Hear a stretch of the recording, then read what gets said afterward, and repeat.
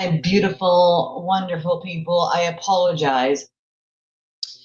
I had set the live for a certain time, and then it was just StreamYard was giving me a problem again.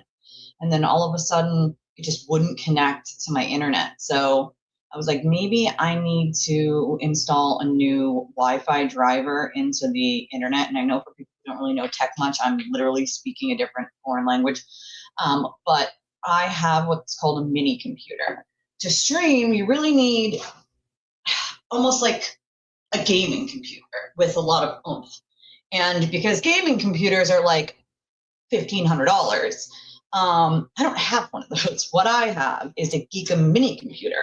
So instead of the tower being like this big, my tower is literally this big. And so it is not made in the United States. So you have to get the drivers installed every once in a while, because when Windows updates, it doesn't kind of automatically do it, unfortunately. I'm putting subscribers only mode on now right now, so if it stops you guys from commenting, it shouldn't if you're already subscribed, but I apologize, because YouTube likes to do its own damn thing. And since I did not, this is stuff that I do right after I set up the live, and since I didn't have time to do that, I apologize. I'm kind of doing it now. But I had to install a new Wi-Fi driver onto my computer for my mini tower. Now the mini towers are still quite expensive. They're still like $500 or $600, or if you can get a used one, it's probably a little bit cheaper, maybe $450. My tech guy from the UK, who we all know and love, is the one who got me this Geekum computer, and I love it. It works just like a regular computer. It has a lot of chutzpah, and I absolutely adore it. I've never had problems with it other than like having to reinstall the Wi-Fi driver. And so that's what I did, is I reinstalled the Wi-Fi driver so that we could continue on this trip here. So I apologize for taking a few minutes to do it. I was doing it as fast as humanly possible, I promise.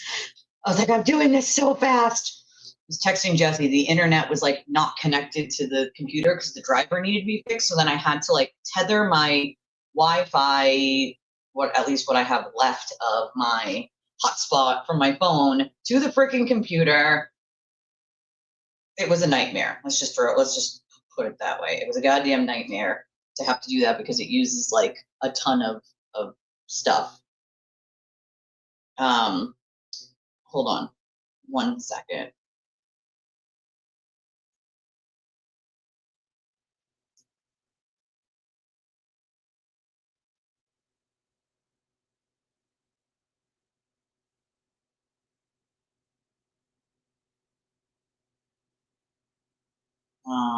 Also, what came this morning?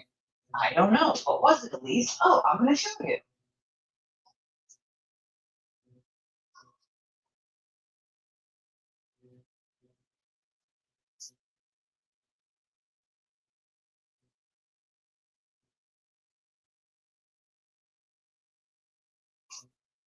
Oh my God. So as you guys know, in my spare time, not really spare time, but in my other time when I'm not here with you guys, I help other people. And if you work for a company, a big company, and their HR department, outsources dealing with short-term disability and long-term disability, they use Lincoln Financial a lot. And I have found myself as an advocate wanting to bang my head off a wall dealing with Lincoln Financial, especially when it comes to Massachusetts and PFMLA, because they have like 2 people that they swear to God are trained in PFMLA. The problem with that is they have no actual fucking idea what they're doing. They literally have no idea what they're doing. And they keep like mixing PFMLA and FMLA and pretending they're the same thing. They're not. Massachusetts has its own paid leave, and then there's the federal leave, which is FMLA. And so they keep mixing the two up, denying claims that should never be denied. And I find myself as an advocate spending hours on the goddamn phone with Lincoln Financial and whoever my client is, trying to get through their thick skulls that they have laws that they have to follow in the states that they operate in, regardless of where their HQ is. It's a fucking nightmare. Nonetheless, I always get the job done, but arguing with those people is like herding cats. Okay, can't herd cats. So speaking of cats, that was kind of a good segue. We got the cat fountain this morning, and I did already set it up, so it's not in the box. I can't unbox it for you because I wanted my cat to be able to enjoy it. But it came this morning, and I freaking love it. My only problem is my cat's wondering what the hell it is.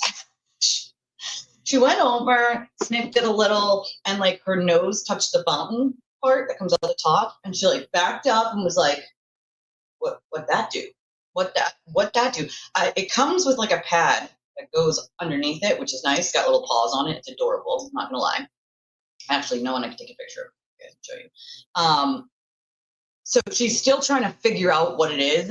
I think what I really need to do is just put her other bowl next to it, empty, and show her like, this is your new drinking bowl, ma'am. It holds like 200 milliliters of water. So instead of her little bowl and me having to refill it every day, this one probably will need to be refilled like once a week or maybe twice a week. I don't know. Got filters.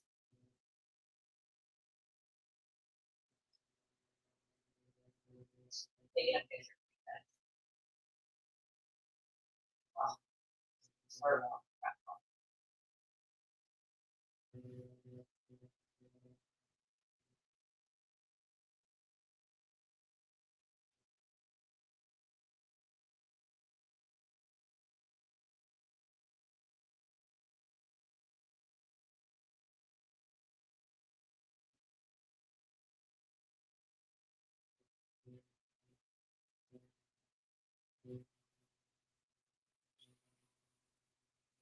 Okay.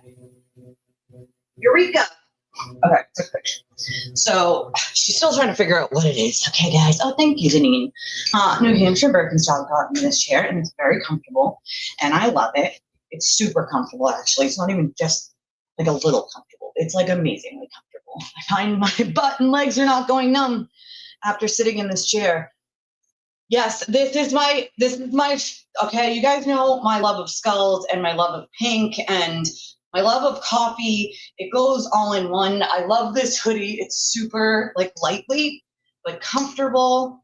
I am pretty upset about these Beats headphones, as you guys can see. This is what happened. And so it's literally a matter of time before they just stop working. I've had these for a few years. I know people keep asking, like, did you put one on your wish list? And I just hadn't gotten around to it, but my other ones didn't charge last night because my dumbass forgot to plug them in. My pink Wi-Fi wireless ones. So they're currently charging at the moment. But those don't last as long as these do. So, you know, it's only a matter of time before they just stop working. This is like the charging port, and it snapped completely right here. It's working currently, but, you know, it's a couple seconds away from and the microphone doesn't work on it anymore anyway, so can't even take a call on it. But nonetheless, I did actually find the exact same pairs, although they didn't have it in pink, which I was pretty sad about.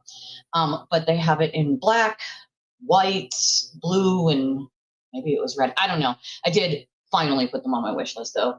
The old wish list, because I was like, I should put those there. They were, I think my husband paid like $70 for these. They were $40 on Amazon. So, and for some reason, the black ones were cheaper than this exact blue color. Don't ask me why. And I don't know why a color makes a difference. You know, it doesn't make a goddamn difference to me, but apparently it makes a difference to the company. So I have a video that I need you guys to watch. I was talking about this with you guys yesterday, because there's just so much in the legal system that is wrong. Just so much that is wrong.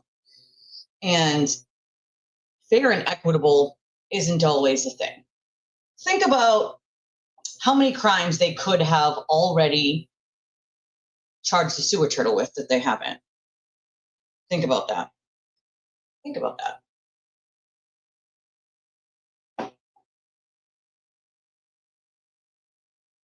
Oh, interesting. Interesting. So I'm looking at basic information. That's kind of cool. Shenanigans today? Anybody up for shenanigans today? like some goddamn shenanigans once in a while. Let's see. Sorry, I'm looking for my history because it's in my history. Girl, listen, I just went live. I had a whole problem over here. I've only been live for 12 minutes. Okay. Still haven't gotten all my coffee in me yet. And I can still text you. I mean, besties, I'm on text me anytime I want. You're not the only one texting me right now, by the way. I have like 5 people texting me at once. It happens all the time. My phone never shuts off, to be honest. There's beeping outside the house. Okay. Oh, I should shut that door because all you guys can hear is the cat water fountain now in the water. Hey, Salty! I know you just love me for cleaning, which probably isn't helpful when I play a video. I know that's probably not super helpful to you, and I apologize, Salty. I know a lot of you like listen to me when you're at work and can't always be in the chat, or you know. I am. Hey, how are you, my friend? Okay, so I'm gonna play this video now. It'd be very easy to say this guy, right? It would be easy to be like, keep him locked up. He has a past history of selling drugs or being a drug addict. So had I when I was a very broken younger person. And some people are younger when they start, some people are older. And I guess it would have been easy to, you know, throw away the key, right? Just fuck it. Who cares if there's an injustice? Because like they have a record. It would be easy to do that. But is it fair and equitable? Because simply because you have a record does not mean that you're a horrible person, especially when you're dealing with non-violent drug offenses, which take up most of our jails, or non-violent drug offenses. Now, a lot of the crimes that I saw when I worked at the prison were non-violent drug offenses, or things like assault when they were not medicated. So imagine you being like a schizophrenic or something, thinking that like everyone around you is the CIA and they're coming to get you and they're trying to set you up. And in your mind, you're fighting for your life, right? These people are not well. And so they assault someone while they're unmedicated. And then they end up, you know, in the jail that I worked in. We also had a lifer unit where some people did some really bad shit. You know, a lot of them, unfortunately, and I hate to even say this, but a lot of the people who were there for life killed their entire families, like their entire families, burning the house down with their family inside, stabbings, like the whole rigmarole. And so I, you know, when I first started working there, I made the mistake of reading all the files, right? You read all the files and you're like, oh, this person did this did that. They look so mundane. You know, I know you are Pablo Escobar Leah. You're Escobar Gendusa.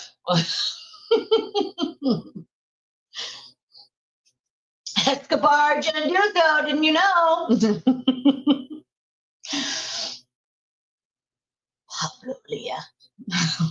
Over there with their boyfriend's weed. That's so funny to me too, because like I don't smoke weed, I never really have, but my husband smokes weed. He always has, right? And so it's like, imagine thinking that because my husband smokes weed, that makes me like the worst person on planet Earth. Or imagine the prison saying to me, oh, your husband smokes weed, so you can no longer work here. Like, what? What? That doesn't even make any goddamn fucking sense. But that was real life for Leah. That was real life. All it took was one dick nose asshole and a bunch of spin. But I say she's better off for it because now she works for herself and she does amazing things and she's a fucking hard worker and a damn good friend. And, you know, you go through hard shit so that you end up out the other side, and it sometimes isn't, you know, monetarily better. Sometimes it is, but you're a better person for it. You know, believe me, I've been through the fucking depths of hell and back, and I'm a better person for it. You live and you learn, right? That's essentially it. You live and you learn. Holy shit, I let fucking YouTube just go while I was asleep last night. Lots of crime, lots of true crime stories. I'll tell you that is that much. Cold cases. I watched so many of these. Just a true crime buff here.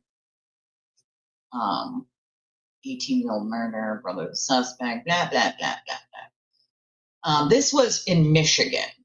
So the case I'm talking about is from Michigan. And it's a judge that some people like, you know, which is fine and all. But in this scenario, here it is. Judge Wiggins, Corey J. Wiggins, it just doesn't make fucking sense. It just simply doesn't make sense. And I will, hold on. I can tell my child messed with my chair because it's way down low. Does it wobble to and fro? Can you tie it in a knot? Can you tie it in a bow? I really need to get a fucking rug underneath this thing. I am just sliding every goddamn where.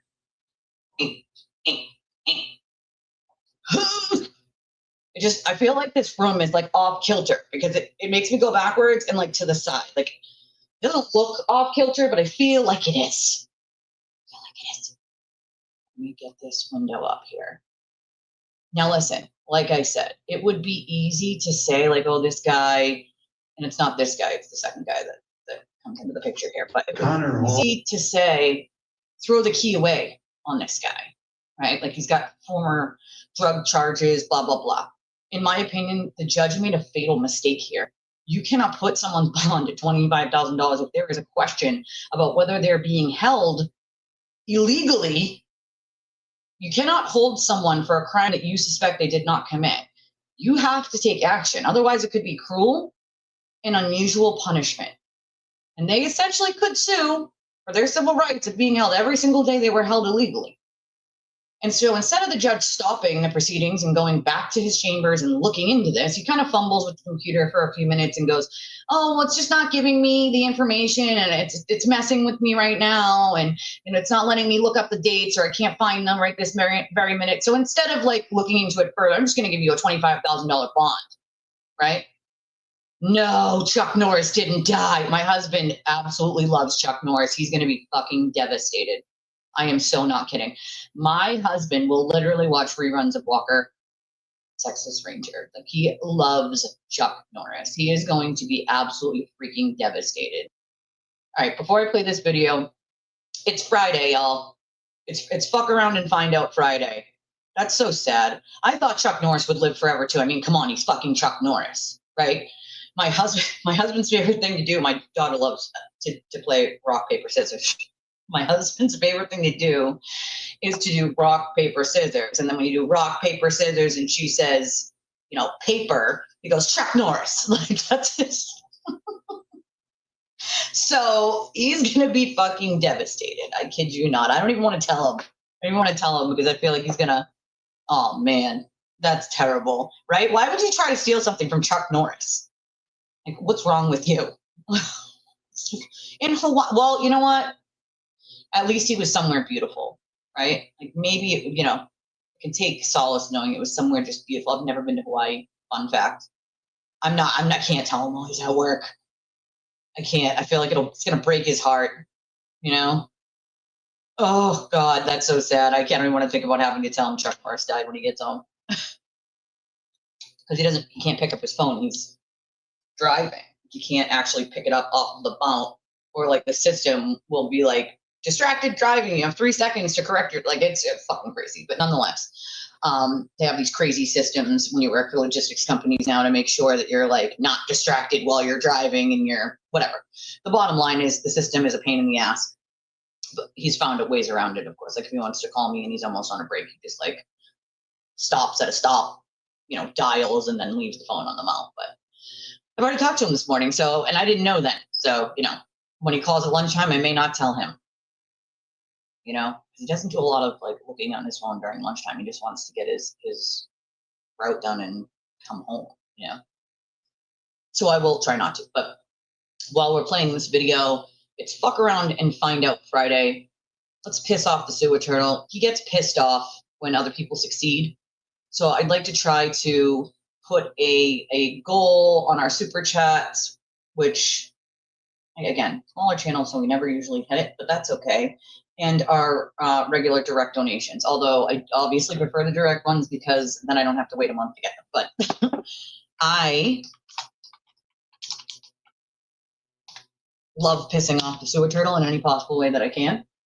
And if succeeding pisses him off, well, let's do it. I mean, he is making a wish list now, folks. He said he's never made fun of someone with a wish list. If you didn't catch that yesterday, you can fall over in your chairs now because I got so many texts after the show that were like, what the fucking fuck happened? Oh, thank you. Thank you so much. Listen, I don't love anything more than getting a package randomly not knowing that it's coming because I'm like, or even knowing it's coming but not knowing what is in it or when. It's so fun. It's like, and I love doing the unboxing with you guys. Although I did not wait for the fountain because I wanted to try to get the cat to drink out of it. She hasn't drank out of it yet, but she will. I know she will. She's a thirsty ass cat. All right. She is. She's a thirsty. Oh, I love those dinner rolls. Those are delicious. They're freaking delicious. Absolutely freaking delicious. I love them. Thank you, Pat. I appreciate that so much. Once I feel like but anyway, nonetheless, let me stop talking right now and just focus. Focus, Elise, focus. All right, focus. So if you want to support the channel, there's a bunch of different ways to do so. Hitting the like button is a good one. Hitting the subscribe button, if you're not already subscribed, that's also a good one. Definitely make sure you do that. It's free to subscribe to the channel. If you want, you can get a membership to the channel. I am starting to get enough members where I'll be able to do some members only shorts, members only lives. I'm like a little bit away from the goal that I want to have before I start doing that. You have to make it worth it, you know? But at some point we'll be at that point and some point soon so that we can start doing things like that. Also, we have a link. We have a link that's pinned in the chat. It's also in the description of the video. You can use any credit or debit card that's direct, just like the Cash App or Venmo or PayPal that are on the screen here. And that ticker, see, the big one is on the screen. When I take the big one off throughout the entirety of the stream, there is the Cash App, the Venmo, and the fact that we have Amazon wishlist, which are in the description of the video, both the old and the new. But it tickers at the bottom of the screen. So that pink strip that goes across the bottom of the screen, people actually don't even notice. And they're like, can you put up the big one? And I'm like, there's one already down there. You don't even notice it, but it just tickers across the bottom. But that information is always there, along with the pinned link for our credit and debit options. We also have Chime and Revolut, which are in the description of the video as well. I appreciate all y'all. Yeah, I'm sure that Chuck Norris knew who Turtle Boy was. I'm sure he actually cared who the fuck Mark Harold and the Purple Crayon Betero was either. Sorry, not buying that, not even a little fucking bit. Nonetheless, onward with the injustice. Okay, let me get past this guy. I know, don't make me laugh. Okay. Don't make me laugh. Okay. Come on, computer. Like, what are we doing right now? Like, what? Just so you're aware of that. Okay, Your Honor. Thank you, Your Honor. All right. Thank you. Next arraignment. Person at the jail, please state your name for the record. Idris Malley. All right, this is case number It's all the way up. 26373 So you FY, gotta- the people of the state of Michigan Listen. versus Idris Malley. You're gonna have to put headphones in because it's all the way up. So if you can't hear it, turn your computer up, turn your headphones up, turn the TV up, because this is as loud as it gets, but it's important to hear. You met with somebody from Community Corrections and gave them some contact information. Was that information accurate? Yes. And did you have the opportunity to meet with somebody from the Public Defender's Office today? Yes. I have a complaint that alleges that on or about November 13th, 2025 in Boone Township of Wexford County, it is alleged in count number 1 that you committed the offense of controlled substance delivered or manufacture cocaine, heroin, or another narcotic in an amount less than 50 grams. That is a felony punishable by up to 20 years in prison and or a fine of $25,000. Do you understand those charges and the potential penalties? Yes, Your Honor. On felony complaints, you have certain rights. You have the right to remain silent. Anything you say or write can and will be used against you. You also have the right to have an attorney present during any questioning you consent to and the right to stop answering questions at any time. You also have the right to be represented by an attorney at all phases throughout this process. And if you could not afford one, one would be appointed to represent you at public expense. but you may be required to repay a portion of that expense. Today, do you plan to hire an attorney, represent yourself, or request the appointment of one? Request the appointment of one. All right, the court will make a referral to the public defender's office for the appointment of an attorney, will enter a not guilty plea, and will set the matter for a preliminary examination. That's a hearing that's held here in the district court within 21 days. At that hearing, the prosecution is required to prove two things. One, probable cause that the crime had occurred, and two, probable cause that you were the person who had committed the offense. If the prosecution is not able to do that, the case would be dismissed. But if they are able to do that, you'd be ordered to stand trial in circuit court. Prior to the preliminary examination, there'll be a probable cause conference. That's where your attorney and the prosecutor will get together to see if there's a way to resolve the case short of going to trial. You also have the right to have a bond set. The bond is based upon the probability of you appearing at future court appointments, the seriousness of the offense charged, and the threat that you pose to the public. Just a moment here.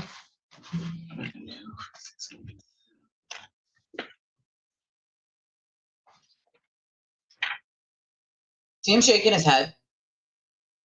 Prisoner's shaking his head. He's like, I don't get it. I don't understand. And at some point after the judge stops talking, he's like, but I don't understand how this could have possibly happened if I was bonded out. And let me explain before he says, oh, yay, tomorrow. I'm excited. I'm excited. So when he says, I was bonded out from one place, but before I could actually leave, they punched it into the computer and said I had a hold for this county for a crime that I couldn't have committed because I was in custody. Now, they're not charging him with a crime while in custody. They're charging him with one while out on the street.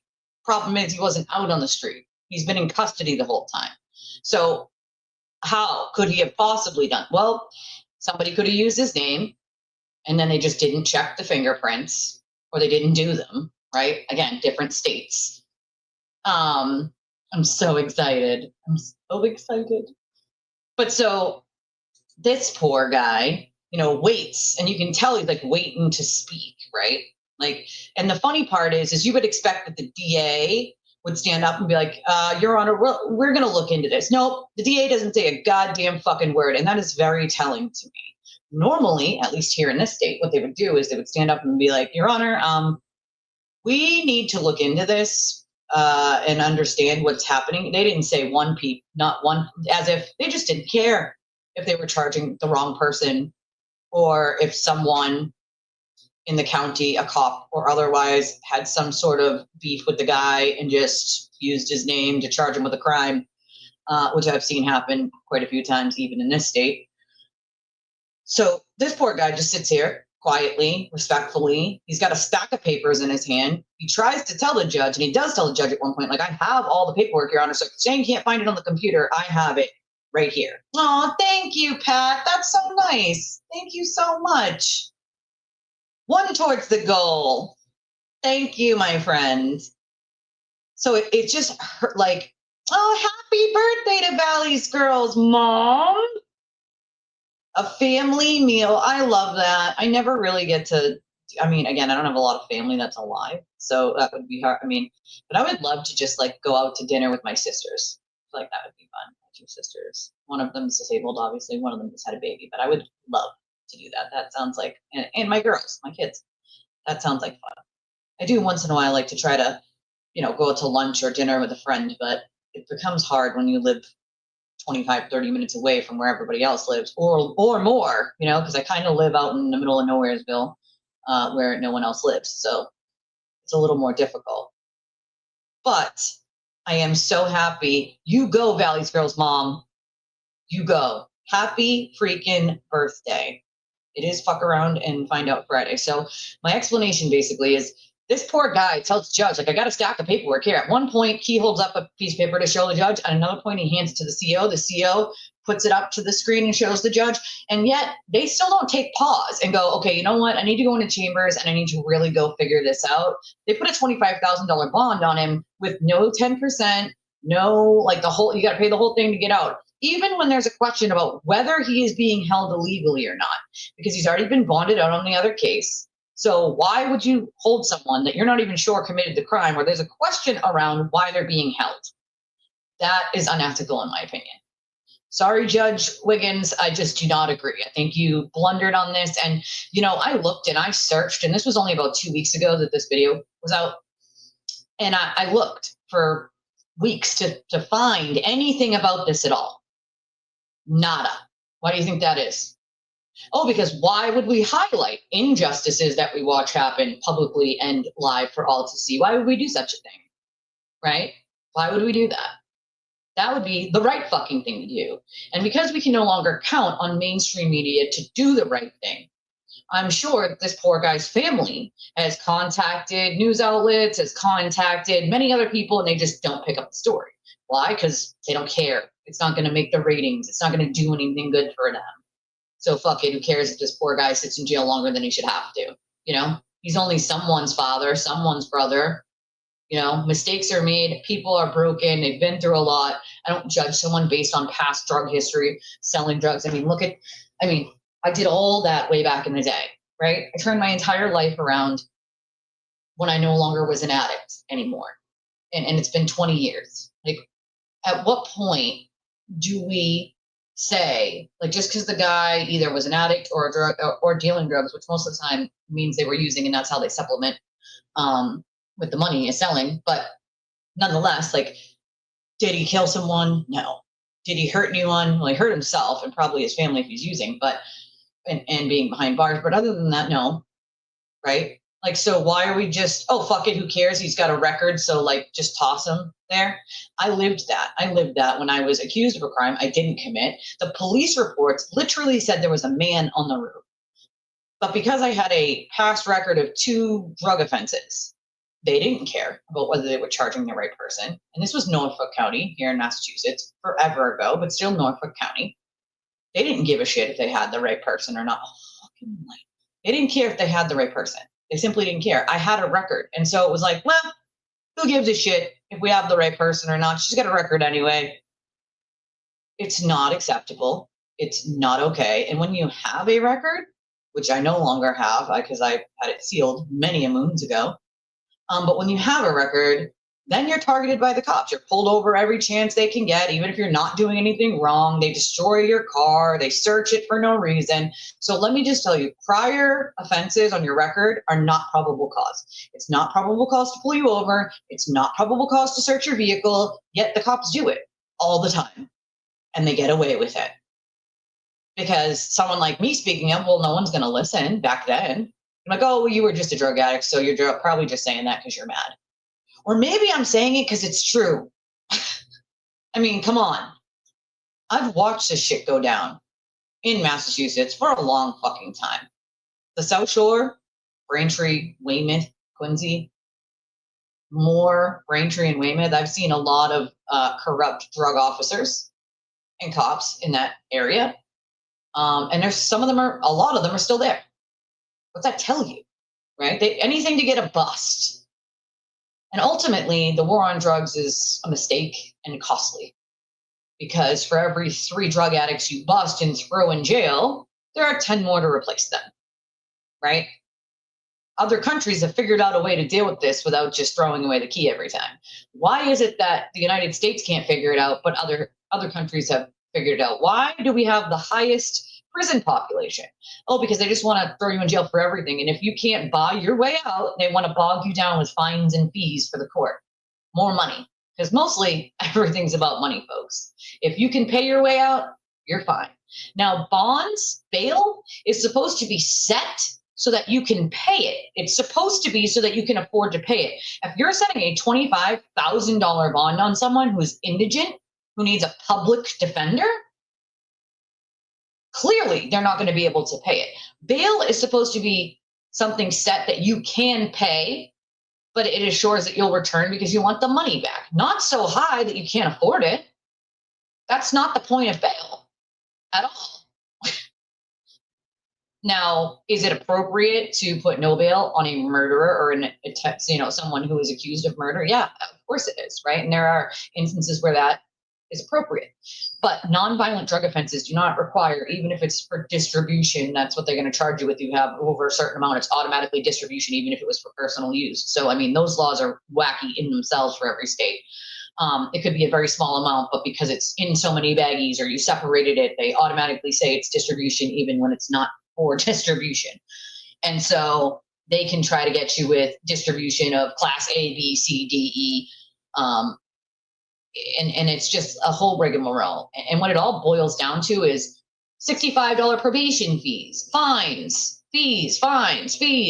all these things they can charge you to pay to dismiss your case. Why would I plead guilty to something and then pay to be on probation to plead guilty to something? Do you know how many times they've offered people, especially in Norfolk County, okay, cool, plead guilty and pay a $500 fine or $1,000 fine, and then your probation will be over. So if we put you on probation and you plead guilty, you shouldn't have to be on probation if you plead guilty, by the way. If you plead guilty, you plead guilty, right? Also, you shouldn't have to plead guilty to something you didn't do just to not chance going to jail because they might have, made evidence look like it was you when it actually wasn't. And most people who plead guilty aren't actually guilty. Not actually guilty, guys. A lot of them plead guilty because they don't want to risk the very corrupt system that we have putting them in jail for something they didn't do, especially for a lot of time. So they just take a deal. And that's sad. It's supposed to be innocent until proven guilty. But in my opinion, the way that our system works, it's guilty until proven innocent. And that's unfortunate. You should be, Deneen. It's not, you don't want to live here. You don't, okay? It's one of the most expensive places in the entire country to live, to buy food, to pay for utilities, okay? Literally. I don't recommend anybody move here, ever. I would love to be around all of you, and I would love to have like a meet and greet where everybody meets up here for something, or maybe in New Hampshire or Maine, maybe like a group soccer or whatever trip.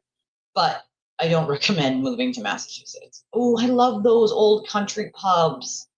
Have some that are on like the water and stuff, or country clubs instead of pubs. Yeah, I just simply don't. It's just like me and my two sisters, really. That's about it.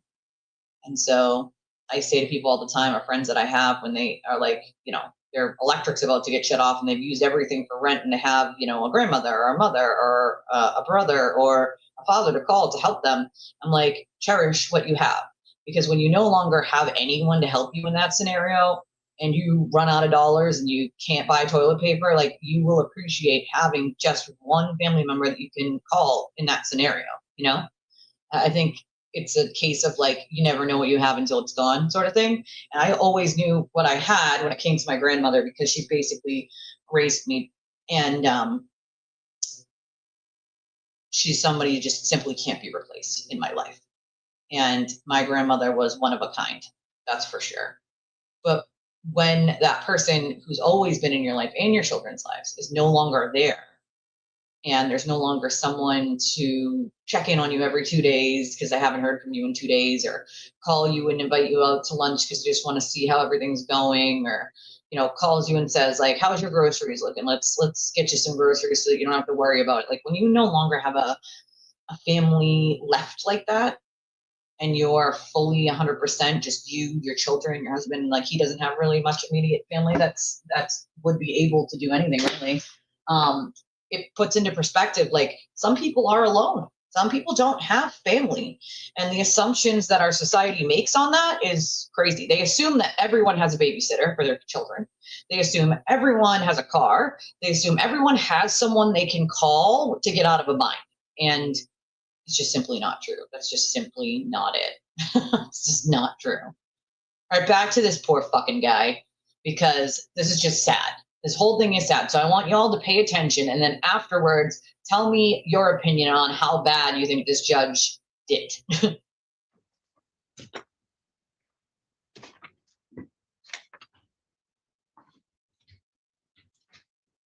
Council, historically, I show there's a conviction from 18 that is a weapons firearm reckless use with a HIDA. In 24, there's a conviction for delivery of a counterfeit narcotic that I believe he's on probation for. At least according to lien he is. And it looks like he self-reports that he's on bond out of Grand Traverse.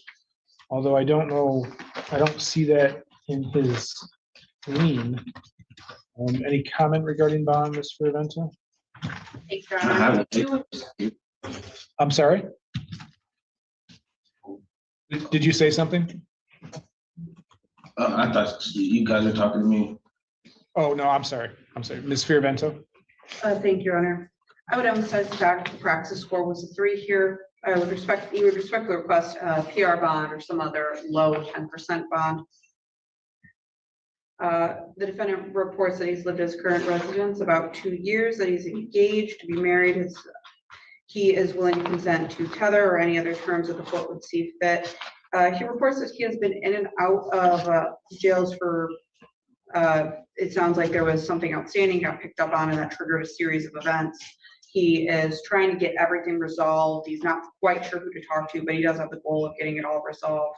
And in consideration of those factors, Your Honor, he also believes that there's a possibility that at the time this was alleged to have happened, it could have also been at a time that he was housed over at Manistee. We don't have the records to know one way or another, but in consideration of all that, Your Honor, we would respectfully request a PR bond or a 10%. Thank you. Thank you, Ms. Fervento. Ms. Lawrence? Thank you. I am going to ask for a monetary bond. The outstanding charges in other counties is a little bit concerning. I also am unaware what he is on bond for in Grand Traverse, so I can't speak on that. I do think he's a flight risk. His praxis says that he lives in Muskegon. There's nothing to show that he has ties to this community or that if he were to be released that he would come back. This is a very serious felony. I think there's a very likely conviction. This was a controlled buy where the defendant was caught trying to sell just under an ounce of cocaine within our community. So I do think a monetary bond is appropriate in this case. I would ask for a $100,000 cash surety bond. In the event he does get released, I would also ask the court to impose drug testing. If the court does want to do a lesser monetary bond, I would ask the court to impose GPS tether for location purposes, granted, given the defendant does not live in the community, and I do have concerns that he will not come back. Thank you. Mr. Malley, are you? I'm going to point out he doesn't have ties to that community because he's never been arrested in that community and he doesn't live in that community. So when the DA is like, well, he has no ties to the community and nothing says that he's going to come back, he has no ties to that community because he's never been arrested in that community, he doesn't live in that community. He's confused exactly why the hell he's being held in that county. So now this is where the judge asks him directly, and this is where he explains, folks. Are you on bond in Grand Traverse County, or is it? Yeah, I have the paper right here, Your Honor. What are your current charges there? I got a possession of cocaine. That's why I was confused on this charge. I've been in jail since September 24th. I've never left jail, so I don't understand how I would have another charge in a county I've never even been arrested in. I haven't left jail so this case doesn't make sense. I never left jail. How could I leave jail and do something if I've been incarcerated since September? It's the warrant is, it says November I was incarcerated, so and none of this makes sense. I'm confused on how I'm a flight risk or anything. I've never even left jail. I've been in jail for 6 months consecutive, and then Have you been under? as I'm getting Have you out, been? they tell me I'm being charged with another crime that doesn't make sense. I don't understand it. Are you still pre-trial, or have you been sentenced there? I've been sentenced in Manistee for my probation violation. My probation violation was for my charge in Grand Traverse, which I'm on bond right here. I'm trying to show you. My bond was posted, that's why I'm confused. It says my bond is posted 11/10, but the charge is 11/13. And right after I left Grand Traverse, I was picked up by Manistee for my probation violation. So there was no way for me to even get out to do anything. So when he means right after he got out of that one, he was picked up by Manistee, he didn't actually leave the jail building. So he's in the jail building, and he got to as far as the be able to use the phone out front from the CO, letting him, call his people and tell his family to come get him. And they run him for checks before he leaves. And they're like, oh, nope, you have a warrant in this county for a crime you supposedly committed while you were incarcerated already here. So at this point, they put him back in, and the other county comes and picks him up and brings him to their jail. So he never actually gets out. He's in custody in the jails this entire time. And yet he's being charged with a crime on the street, not in the jail. It's not like he's the crime isn't, oh, he was dealing drugs in jail. Like, that's not the crime. The crime is out on the street is what they're claiming. So how can he commit a crime out on the street when he has not been out on the street? He has been incarcerated for 6 months the whole time, the whole damn time. I know. I do want to have a meet and greet at some point. I agree with you. None of this makes sense. Okay. Give me just a moment to look up something here. The judge wants just a moment, and that's really all he takes. A minute, maybe a minute and a half. Oh, the computer's not working. Oh, it's giving me a problem. Oh, I can't see the dates. It's not. You're the judge. Can't find them. You should have stopped these proceedings and went back to your chambers and figured it the fuck out before you put any bond on someone for a crime they may not have committed. If there is a question about that, it's your duty to look into it. Not ignore it and just be like, fuck it, we'll check it another time before you come back the next time. Here's a bond for 25 grand. No.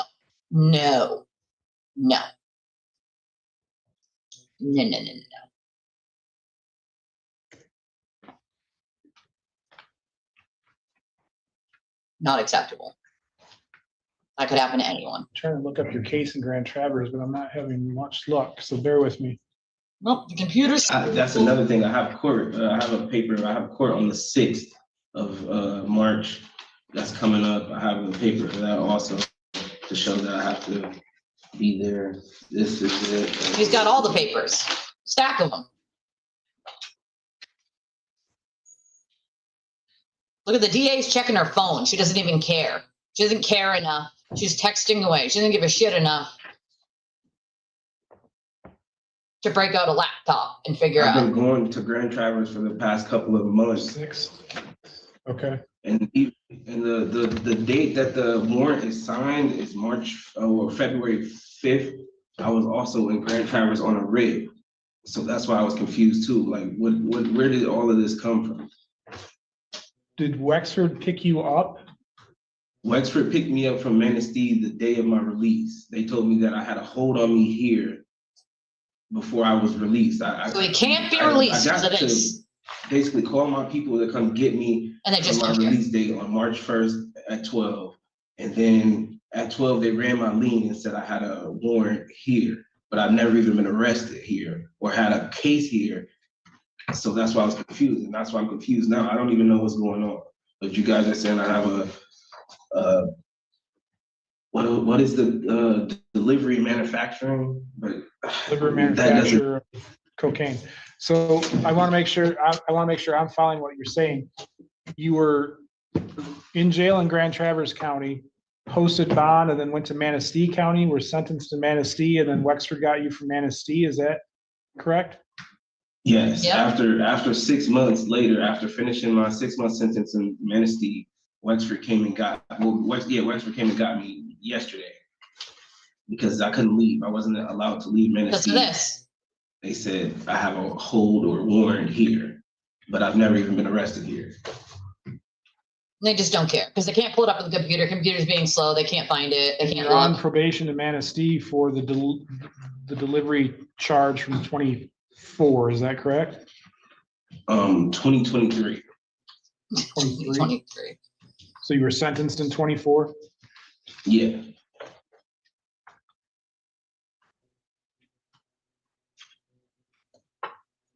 How do we allow this to happen and then just do and say nothing?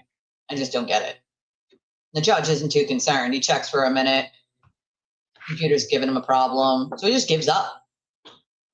All right. For some reason, I can't get the the record system to cooperate with me, so. I can't get the record system to cooperate with me, the judge says. So because the record system on our old ass, ancient ass computers, even though the courts bring in a ton of money, fines, fees, probation fees, witness advocate fees, this fee, that fee, pay me, pay me, pay me, every court in the goddamn United States, money, money, money, money, money, money, money. Because the judge just simply can't get their system, hey, LTG, to work for him, he gives up on looking. This poor guy is simply being held for a warrant for a crime he could not have committed because he was clearly incarcerated at the fucking time. You cannot hold someone illegally if there is a question about whether they committed this crime. Being like, oh, the record system isn't working, so in the meantime, I'm just going to set a $25,000 bond without allowing him to have the 10%, which means you only have to pay the 10%. So they didn't even allow him that, okay? They do that and hold him instead of looking to see what the fuck is actually going on. And as you can see, the DA is not concerned, you know? She's not fucking concerned. She doesn't give a shit. She doesn't care whether someone is being illegally held. Because, I mean, fuck it, right? He had already charges for drugs. So who cares if he's being held? They're just going to let you sit there and suffer anyway. And let me be clear, this guy could be out right this very minute if this warrant for a crime that they're saying he committed that he couldn't have possibly committed because he was in jail. So it doesn't make sense. Not only does it not make sense, but in my opinion, the judge did not do his job, his due diligence of saying, hold on, I need to go back to chambers. We need to figure this out. You cannot just send someone back to jail with a $25,000 bond that they clearly can't pay if they're asking for a public defender and they qualify for one, right? And fuck it, we'll figure it out when we feel like it. Or maybe we won't even figure it out until the next time you come back here, which could be months, could be 2 months, 3 months, you know. I don't know if I can, Salty. I took hours looking for the guy's just name, and I couldn't, because it's not clear what he says his name is. I've looked for it like 3 different ways. And there's no articles about this, because of course nobody's going to draw attention to a judge doing something wrong. They're not going to do that. Nobody in that court is going to draw attention because they want to keep their jobs, right? That's a fucking problem for me. If I was him, yes, his constitutional rights are being violated here. These are his constitutional rights. But I'll tell you this much, Salty, I'm going to try. If I can locate this guy, I am going to try to put a lot of attention on this and say, what the fuck are you doing over there in Wexler County, Michigan? This don't make sense. And so I'll let you guys watch the end of this and you tell me how outraged that you are if this was your family member. Sir, as a condition of your bond, you are to appear as ordered, keep your contact information current, not leave the state without permission, and to commit no new crimes. I'm going to order that you not consume any illegal controlled substances or recreational marijuana, and you'll be subject to random testing for that. When it comes to a monetary bond, I'm going to do a $25,000 cash or surety bond. Obviously, Ms. Fiervento, whoever ends up with the case, you know how to do a bond motion if you need to, but for right now, that's where I'm going to set bond at. Like, hey, his lawyers, you guys can, just file more paperwork. If you guys do the work and you find out he was in jail and this makes no sense, then you can just file a bond motion and we'll fix this, violation of your civil rights is essentially what the judge is saying. You guys know how to file a motion to get rid of this bond if you can bring me all the evidence instead of me doing my due diligence. Then just file that when you can, which could hold this guy for weeks. But who cares, right? Fuck it. Who gives a shit? Until we know more about what's going on here, so. Until we know more about what's going on here. Well, Your Honor, it would be your job to stop the proceeding and figure it the fuck out before you put conditions and bond on someone who might not even have committed a crime. Like, is this real life? This is fucking America? What is cash? Yes, no 10%. I'm sorry? Oh, I was talking to the CO. But Okay. is what again? Your Honor, $25,000 cash or surety bond. so no 10%? Not as of right now, not until I know more about what's going on. So fuck it. We're not even going to allow you to just pay the 10% until we know about what's going on. We're not going to stop the proceedings and actually do that, though. You know, before we violate your civil rights. We're going to violate your civil rights first and then, you know, fuck it, figure it out later. I'm appalled. But I don't know what they'll charge you for the surety bond. Michigan, yeah. What does that even mean, though? Look, Your Honor, like I said, To go through a bondsman, and But have I the have bondsman. I've literally been in jail for 6 months, back to back. There's no way I can even bond out. Well, I know that's what you're saying, but I don't have any, I can't find any proof of that because for whatever reason. All of this, Okay, I have, we're not gonna have a back and forth. I've appointed it. So as the guy's trying to put on record that he has all the paperwork here in his hand that the CO could just send to the court, the judge stops him. And it's like, oh, we're not going to have this back and forth. Why? Well, because the judge didn't want the poor guy to actually get the words out of, Your Honor, I have all the paperwork here. You're happy to have it to prove it, right? But the judge didn't want him saying that on record, so he cuts him off and goes, oh, you're not going to have a back and forth. We're not going to do that. This guy was, he said, sir, Your Honor, he was polite, he was cool, he was calm, he was collected, and I would have lost my ever-loving fucking mind. I'd have been screaming at this point, like, hello, I'm a human. You're holding me here illegally, violating my rights. I have the fucking evidence in my hand, and you won't even look at it? You don't want to take it? You're saying until you figure out what's going on here, well, you could figure out what's going on here if the CO just sends you this stack of fucking paperwork I have from the courts. That is stamped from the courts.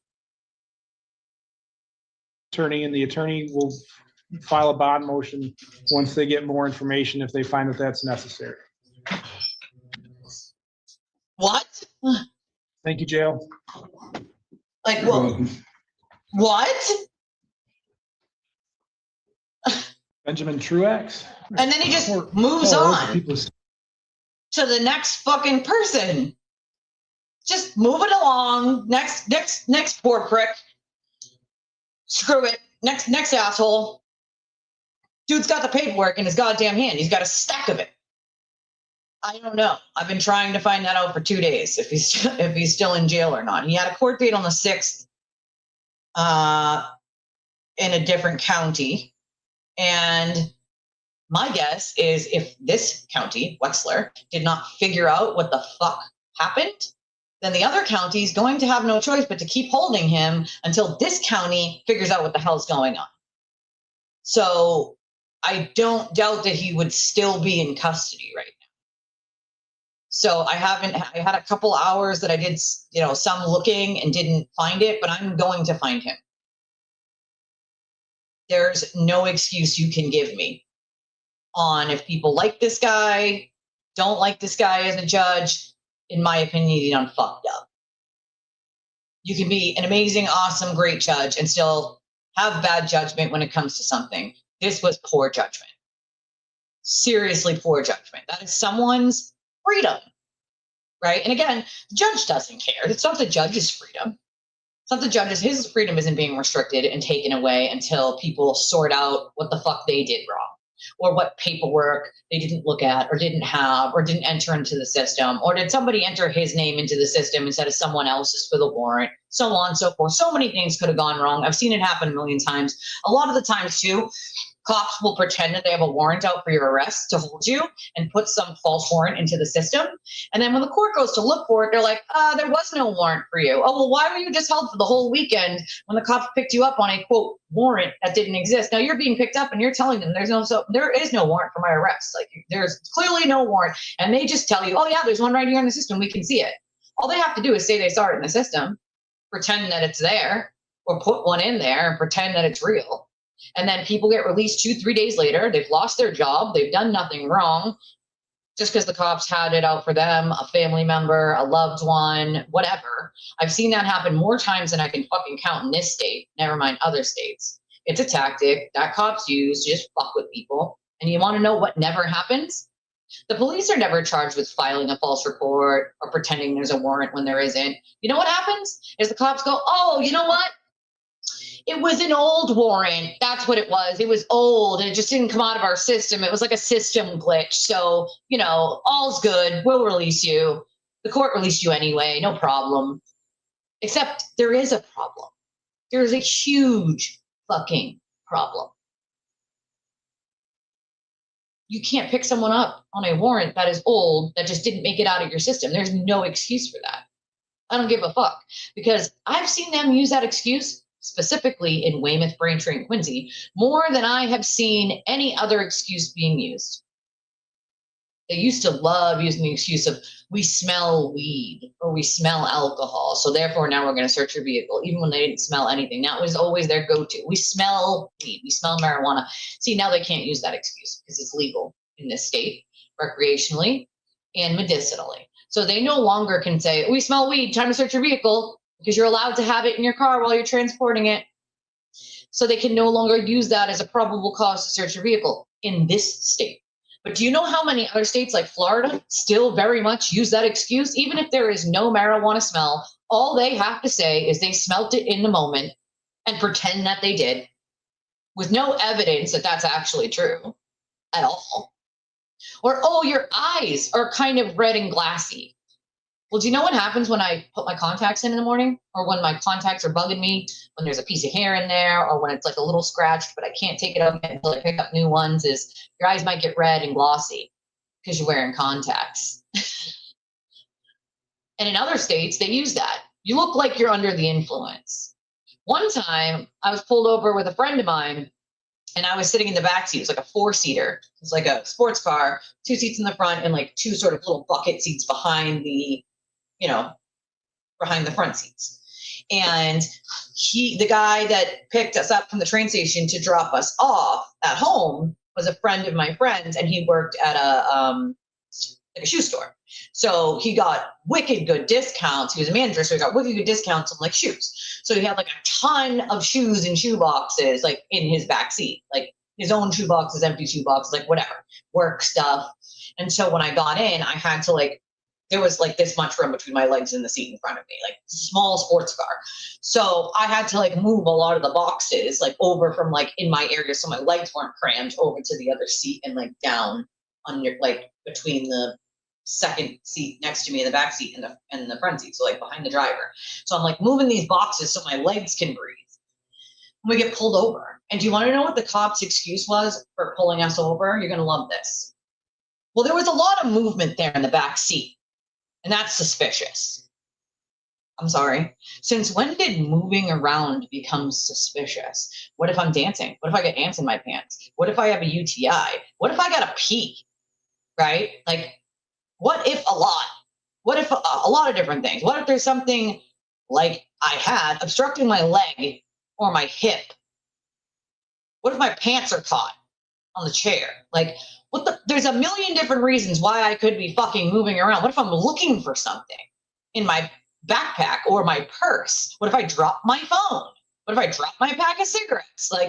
There's a million reasons why someone would, quote, move around in a car. But because we were in our 20s, fairly young, I'm white and Spanish, my friend is white, and our friend, you guessed it, was black, then the excuse of you were moving a lot, there's a lot of movement in the back seat there, was just a perfectly fine excuse to pull us over and pretend we did something wrong. Those cops held us there for 20 minutes. They made us get out of the car. They fucking searched us. It was a whole rigmarole for no real reason. Our friend just was picking us up from Ashmont train station and bringing us home so that we didn't have to take the train all the way to Quincy station, then wait for a bus. He was doing us a favor because he was already going to work and he was going that way. So, that turned into we could have just taken the fucking bus at that point, right? And again, you wasted all of our time for what? At one point, they called us liars. And since they were male cops, they were like, we're going to call a female cop down to search you, ladies. And we were like, cool, call them. Call her. After 15 minutes, we're like, can we fucking leave now? They made us turn our pockets inside out, empty our purses, take our shoes off, a whole rigmarole. It was absurd, disgusting, corrupt, and ridiculous. There was no probable cause for him to pull us over. You can't pull someone over because someone in the back seat is moving around a lot. And that is suspicious. Not for nothing, but let's be honest here. The cops can say anything is suspicious. Anything. Anything on planet Earth. I once sat in court while waiting for a friend who was filing a motion for a restraining order, and I was there for just support for her. I once sat in court waiting for her turn, listening to the things that they used for what was suspicious. At one point, the cop said, paper towels and water. Having paper towels and water in your car is suspicious. Do you want to know why? And I kid you not, this is what they said in Quincy District Court. The cop said, or the DA said, DA was reading the like police report of like, you know, the probable cause or whatever. And in it, the cop said, well, in my experience, people who transport drugs oftentimes have water and paper towels in their car so they can swallow the drugs. I'm like, this guy can't be serious. Like, FYI, guy, you don't even need water to swallow it. You can swallow it with your own spit, you fucking clown, number one. Number two, what are paper towels going to do? And almost everyone in America has paper towels and water in their car. Thank God, whatever judge was on duty that day, and I believe it was Judge Coven, but thank God that the judge actually stopped at one point and was like, since when are having paper towels and water in your car suspicious? The judge said, I have paper towels and water in my car. Does that mean I'm transporting drugs? And I'm just sitting there like wanting to laugh. Like, this is real. And this is what they, with a straight face, claim to a court about what's suspicious and why, in their experience, people should be pulled over and stopped, you know, because they have water and paper towels in their car. And, you know, people in the drug trade use water and paper towels. So does every other fucking human on planet Earth. Other people also have like Windex in their car, a trash barrel, phone mounts, multiple phones, one for work. You know, they love to use that excuse. Well, they had multiple phones, so that was suspicious to us. Okay, well, a lot of people work for companies that provide a company phone, and then they have their personal phone. Because in this state of Massachusetts, if they don't provide you a company phone and they expect you to do work, anything work related on your phone, then they have to pay a portion of your phone bill. That's how it works in the state of Massachusetts. So what? So fucking what? Also, real quick, I want to say thank you. Many thank yous, of course, to Jack D, who yesterday sent a donation while I wasn't live anymore. And now that I know that he's listening, thank you, Jack. He sends another one for $16.38. I love that he sends such random numbers. It makes my heart happy. $16.36, and says that he's listening, but he's busy. I appreciate you, Jack. Nice to see you, my friend. And another big thank you from Valley's Girl, who says, just because I love and appreciate you, Elise, and she sends $30. Thank you so much. I appreciate both of you very, very much. It means a lot to me. I'm not a huge channel, and so I depend on all of you to, you know, decide when or if you can donate or to make the channel work, to be able to pay off the cost of running it, and then possibly make something on top of it. What I really lately have been using any money that I get for is groceries. So I very well appreciate any and all support from all of you guys. It means the world to me. Hey, T-Bone. I mean, I don't know. You guys tell me. How disgusted are you with this judge? Is it just me? I mean, I need to know what you think. Because if I'm this guy, I'm filing a civil lawsuit. And if this light keeps shutting off, I really need to get like a new extension cord. I do have a pink one, obviously. A pink one on my wish list because I gotta have a pink one. It's gotta be pink. It's gotta match everything else. Duh. But I feel like I need a new extension cord because I feel like it's shorting out the lights. I don't know why it keeps, because I never had that problem at my old place, in my old office. It's just this, like it was plugged in the same way. So I don't understand what the problem is, but I'm gonna get to the bottom of it, that's for sure. I did put it on the list. I do have one on the list. There's a pink one on my old list. We have the new list and the old one are both in the description, but I do have one on the old list. It's a pink one. The old list is very long. So you have to remember, there are things that you go you go all the way down to the bottom. And that's the thing is the shitty thing about it is it goes by when you add it. So if you want something to go to the top of the list, you have to take it off of the list and then re-add it. Otherwise, it just goes by when you added it. And so it doesn't allow me to like move it around.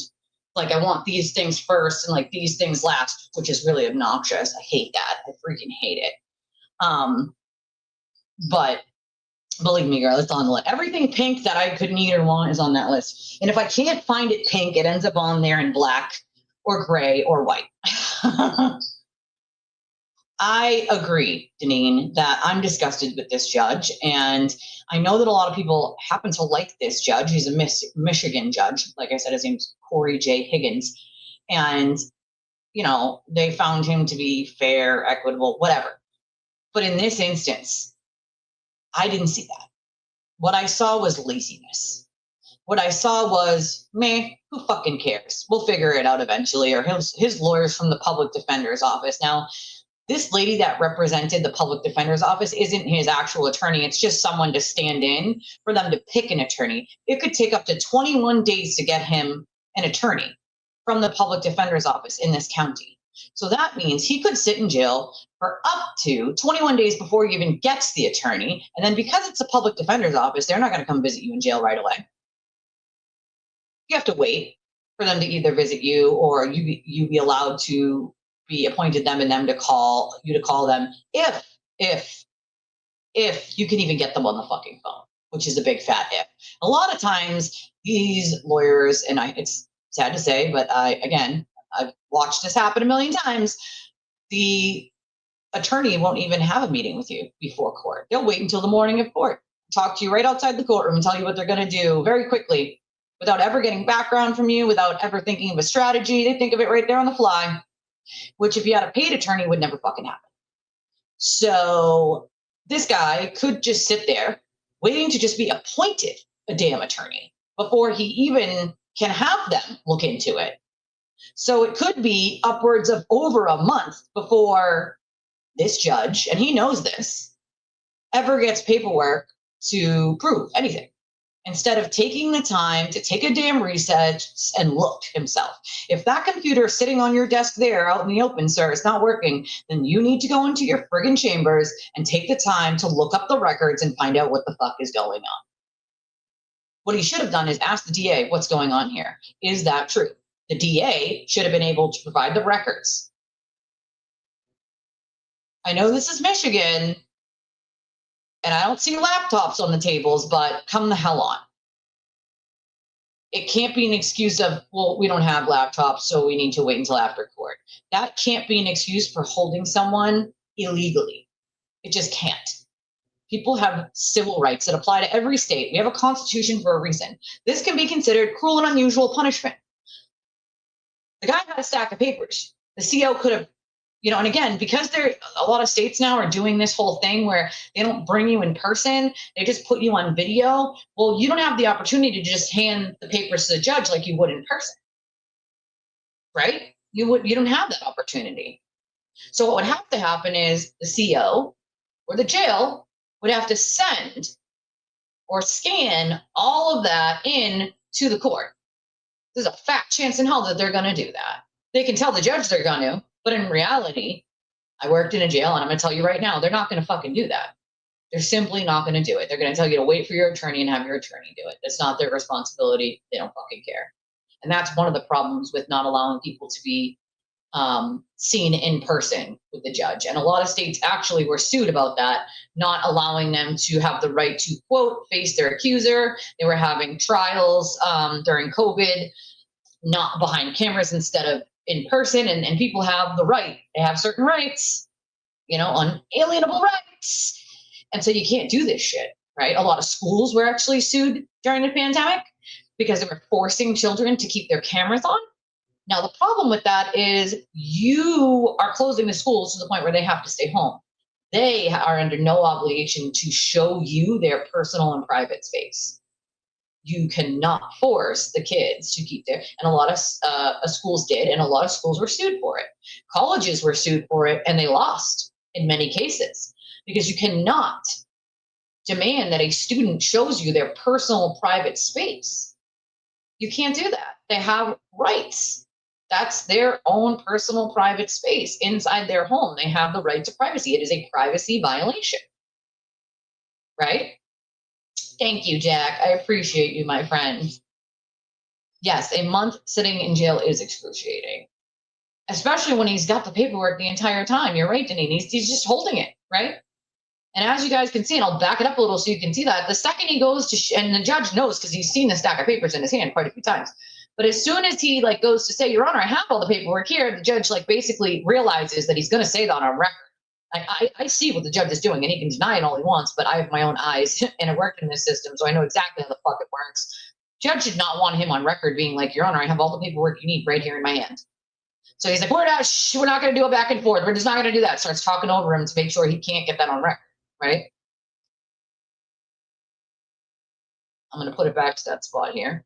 And again, you can see the guy's face as soon as the judge starts giving out bail conditions before he's ever figured out what the fuck's going on. I'll back it up to that point. He just starts rattling off conditions. Instead of figuring out whether this person could have even committed this crime that they're being held on, that they could be free if they did not commit, oh, let's just give them bail conditions instead. Like, we'll figure it out eventually, but till then, here's a bunch of bail conditions. No, there should be no conditions until you figure it out. So if you can't take the time to figure it out right now, then I don't know, then no, you should be letting him go on personal recognizance until you can figure it the fuck out.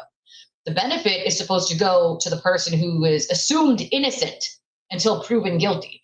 How, in this scenario, are they assuming the man innocent until proven guilty? In this scenario, it looks like they're assuming he's guilty until they know otherwise that he's innocent, no? And if I'm his attorney, that's one thing I'm pointing out in a civil suit.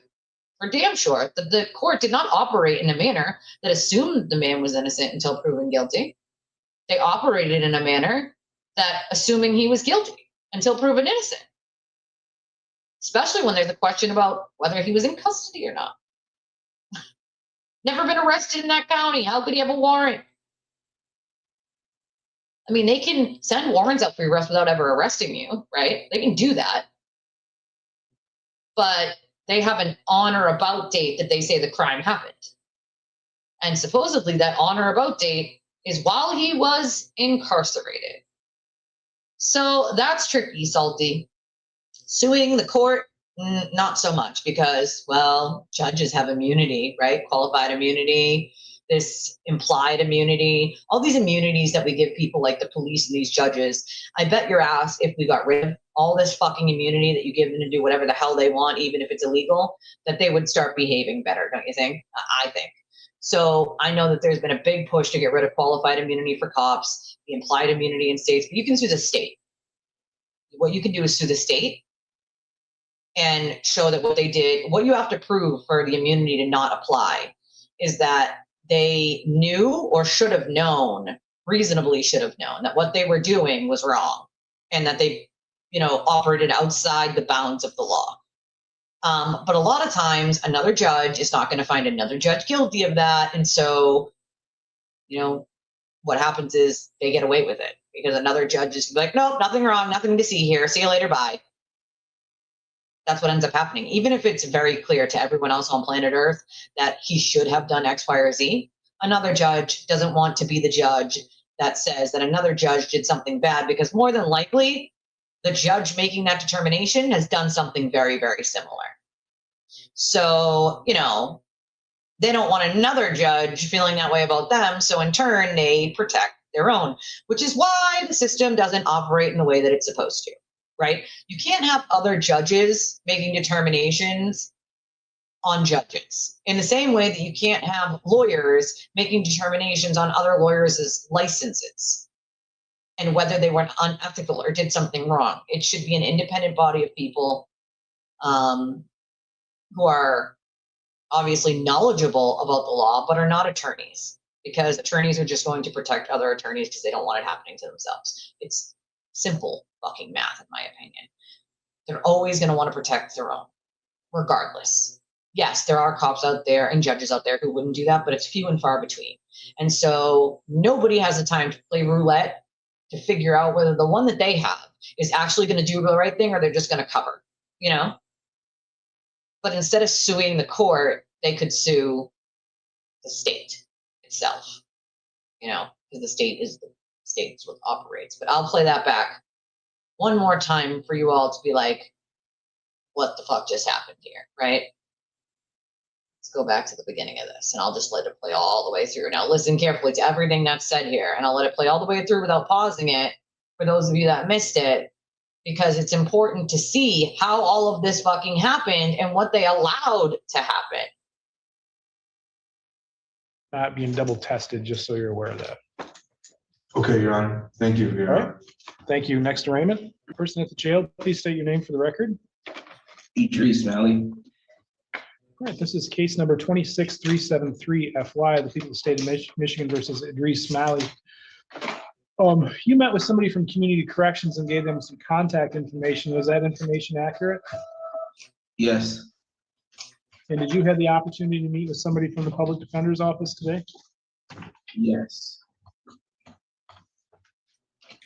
I have a complaint that alleges that on or about November 13th, 2025 in Boone Township of Wexford County, it is alleged in count number 1 that you committed the offense of controlled substance delivered or manufacture cocaine, heroin, or another narcotic in an amount less than 50 grams. That is a felony punishable by up to 20 years in prison and or a fine of $25,000. Do you understand those charges and the potential penalties? Yes, Your Honor. On felony complaints, you have certain rights. You have the right to remain silent. Wait, hold on. Say your right. Did he just say February 25th? Now I got questions because the warrant was put out February 8th. So I need to run that back for a second. How was there a warrant put out February 8th for a crime that didn't happen until February 25th? Hold the fuck on. Hold the phone here. Hold the fuck on. Hold the hell on.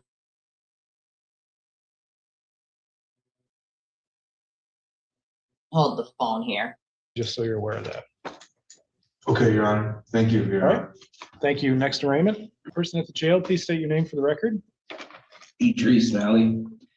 All right, this is case number 26373 FY, the people of the state of Michigan versus Idris Malley. You met with somebody from Community Corrections and gave them some contact information. Was that information accurate? Yes. And did you have the opportunity to meet with somebody from the Public Defender's Office today?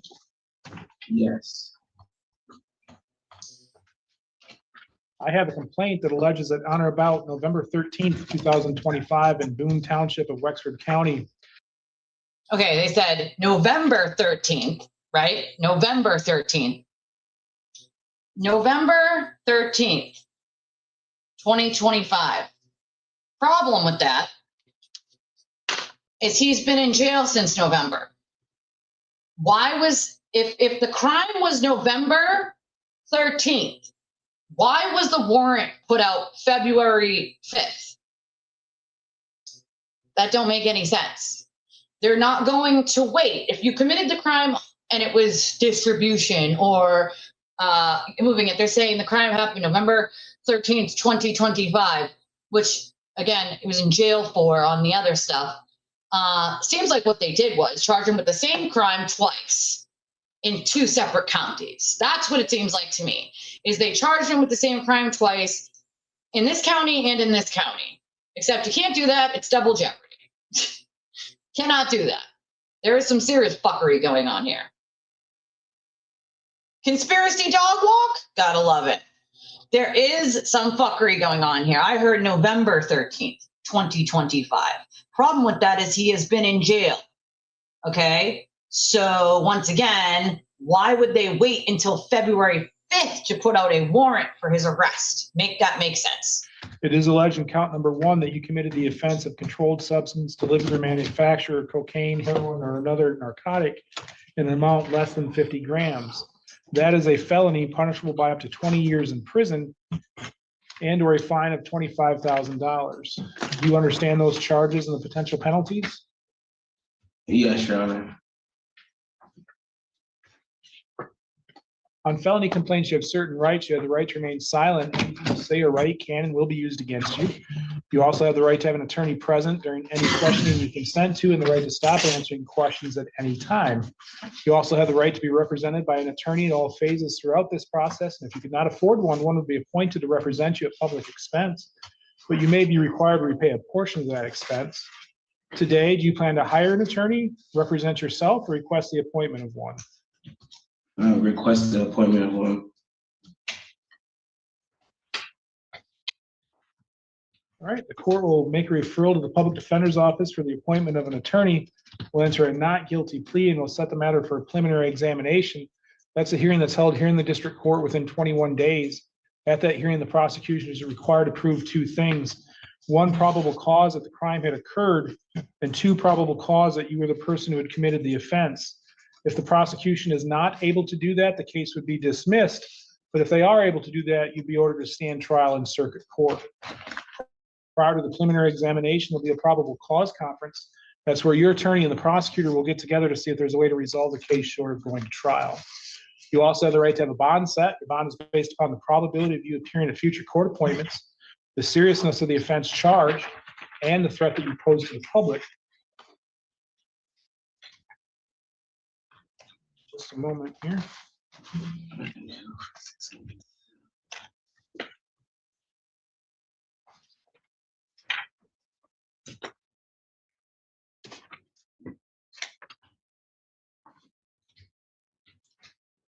Counsel, historically, I show there's a conviction from 18 that is a weapons firearm reckless use with a HIDA. In 24, there's a conviction for delivery of a counterfeit narcotic that I believe he's on probation for. At least according to Lean, he is. And it looks like he self-reports that he's on bond out of Grand Traverse, although I don't know, I don't see that in his Lean. Any comment regarding bond, Ms. Ferraventa? I'm sorry? Did you say something? I thought you guys are talking to me. Oh, no, I'm sorry. I'm sorry. Ms. Ferraventa? Thank you, Your Honor. I would emphasize the fact the praxis score was a 3 here. I would respectfully request a PR bond or some other low 10% bond. The defendant reports that he's lived his current residence about 2 years, that he's engaged to be married.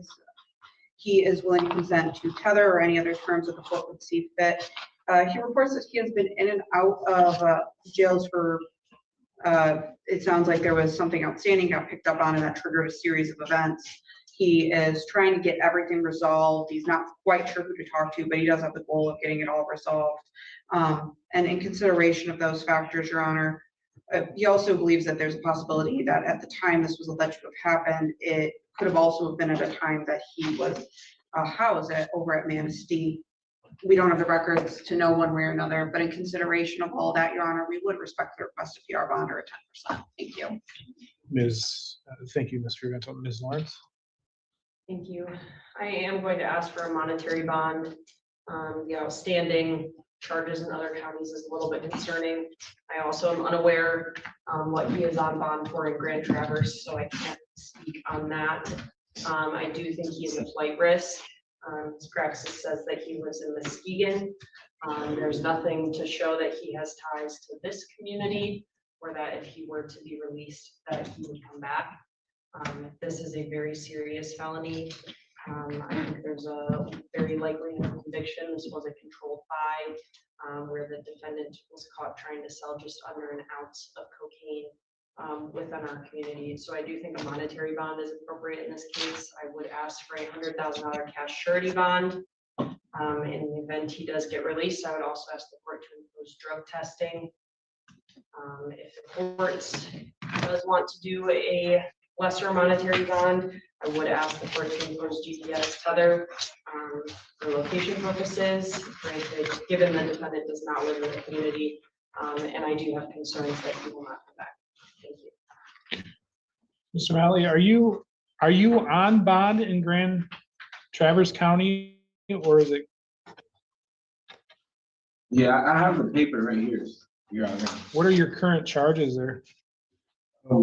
I got a possession of cocaine. That's why I was confused on this charge. I've been in jail since September 24th. I've never left jail, so I don't September. understand how. So he's been in jail since September, yet they're saying he committed this new crime out on the street on November 13th. Not possible, right? He has been in custody since September, and they're not saying that he committed the crime in jail. They're saying he committed it outside. He's been in jail since September. How did he commit it November 13th, and why did they put a warrant out February? Some fuckery is happening here. Some serious fuckery. I will have another charge in a county I've never even been arrested in.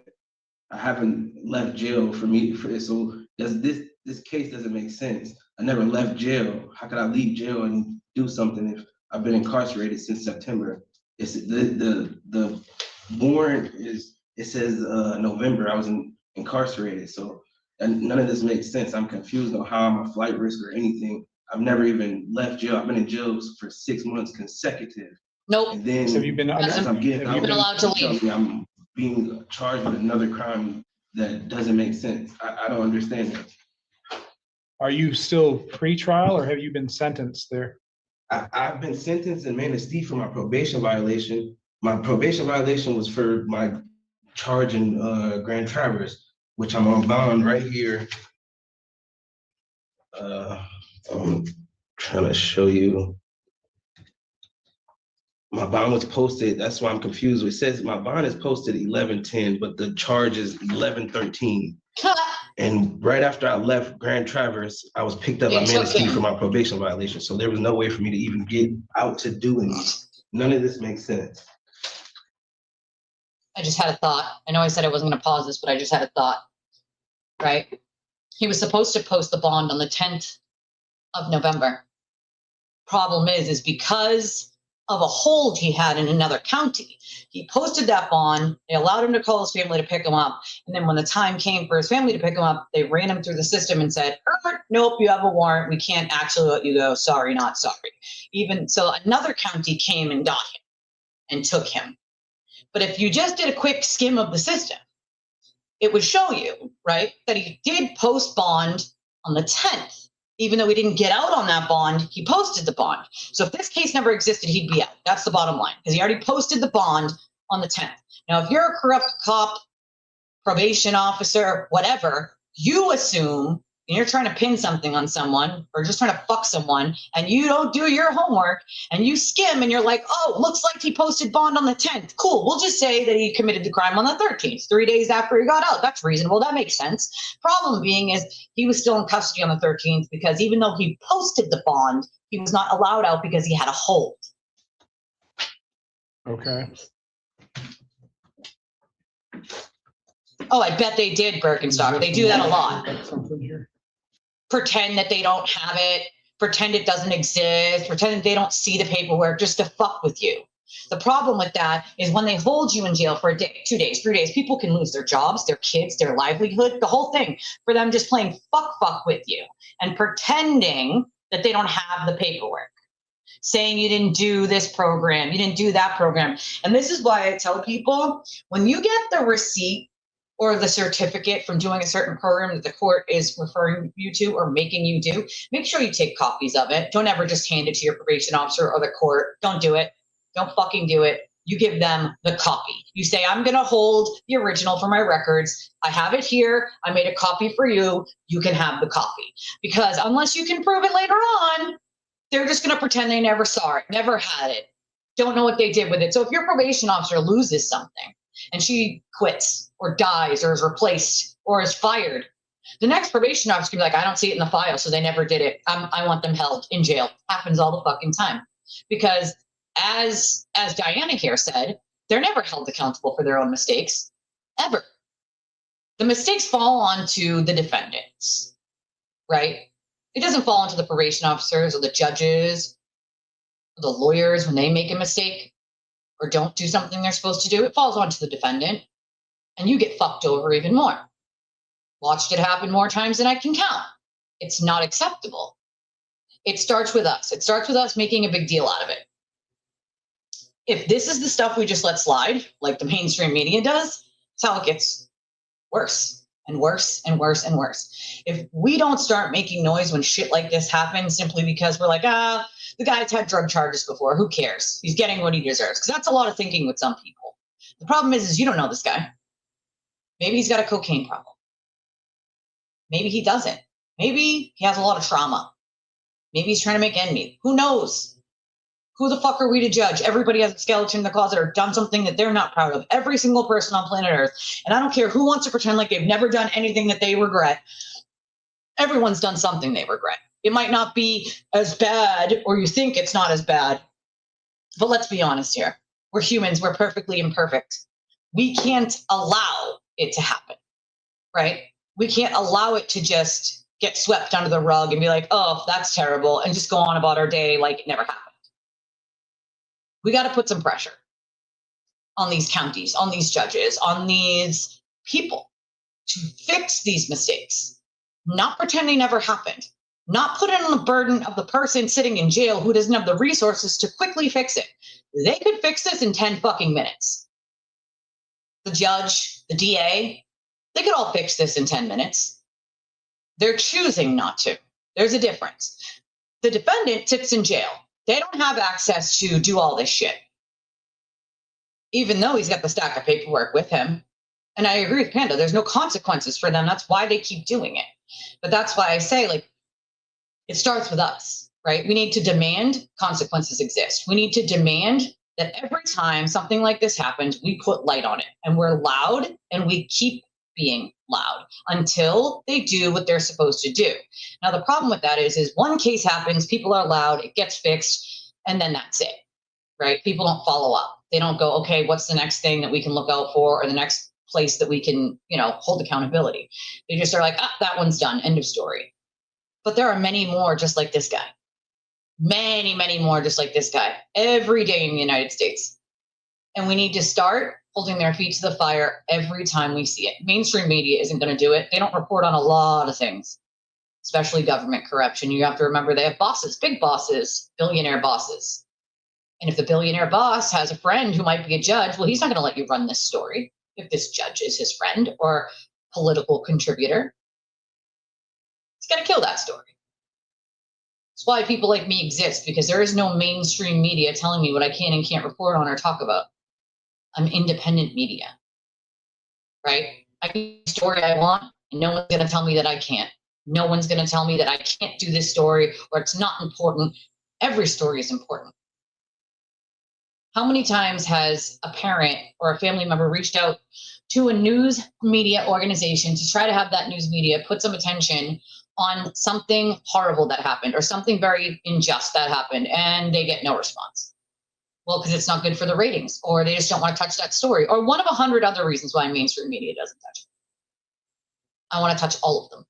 Obviously, I don't have the capacity to touch every single story, but you know what I mean.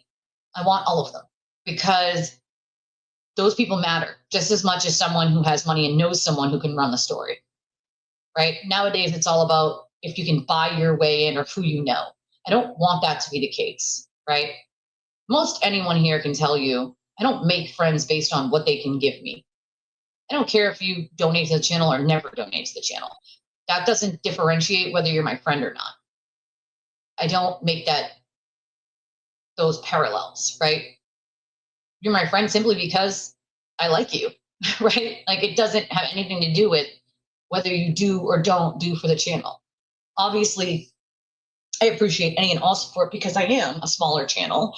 I am, trying to gain traction and grow as most channels are. But when you're, where I am, so it's not quite at the 5,000 or 10,000 mark, it's a lot harder to sort of get there. And without the support of people, you just can't, right? You can't maintain. And so obviously I appreciate the people who support the channel and make donations, because without you, well, I don't make a living, number one, and number two, I don't cover the costs, right? And the last 2 weeks have been hard since I got back. I was gone for 2 weeks, so that kind of kills some of your traction and your donations and your views, and I get that, right? Like, I did not anticipate the whole blizzard and having to wait an extra week for my new internet at the new place and all the shit show that happened. But these are the important stories that channels like mine need to take on. Because otherwise, this was played on YouTube. It only got 100 and something views. Okay. Maybe 200 now. I know it's not a lot. But even with those 200 people that watched it, or even if 100 people watched it 2 or 3 times, nothing happened. Nobody said anything. I found no articles on this guy, at least from this specific thing, right? It's just not okay. Not fucking okay. Every day they hold you illegally is a day that you can sue for. And that's the problem, is they fuck up people's lives without anything happening to them. And you could argue this guy's life was already fucked up. Cool, fine. Does that mean that he should be held for more days, weeks, or months? No. No, it should not. Because if we just poo-poo away people that we don't like and just say, fuck it, who cares? Then why would the system care for people that you do like? You either have it all or you can't have it only for some people and not for others. You can't have a system that works that way. It has to be equal for everyone, no matter what. Or it's not equitable, and that's part of our problem. If you're rich, you can essentially buy your way out of quite a bit, right? If you're rich, there are certain government entities that won't even mess with you. Because you have the money, the high-paid attorneys. A lot of the time, it's middle class or lower class, working poor, or disabled, low-income families. Families just like mine, just like some of yours. So if it can happen to me, and it has happened to me, then it can happen to you. And if we don't do something about it, it's never going to happen. Nothing's ever going to happen if we don't start coming together and making some noise. You know? Oh, I hate that. Like, first of all, everyone in your 20s parties and drinks. Like, hello, we all did that, okay?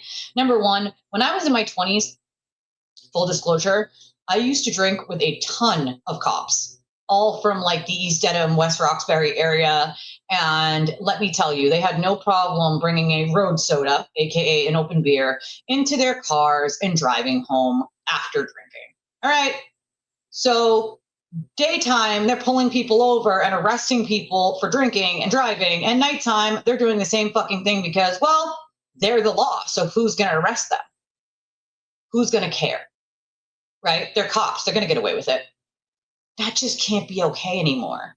It never could be, but you get older and you get wiser, right? Like, it just can't be okay anymore. It just can't. You know, we can't allow it. You know, we just can't. Well, that's the thing. They legally have to apply your good time. They have to apply your good time. So not applying your good time, pretending it doesn't exist, like, that's also a violation of your civil liberties, holding you extra time that they're not allowed to hold you for. And what will happen is they'll pretend that you didn't actually earn that good time, or you were an hour off, and how can you prove it? And then when you can prove it, if you're smart like me and you keep everything, and you can prove it, well, guess what? If they find out you can prove it, they're just going to toss your cell and take that paperwork. So this guy never had a chance, even if he has all the paperwork in his cell with him, just like he had in his hand. So just going to have a CO toss his cell, and boop, by goes the paperwork that he could prove, you know?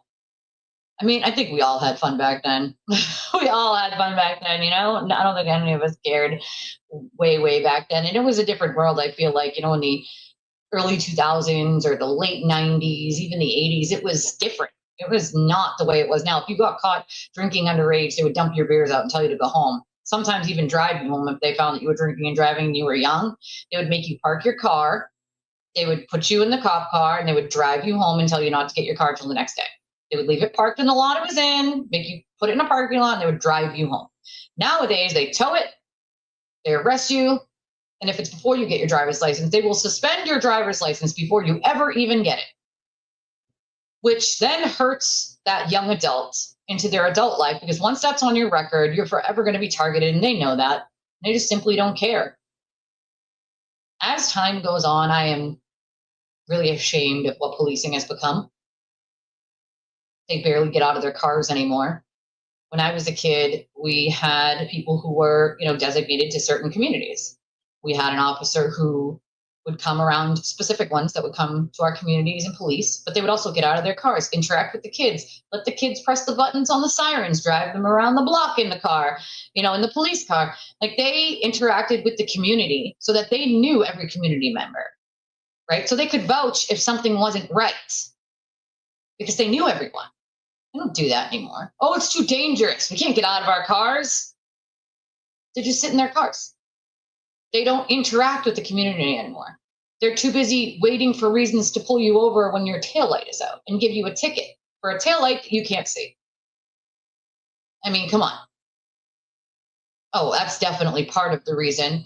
Many moons ago, and I don't know if you guys remember this, but there was a jail for juveniles that a specific judge, I can't remember if it was Virginia or Maryland or West Virginia, it was somewhere in that vicinity. And a judge had bought into a for-profit prison and was getting kickbacks for every juvenile delinquent he sent there. And so you can imagine that he sent many a kid to that prison when there was no need to send them to a prison at all. And he got away with it for a lot of time before he ultimately got caught, right? Imagine how many of those are out there now. How many of these people get kickbacks? How many of these people bought into a for-profit prison system, not in their own name, but in their wife's nephew's name or their wife's sister's name or their wife's husband's name, and you give them a cut of it, right? I mean, come the fuck on. Politicians, judges, cops, there is way too much room for them to be corrupt because you cannot have a system police itself. You can't have cops police themselves. You can't have judges police themselves. In most states, at least, judges are voted in and out. So if you do something shitty, you can get voted out, right? Not here, not in Massachusetts. Nope. The only way to remove them from the bench is have the governor do it. And that almost never happens. No governor wants to remove a judge from the bench. So we have many problematic judges in this state, a lot of which, funny enough, are in the probate court. And there are 3 judges, one of which has had 3 bills to remove her from the bench for 6 years, and it never makes it out of committee. Gee, I wonder why. Now, the representative that's put that bill in, she's been steadfast and put it in every new year. Every time. And it never makes it out of committee because no politician, besides that very brave one, and no governor wants to take a judge off the bench. Cool. Let's solve that problem by allowing our judges to be voted the fuck in and out. Because right now in Massachusetts, these judges just do whatever the fuck they want. I will never forget being 18 probably at the time, having my possession drug charge, and then being accused of a breaking and entering that I did not commit. And then the police report reading that there was a man on the roof. So clearly it was a fucking man, right? Like, clearly it wasn't me. I remember going into court, getting a public defender, and saying, I want to take it to trial. I want to take it to trial. They cannot prove without a reasonable doubt because I didn't commit the crime, right? The police report tells them there was a fucking man on the roof. I want to take it to trial. And I never forget the judge telling me and my attorney that if I took it to trial like I wanted, that he was going to give me a guilty on my possession charge, which would be a felony on my record, if I took it to trial instead of pleading out. And I turned to my attorney and I said, he can't do that. I have the right to a fair trial. And I will never forget what my public defender turned to me and said. He turned to me and said, he can do whatever he wants. He's the judge. Want to know what my response was? No, he can't. No, he can't. See, that's the difference.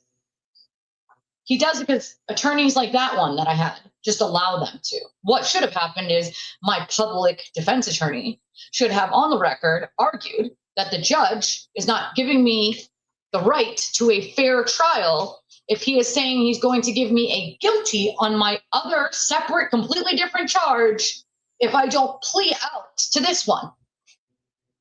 Something I didn't do. Plea out to this thing that you didn't do, or we're going to give you a guilty on this felony charge that we still didn't prove that you did. But you do what we want, or else. We'll give you a misdemeanor on this B&E that you didn't commit, and you're going to plea out to that, or you're going to get a felony charge on your record. That's not the right to a fair trial. You cannot be coerced into doing something. They can offer you a deal and say, you either take this deal or we take it to trial, and this is the amount of years that you could get if you're found guilty. But what they're not allowed to do is take a different charge of yours and say, well, if you take it to trial and challenge us, then we'll just give you a guilty on the other one. What? Swear on my children, this happened. Swear to fucking God, right hand to God, I will never forget it. I said, no, I am not pleading to something I didn't fucking do. And they are not going to use a possession charge on an otherwise squeaky clean record to do it, to make me plea out to something I didn't do, to avoid jail time, to something I didn't do. No, not fucking happening. Needless to say, I fired that attorney. And that's the other thing that people don't realize is you can fire a public defender, even if they're appointed to you. If that lawyer is not doing what you ask, because again, yes, the lawyers are, they know what tactics to use, blah, blah, blah, but ultimately they work for you. So if you ask them to do X, Y, and Z, and they refuse, and they do something different, you can fire them.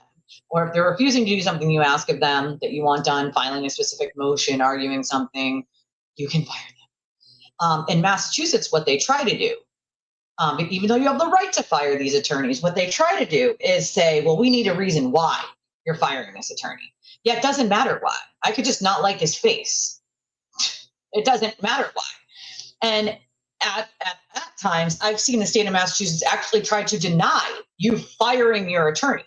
Now, here's the kicker. If you pay for an attorney out of your pocket and you fire them, you don't need to tell the judge, like the judge doesn't, you can tell the judge, you have to tell the judge, like, I'm firing this attorney. But the judge doesn't have the right to say, well, too bad, you're stuck with that attorney. You need to keep dealing with this attorney. They don't have the authority to do that. Guess what happens if you have a public defender? The court just magically assumes that because it's a public defender, they have the right to tell you, nope, we don't like the reason why you're firing this attorney, so you're just going to keep dealing with this attorney. I've watched it happen. Do they have that authority? No. Doesn't matter if it's a public defender or you're paying out of pocket. Doesn't matter one way or another. You're allowed to fire your attorney for whatever reason you see fit. If you don't think that that attorney is working in your best interest, you have the right to fire them. So needless to say, I fired that attorney. I didn't have a problem firing that attorney, but at the next court date I had after that, there was another young man, probably 5 years younger than me. And at that point, he was probably 15. They were charging him as an adult with distribution. I guess it was like 14, 15, somewhere like that. They decided to charge him as an adult with distribution. And he wanted to fire his public defender. I forget why. I forget what the exact reason why that he wanted to, but it was something along the lines of like, the attorney wasn't doing X, Y, and Z, and they should have been doing X, Y, and Z, just like any other attorney would do. And it was a good point, right? And I remember the judge saying, well, I'm not going to give you another attorney. You're just going to have to keep dealing with that one. And I remember the kid saying, no. And then the judge sort of telling him to basically shut up. Problem with that is, again, he has the right to fire that attorney, regardless. The court can't stop you from firing an attorney because it's a public defender. The court can't stop you from firing an attorney because they don't like the reason. Although I've watched them do it in the state of Massachusetts. They love to try to do that. Well, we don't think that that's a good enough reason, so you're going to keep this attorney. No. Not the way it works. Also in the state of Massachusetts, you want to know what else has been challenged? AA and NA. For as long as I can remember, the state has forced upon people AA and NA. Now, I will tell you from someone who does not do NA or AA and someone who has never really been a fan of AA or NA, and again, it works for some people, I'm not saying that it doesn't. It works very well for some people. I am not one of those people. You know, I am not.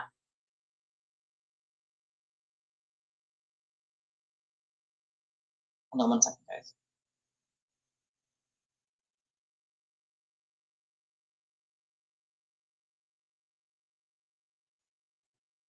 So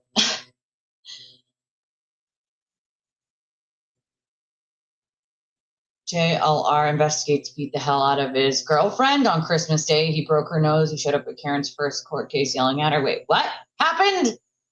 So confused. Do we know that that actually happened? I mean, I feel like we would have heard about this though.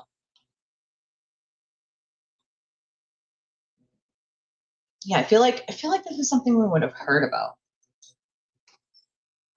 Maybe not. You know, maybe I'm wrong. I don't know.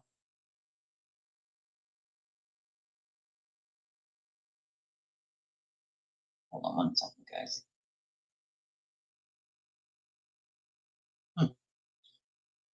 Interesting. He's live right now. I don't know if he was initially arrested, but court doc said he fled, but he's back home. Weird. That's so weird. Let me finish up this, and then I'll look further into that and see what the hell's going on in that department. But so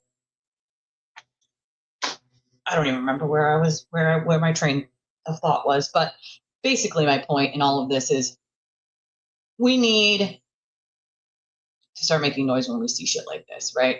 Public defenders oftentimes don't have the resources and aren't paid as much as a regular paid attorney, so sometimes they cut corners. And they don't do everything really that they should do. Therefore, giving people who have money a better representation.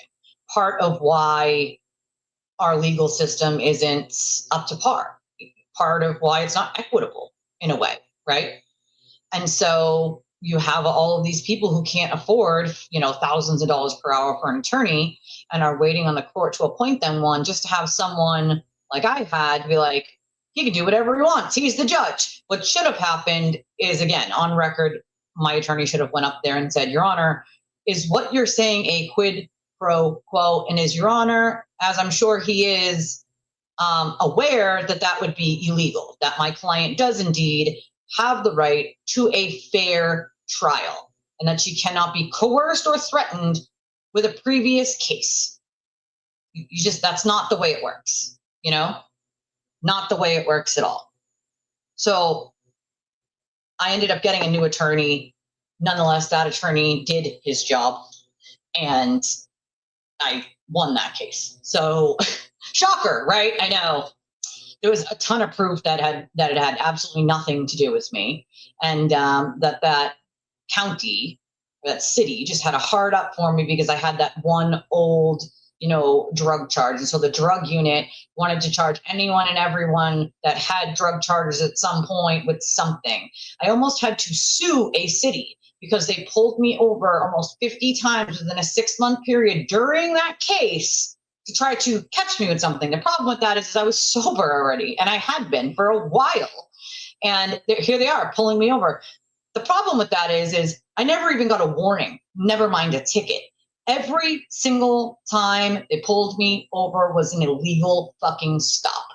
They had no right to pull me over. I was committing no traffic crime, no offense, not even a fucking warning. They just kept pulling me over and kept pulling me over and kept pulling me over to see if they could see something in the car. They searched my car 3/4 of the time with no probable cause to do so. So I actually had to have my attorney go on record and threaten to sue the city if they didn't, and put a harassment order in if they did not stop harassing me. And thankfully, after that, they stopped. But they were so gung-ho at trying to get me with something, somehow, some way. I didn't have anything for them to get, right? Like I had one charge for possession. I was a user and I was a broken little girl. And here you are running around after I've been sober, probably almost 2 years, trying to catch me on some other charge or something that I didn't do, simply because, you're the drug unit. So, who cares, right? Because I was a drug addict, who cares? Just lock them up and throw away the key, even if they didn't commit the crime, which is why I say, like, the South Shore Drug Task Force, there's still cops on that task force that did this shit to me. Why are they still there? This is not something I didn't bring to the attention of the police higher ups. This is not something I didn't bring to the attention of probation higher up when my probation officer was in the mix with these people and being corrupt. Like, this is real life. I mean, that wouldn't shock me, Charles. It wouldn't shock me. Thank you, LA. I appreciate it. Wouldn't shock me. Would not shock me at all. Well, but again, that's because I had the knowledge that I had, and because I, been a witness at the age of 12, and I just was so fascinated by the law that I at least had the basic knowledge to be able to do that. What if you weren't me? How many people aren't me, right? They don't have that knowledge. They don't know better. And they're like, fuck, what do I do? They take the plea. So they plea out to something they didn't do just to not get a felony because the judge threatened him into it. On record, in public, like in court, like in front of plenty of people, probation officers, other attorneys, and no one fucking batted an eyelash. They all knew that was wrong, and you can't do that. None of them want to piss off the judge for their other clients, though, so why would they step up and say something? And this is the problem. It's because they all want to keep their jobs. You don't want to be blackballed as a lawyer, and you don't want to piss off a judge too much in case you have another case with that judge. Fuck it, right? Screw it. Who cares? That's not okay, right? Not fucking okay. It's just not. Oh, yeah, that's no good. So, fun fact that's not so fun, my abuser back in the day, his two sources of abuse to me were putting his hand over my nose and mouth like this so that I couldn't breathe, grabbing my face like this with one hand and choking me with the other. So his methods of, grabbing me at first would be to try to smother me or choke me until I either passed out or almost passed out and then let go. Like, no. Can I ask, you don't have to tell me, Beck, but are you also in Massachusetts? Oh, you are, because you're Charles's girlfriend. Okay. Can I ask you what county? You don't have to tell me, but can I ask you what county it is by any chance? Like Plymouth County, Billerica, Norfolk, that's just not okay. Again, South Shore Drug Task Force is, been doing this for a long time. And to be fair, Weymouth has a lot of cops in that task force. And I don't know if Fuller retired yet or not, but he's part of the problem. He's part of the fucking problem. He was a captain and then the chief, I believe, at some point, or was almost close to the chief at some point over in Weymouth, and he was on the South Shore Drug Task Force. And he's very well aware what the fuck he was doing and the shit that he was allowing his officers to get away with and the shit he was getting away with. Why does he still remain, is the question.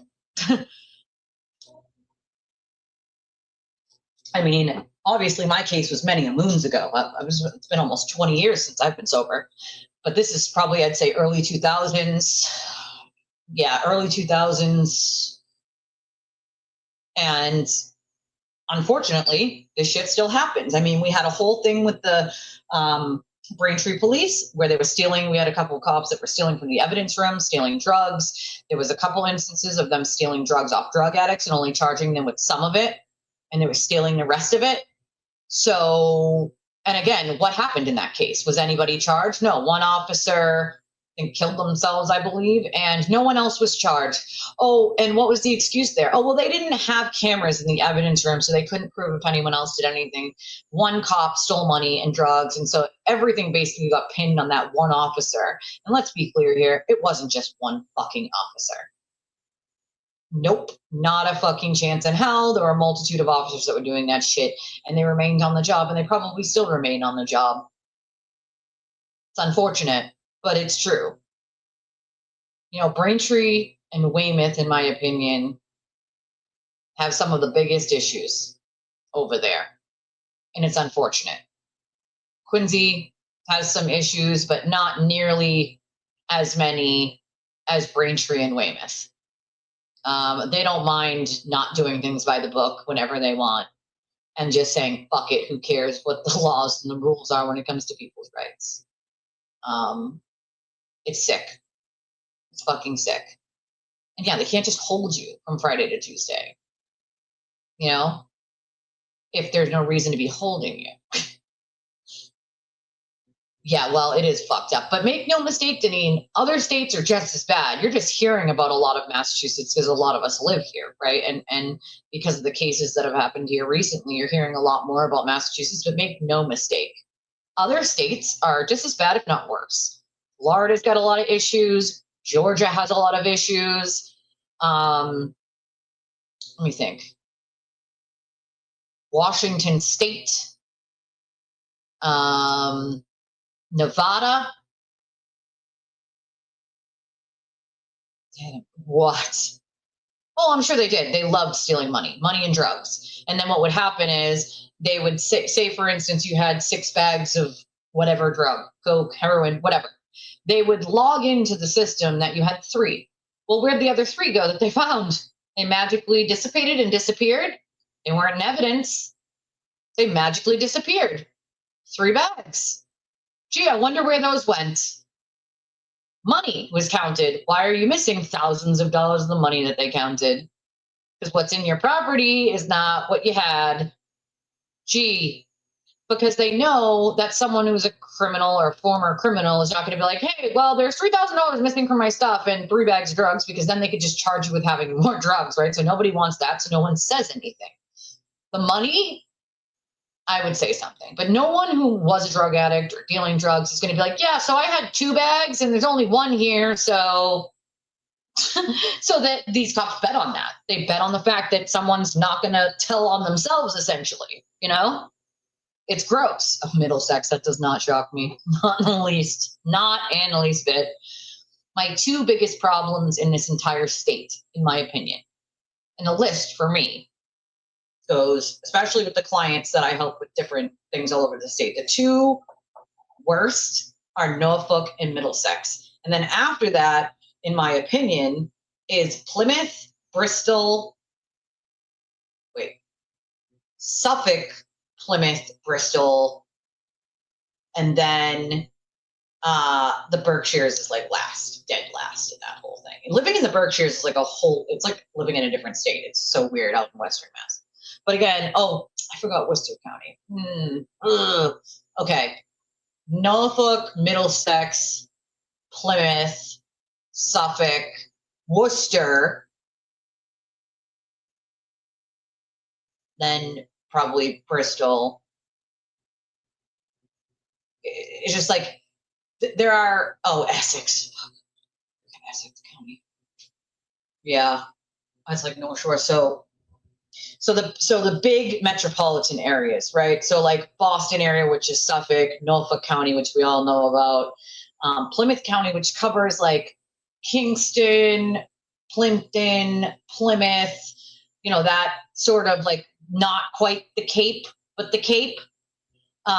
Before you get down to the actual Cape, it's like right before the Cape. And then you have like Suffolk, which again, Suffolk is Boston, Essex, which is like north of Boston, Middlesex, and then Worcester, and then you go out to the fucking Berkshires basically after Worcester. But I think the least problematic in all of those are the Cape and the Islands, Nantucket probably, County, and I'd put Bristol close to the end of the list. I don't think Bristol's as bad as like Essex, Middlesex, Suffolk, Norfolk. Like those counties are some of the worst, and Worcester, some of the worst. You can put like Cape and the Islands, and then Nantucket, and like Western Mass, like way out near the Berkshires. Those are like last on my list. It's big metropolitan areas. Of course they didn't, because they want to keep them, and then they want to try to civil asset forfeiture them, Charles. Want to know why? Because they can take so once they take your money and they try to take your belongings, which, fun fact, they try to seize my vehicle, you guys. This is a fun fact. I never forget calling my attorney and being like, they put in an order to try to seize my vehicle. Now, the problem with that under civil asset forfeiture is you have to prove that my vehicle was paid for by like drug money or something. Now, the issue with that is A, I had been sober for 2 years, so that just simply wasn't true. And two, my grandmother paid my car payments and helped me pay for that car. So it came out of her bank account, all the payments for that fucking car. So when my lawyer actually got the order to seize my Maxima, he laughed. And I was like, this is not funny. I didn't think it was funny. Dave thought it was funny. Shout out to Dave, who was my attorney and is still an attorney, and he's a great attorney, but shout out to Dave. He thought it was funny. I was like, this is not fucking funny, Dave. Like, this is my new Maxima. I've had it less than a year. Like, my grandmother pays for the fucking thing, right? She's the one who helped me get it by trading in my old car that had been paid off for eons. But she was the co-signer on it. So, like, what the fuck are you guys doing, right? So my lawyer automatically puts in a motion and is like, under what rule would you have to seize under civil asset forfeiture this Maxima, right? And so the judge denied it ultimately because A, the car payments, is a bank note. 2, the car payments were paid by my grandmother. And C, I've been sober for 2 fucking years. Where do you have the audacity to say that this car was paid for by any sort of anything other than regular money coming from my grandmother's bank account, you fucking idiots? But they tried, nonetheless, they tried to seize my fucking car. And they had no evidence to try to do it, but because it was a nicer car, took premium gas, right? It's all, black tinted windows, dark blue Maxima. They were like, oh, it's a nice car. We can seize this and use it as an undercover car. And that's what they do. What happens is they seize your shit under civil asset forfeiture. They sell it.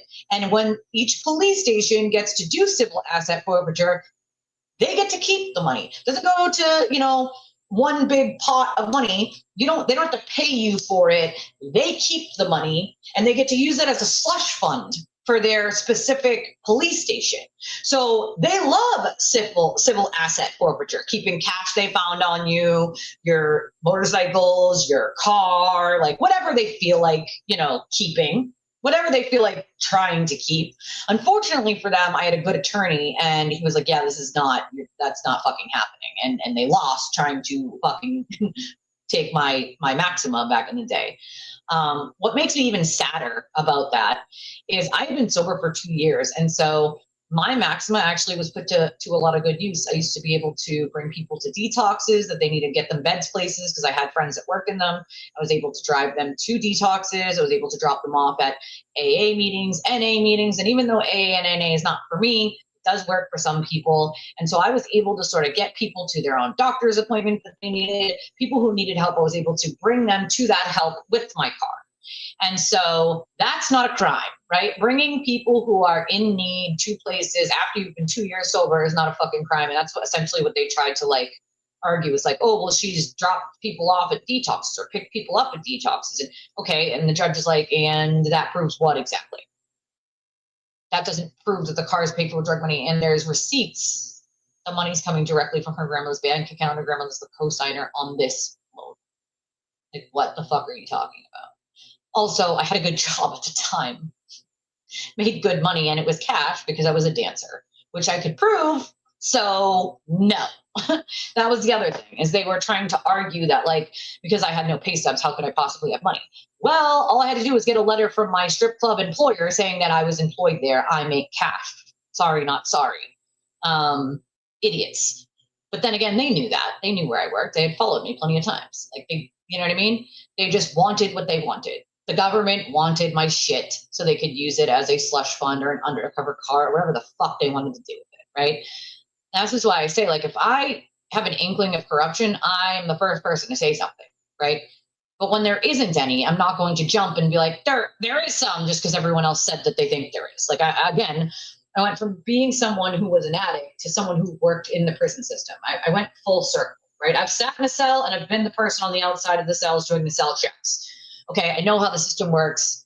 I've been dealing with it my entire life. I was a foster kid as well. So believe you me, from when you talk in juvenile court all the way through adulthood, and then dealing with bringing people to and from court, having people locked up, and me being the person who's being humane on the outside of the cell. The one thing I prided myself in, I was able to show other COs how to be humane to these people and not just treat them like they're a number or some horrible criminal, because not every person locked up did the crime that they're being charged with. Okay. I'll tell you that 99.999% of every police report that I had was filled with lies. The cops just lied through their teeth. Lied. We did this because she indicated to pull her bra strap up, so we searched her bra for drugs. What? First of all, A, I never did that. B, women often pull their bra straps up because the bra strap comes like loose, That's not an indication someone has drugs. Like, the shit that they would come up with is beyond me. And I can tell you 1% of the shit that was ever in a police report was actually true.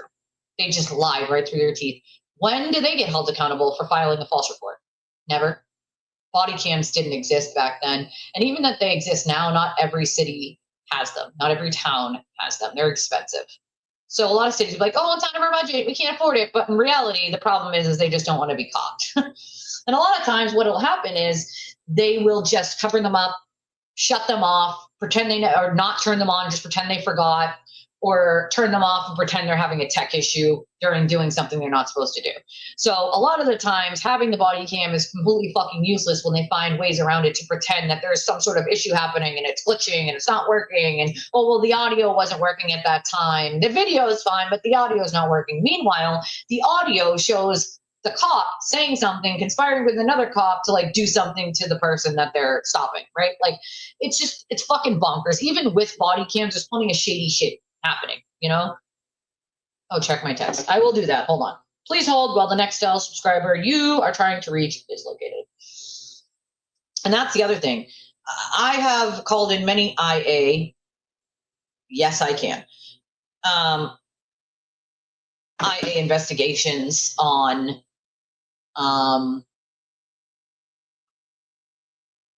officers for doing horrible shit.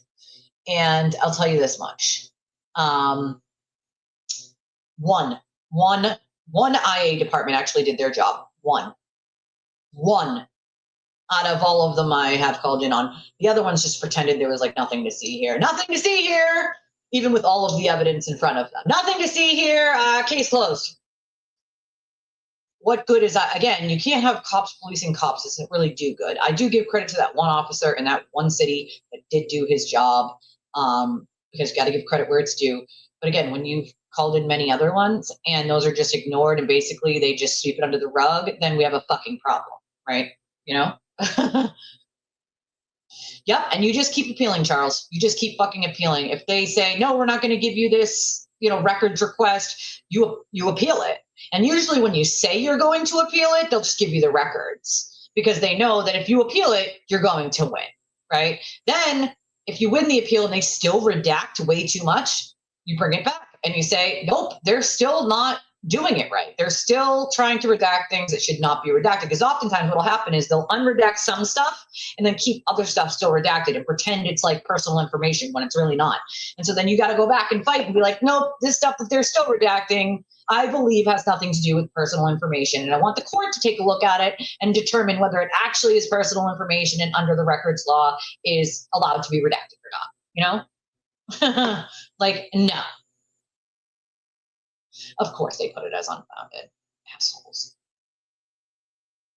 Good for you for winning the appeal too. Of course they didn't put them into the NCIC database. That doesn't shock me, It just doesn't.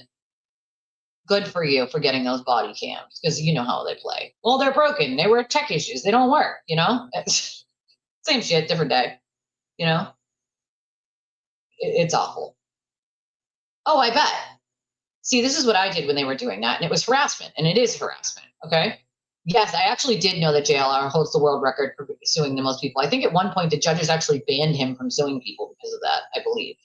I forget what state that was, but they were like, you're no longer allowed to file lawsuits unless you do X, Y, and Z, and we can determine that it's not like, a faulty lawsuit.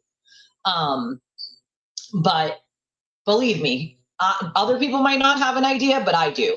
I remember one time, and I was just being a wise ass, but one day they were following me, and like, honestly, they had to have been very bored, because all I did was every day I would go to my appointments, my doctor's appointments that I had to go to, because again, I told you guys I was born with a bum liver, so I have a lot of monitoring when it comes to my liver. And that's back when it was doing, decently good. It's not doing so great now, because I was born that way. But this is like when it was doing decently, but I still have to have a lot of blood work done a week, and it has to be monitored. I'm on medications, whatever. So I'd go to my doctor's appointments every day, and that's most of the week. So at least 5 days a week, I was having doctor's appointments. Then I would go get my coffee at Mary Lou's, right? Then I would go home, and I would wait until it was time to go to work. Then I would go to work. Then I would go home. So on this particular day, I think it was a weekend, and I still had a doctor's appointment. It was a Saturday, and I had a friend, and I was like, hey, you want to get coffee with me? And she was like, yeah. And I was like, yeah, let's go. I got a doctor's appointment first, but like then we'll go get coffee. That's what we did. It's my doctor's appointment first. We went to Mary Lou's and got coffee, and then we drove back home, right? Well, I saw them in the rear view this time following me, and I was like, let's play a game, right? So there's a street that I used to live on in Quincy. And it is now there's an ambulance building on that street. And I know because I used to live across the street from it. But the thing is when you go down the street, you can go down the street from either side of the street. And when you come down, there's another street you can go down. When you go down that street, it kind of goes around in a U, right? And you can like double back on another street that cuts over like this off of it. So that's what we did. And so my goal here was to pass them like this so you could see inside their car. Exactly what I did. So I went down the street, right? Went to go do the U and come around before they could, because they keep a little bit of a distance. So by the time I was coming up to go back up the street from where I came from, they're coming down to follow me. And as I cross over, I roll my window down and I say, are you ready to go on a wild goose chase? Because at this point, I know they're following me. Like the fucking computer is open, the guy's clearly following me, like, okay, cool. You want to play this game? Let's play this game. So then I proceeded to drive around fucking town on a literal goose chase. So first we went through the cemetery, right? Then I went down all the back streets, all down near Wollaston Beach, all down Hell's Neck, all the way back up Hell's Neck, all down Germantown, all the way back up Germantown. Because I lived over near like the highway in West Quincy. Then I went all the way up past like West Quincy up towards the highway, back down what's called like down near McGrath Highway. So like over past IHOP, past friggin' Outback, down and around, and then back up to my house park. So I wasted like probably 2 hours or so of their time just driving around in fucking circles. Like, you want to play fuck and follow me in my boring life while I'm not doing anything wrong, then I'm going to make it worth my fucking while, and we might as well have fun. So the next day when I came out, I was just like, screamed, and I was like, let's play follow the leader. And again, I was in my 20s, so pretty ballsy. Not that I'm not pretty ballsy now, but I was like, let's play follow the fucking leader. And my friend's like, shut up. And I'm like, no, if they want to like harass me, then like, let's make it worth my fucking while at this point, Like, if this is what y'all want to do, I'm going to waste the fuck out of your time some more. And instead of you sitting outside in your car with your, donuts and coffee, I'm going to waste your fucking time all day. If you're going to waste mine, I'm going to waste yours. Like, let's fucking do it. Yeah, but it's going to be hard to find a civil attorney that wants to go against the cops. It's just hard. There are some, but you got to do a lot of research to find them, Beck, I wanted to be an attorney before all of this happened to me. And it just made me want to be even more after it happened to me. But for me, it just wasn't in the cards. I had, my daughter who has a terminal illness, and her health was more important. Her doctor's appointments were more important. At that point, I already had more kids. And so like the time and the money I just didn't have it. And I just still don't. And I think about it all the time. Like, if I just go back, but then again, my credits were non-transferable. So I would essentially have to start from like scratch, prereqs and all, like all over again. And I think about it and it's like, is it even worth it? Is it even worth it? I know a few civil attorneys. I'll put my email in the chat here so you can get in touch, and I can sort of shoot you in the right direction. what you do is if the attorney themselves can't take it or don't want to take it, ask them to refer you to someone who will. Now, the attorneys that I deal with are higher profile, bigger firms. I've used them before for class action suits against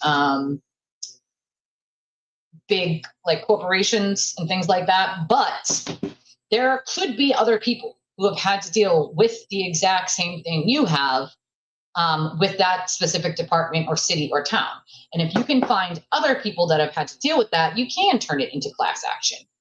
And usually if you can do that, they'll take it on contingency, which means you don't pay anything up front. They get a portion of what you win, right? If you can find more than 2 other people that have been through similar circumstances.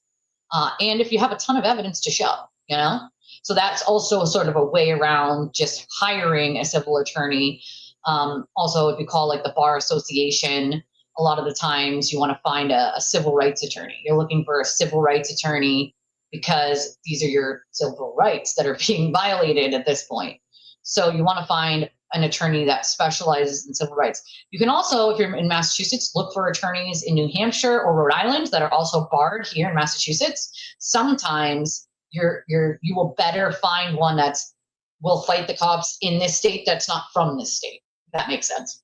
So one that's from Rhode Island or New Hampshire that's barred in Massachusetts as well, because a lot of them are barred in all New England states. You know, Rhode Island specifically, Massachusetts and New Hampshire. A lot of the attorneys from all 3 of those states are barred in those states so that they can do cases, you know, out of state, because our state's so small. But try, you know, it's worth the fucking shot, you know.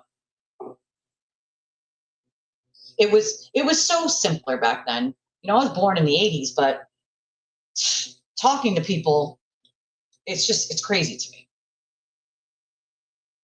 I don't know how you guys find me, but I am glad that you did. I'm glad that you did, Charles. I am glad that you found me. Sometimes I feel like, and I've had friends say this to me before, like sometimes people just get thrown my way for a reason. You know, I fully believe there's always a reason why someone might find my channel or need my help. And there's got to be something pushing them towards where I'm at, you know? You got to do what you got to do. You got to do what you got to do, you know? Yeah, back in the day, we had to use our imaginations. We didn't have Wi-Fi. You know, we had AOL Instant Messenger, but that was when I was middle school to high school. Back before that, you know, you played Power Rangers in the yard. You fought over who was going to be the pink and yellow Power Ranger, okay? Yeah, I mean, she's 21 now, and she was born with her disease, but less than 200 people on planet Earth have it. And so it's tough because people at all ages have passed from her disease, causing just havoc on their bodies. And so you just never know when, and that's the tough part, you know? All right, so I am told, yeah, see, if you got proof, then that's what you need to use. And make sure that you always send copies to someone else. Like that's my, you know, advice, my opinion. Like, even though you have it, like make sure that you hide a second and a third and a 4th copy. Send it to someone in email, leave extra copies someplace that only one person knows about. Like I've seen cops go out of their way to make sure that 2nd or 3rd copies don't exist anymore. Breaking into houses, destroying evidence. Like make sure you take copies of all of that and, you know, place it in multiple other places of people that you trust. And not just one person, because you never know if you can actually trust that person. So make sure that you put physical copies somewhere, even if you have to fucking bury them, and tell one person, like your mother or your sister, and then you send copies to multiple other people to have just in case, you know? I love that. I used to, you know, everything does happen for a reason. I never always know what the reason is, right? But it does happen. We did use our imagination. So I am told there's a Spaces happening that Aiden might pop into. So I think we're going to maybe listen to it. Let's see if the sewer turtle pops in, shall we? Shall we? Shall we? A blast behind the scenes in our DMs, right, Sparkly? Of course, I mean, Nobody's mad at each other. Nobody's judging the other one. It's just a different opinion. We can talk about it, and we will talk about it tonight, right? I mean, there clearly were some people trying to stir the pot a little bit today, and I actually found it amusing, to be honest with you. But, you know, listen, this is the way it should be. People should be able to have differing opinions and still be able to That's have right. discussions about it. I mean, Right. you know, It would be so boring. Imagine a life where Oh God, you always it'd be so only boring. have people who So agree with turn you up, and riding say for a yes screw. and lick your ass. No, I'm sorry. No. And It's I don't coming know, fast. because What you gonna if you do? never get I challenged, did finish playing it. I you played it never twice. have to think about things, But actually, you know what? right? Hold on. You're right. exactly. Sorry. I'll play the rest of it for the second time because I know there was some of you guys that weren't here. I'll go back to Nina in a second. I can hear her in my ear. We did play it fully the first time, but I'll finish it for the second time for those of you that popped in. And then once this is over, I'll go back to Nina. Also, by the way, if you want to support the channel and you're just popping in now, we very well appreciate it. We have things like Cash App, Venmo, PayPal. We have an Amazon. Well, we have 2 Amazon wish lists in the description. We have Revolut. I put the link to that in the chat up above. 140 countries you can send money in between. And the United States is one, Canada, Spain, all sorts, the UK, all sorts of countries, over 140 countries you can send money back and forth. The exchange rates are amazing. That's why I have Revolut. For those of you who are out of country, then we have a link in the chat and also in the description. You can click on any credit or debit card works. Then we have super chats, super stickers, memberships. You can gift memberships and all that fun stuff. Hitting the like button, hitting the subscribe button on the channel. I appreciate you guys. Like button, subscribe button, those things are free, of course, and it helps the channel. Hyping the video when it's not live anymore, that always helps the video. And I'll leave this up while I play the rest of this.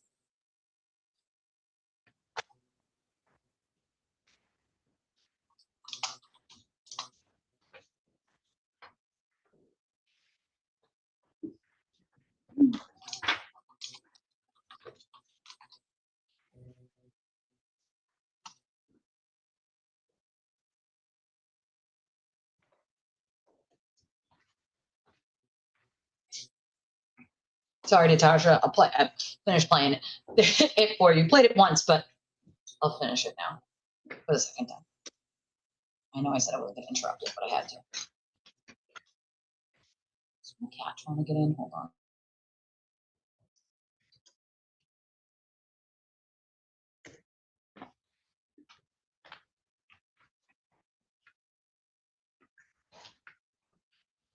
Trying to look up your case in Grand Traverse, but I'm not having much luck, so bear with me. That's another thing. I have court. I have a paper. I have court on the 6th of March. That's coming up. I have a paper for that also to show that I have to be there. This is it right here.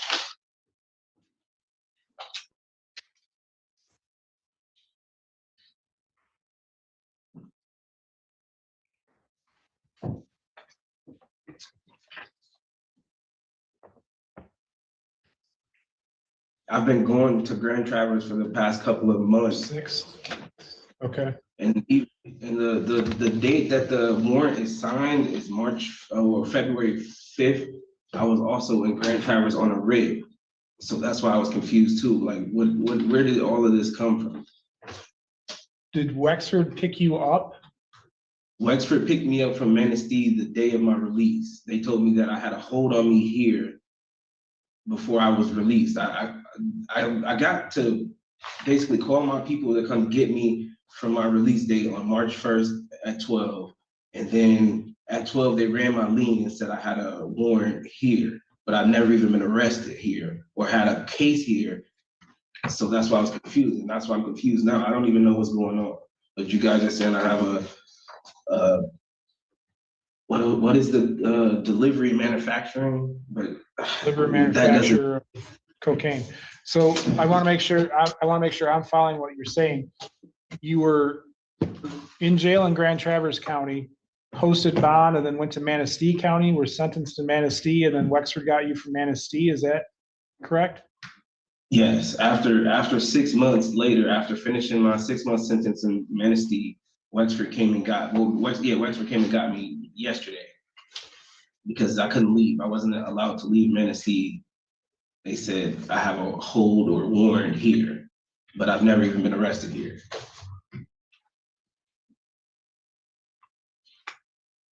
And you're on probation in Manistee for the delivery charge from 24, is that correct? 2023. 23? So you were sentenced in 24? Yeah.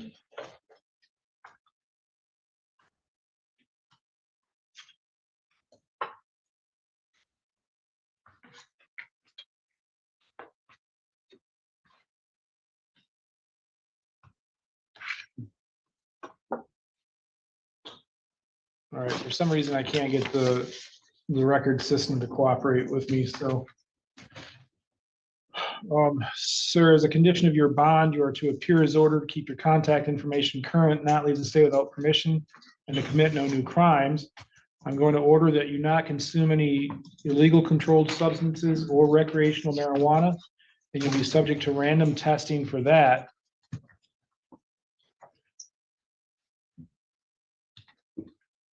It comes to a monetary bond. I'm going to do a $25,000 cash or surety bond.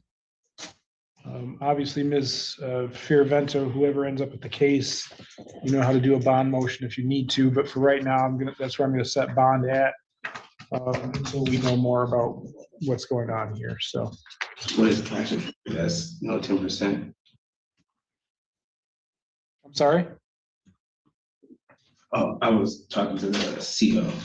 But Okay. my bond is what again, Your Honor? $25,000 cash or surety bond.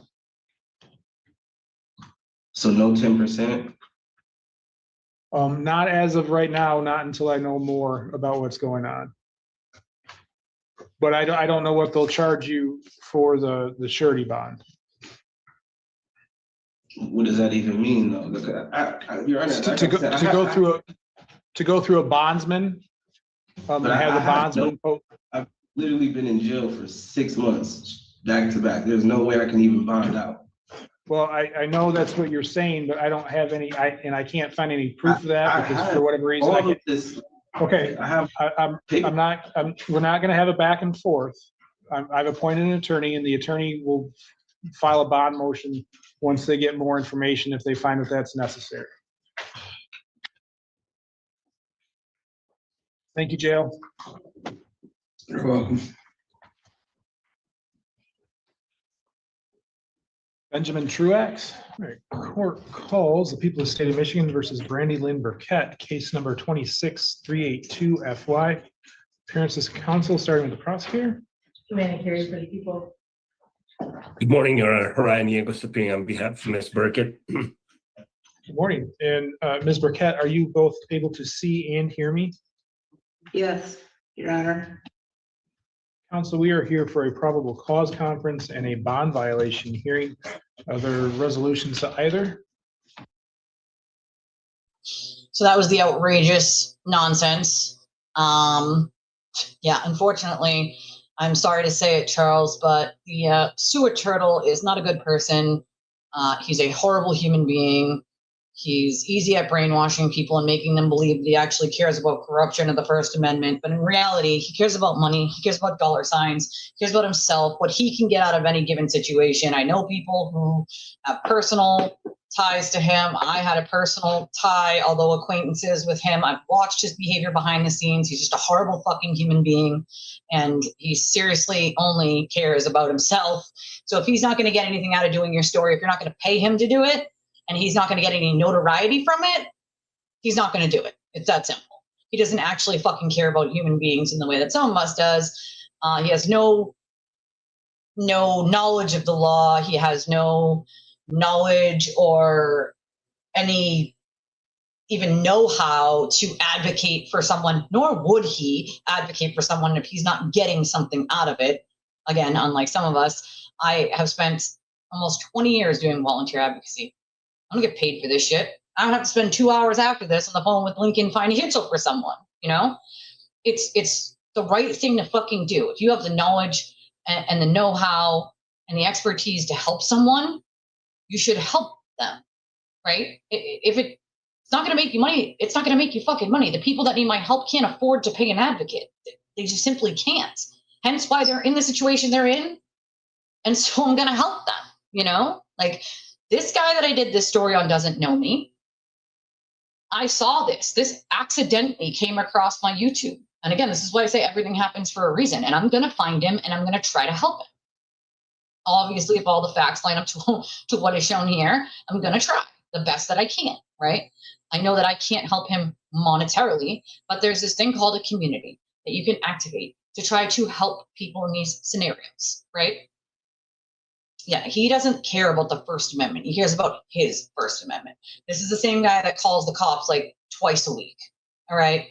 He's scared of all his ex-girlfriends. No, he's not. He writes personal messages saying how not afraid he is, how he just wants to shut them up. I mean, the guy is a con man and a liar. He conned over almost 400 grand out of people for his quote legal defense fund that he got himself into all those legal problems on his own, and he continues to get himself into those legal problems while he just put $200,000 cash down on a house.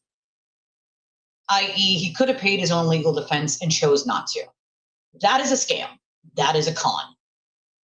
And his viewers are too stupid to see it. And that's the part that just gets me, is they're too brainwashed or too stupid or just don't want to believe that he's not a good person. So they just buy whatever he sells them hook, line, and sinker. If he says I'm bad and I'm a villain, well, so be it.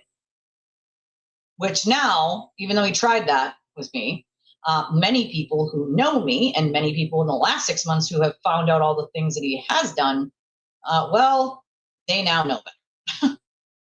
You know, they fucking now know better. Me too. You never get a better feeling than helping another human being, dude. You know, I don't know how he got that mortgage, but I do know that there's a lot of talk around him lying to get the mortgage. You have to tell them if you're facing like legal issues to get it. And I was told, and again, I haven't confirmed this yet, but I was told that he did not disclose that to the mortgage company, which is mortgage fraud. I have my ways, Miss Becca. I have my ways, but 200 grand is what he put down on that house. 200 grand cash. 200 fucking grand. All right. That's all it'll do.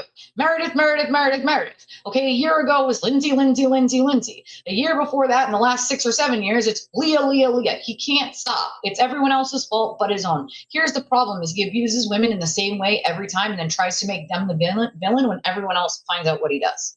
All right, hold on a second, guys. I got a call coming in I got to answer, so I'll do this. And yeah, also the whole relationship, as you said, we don't know the whole story. We don't know what happened before.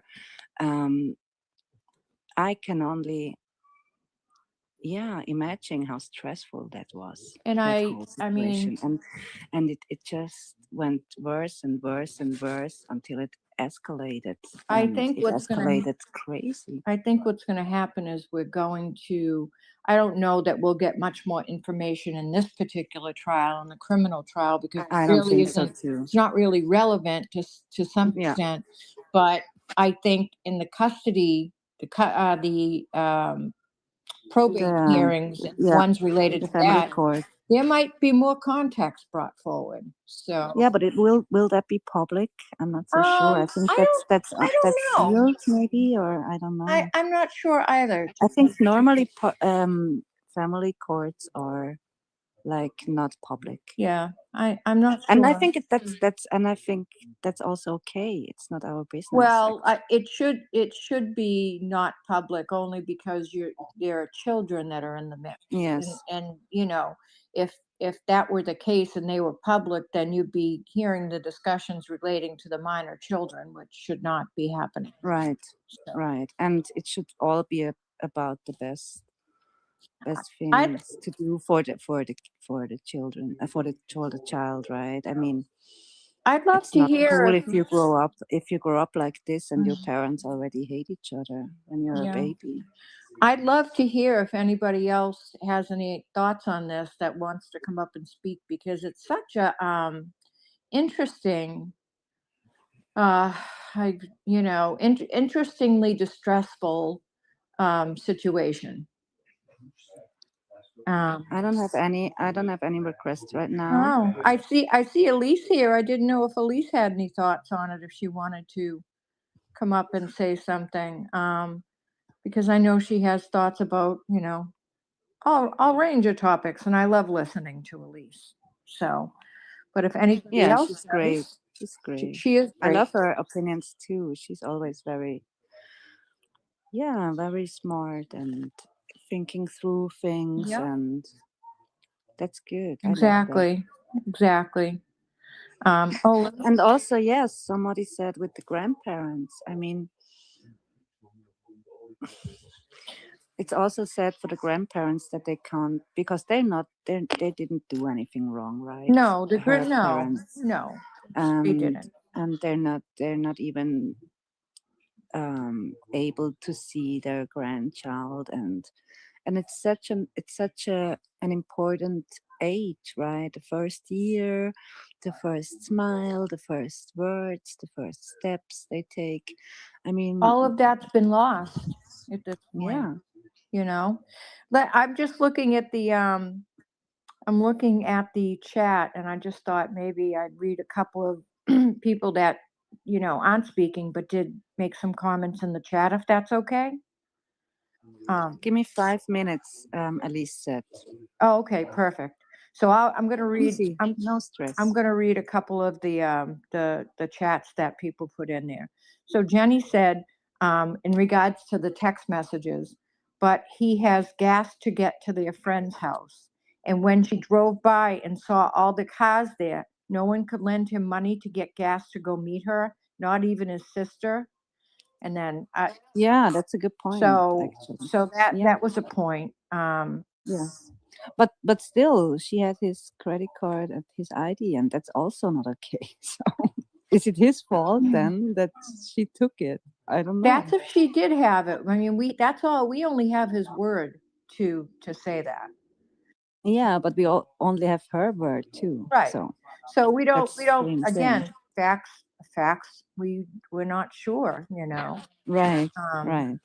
And then on a little diametrical kind of opposite side, Jules wrote, I mean, she did pull a gun out in front of the police. So whether she meant to threaten herself or others with it, she wasn't mentally stable enough to be around that baby. So that's on her. Well, I mean, again, talking about people being extremely emotional and out of their mind. I mean, her baby has literally just been taken away from her. Maybe. Yeah, but does that excuse that reaction? Well, people react in different pulling ways. a gun out is quite a I thing agree. to do. I do And agree. she's a cop. She knows exactly what happens. I do when agree she with does that. I don't disagree with that. And so I had another discussion with someone who suffered from postpartum, and she said that because I said, they said that the postpartum was over at this time, right? She was healed, or how do you say it? I don't know. She was recovered from it because she was ready to go to work again. She was allowed to have guns again. Right. So that shouldn't be like the issue anymore. And this person said to me, "Yeah, that's right, but postpartum can still affect you, even if you're cleared." And then I said, "Yeah, but that's dangerous. And then you shouldn't have guns around you, right? If that's the case." And if she was cleared and it was all okay with her at this point in time, like mentally, like she didn't suffer from postpartum anymore, then if she then decided to pull out this gun, means that she was in a then for me that's still some violent or aggressive mindset that you have. Even if you want to pull the gun against yourself, that's still violent. You know what I mean? Yeah. No, you are right about So that. there is something here, and that's why I think it's dangerous for her to choose the bench trial, because the judge will look at the evidence, and if you pull a gun out and intend to shoot yourself or shoot at an officer, both is, I think it's, then she's guilty. Well, I don't know. Even though it's tragic, but I don't know that that's net. I think there's too many other factors that we just don't know at this point to even determine if that's the case or not. I mean, the question is, I mean, really, the only question is, she's been charged with assault with a deadly weapon, but yes, the only question is, did she point the gun at the police officer, or did she point the gun at herself? Now, if she Right. pointed the gun at Right. herself, then it's not assault with a deadly weapon, because she's not pointing it at the police officer. Yes. So that's Then the intent is not to shoot at Right. him. So that's where this is going to come down to, I believe, and that's what the judge is going to. Yeah. And I think this is a fair judge. You know? I think so too, but also, I mean, this officer Noonan, we never heard from him. He never spoke Well, we out. will. I highly doubt that he wanted to shoot her in cold blood because he liked her, right? They were partners. So, I mean, then it's a he said, she said statement. And imagine that the judge would completely disregard his testimony and don't believe this officer and only believe Kelsey, who was in a very, very stressful, intense situation. I mean, She was. the chances that the judge will believe Noonan, I think, are higher. Yeah, I than, don't necessarily, and this is where Nina and I, can have our, we agree to disagree in situations and still discuss it respectfully, as how all Right. topics should be. We don't call each other names. No, of course not. And, It's okay. and, It's possible. Wow. and I look at it a little bit differently than you. Like, you're looking at it like saying the judge would have to basically believe that that's what occurred, what the officer said, what occurred. But what if the only words that we heard that were said was the officer saying, "Kelsey, don't do it." Now, what does Yes, that mean? and that could be Does both. that mean that he was telling her not to shoot herself, and maybe he split second reacted and shot her, like trying to keep her from killing herself? We don't know. Or he said that when she was pulling out the gun. Correct. So we don't And not know. even pointed at someone at this time, just pulling it out. And he said, "Don't do it." So my point. And then we don't know what happened after that. Correct. And my point is that if the judge has to look at all the facts and can't determine which is the case, then he has to find her not guilty, yeah. because Yeah, that's true. Yeah. So that's Yes. it's a very interesting dynamic. I mean, It's interesting. Did you see on Young Turks, Judge Erskine talking about the case? She said that she read the statute and what she's charged with, and she talked about the intent that has to be proven, right? They have to prove that her intent was to shoot him.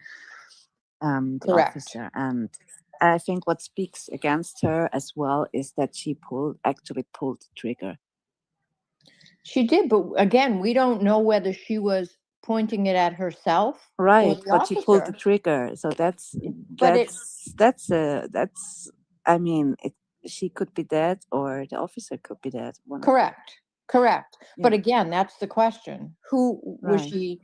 That I can only imagine having just come out of postpartum depression, and of course, I mean, I'm not a police.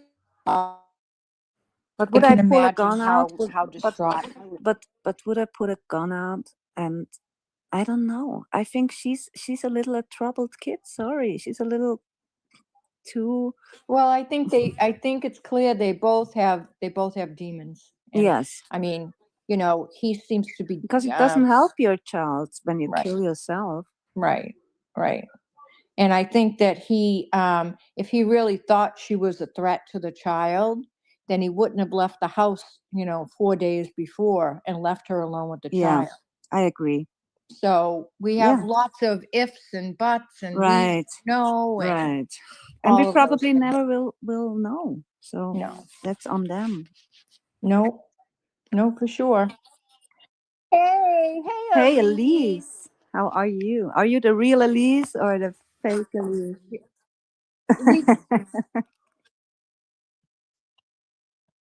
Really? That was crazy. That was nuts. That was nuts. It was. Yeah. Yeah. And of course I fell again into the trap like I always do with the fake account. But I know, but I don't know your handle. I don't know it's just. well, her handle's Untwisted Live. I know. Now I know yours. I did this. I did the same thing with Astro. I did the same thing when she came up as Astro. I let her in and then quickly realized it wasn't Astro.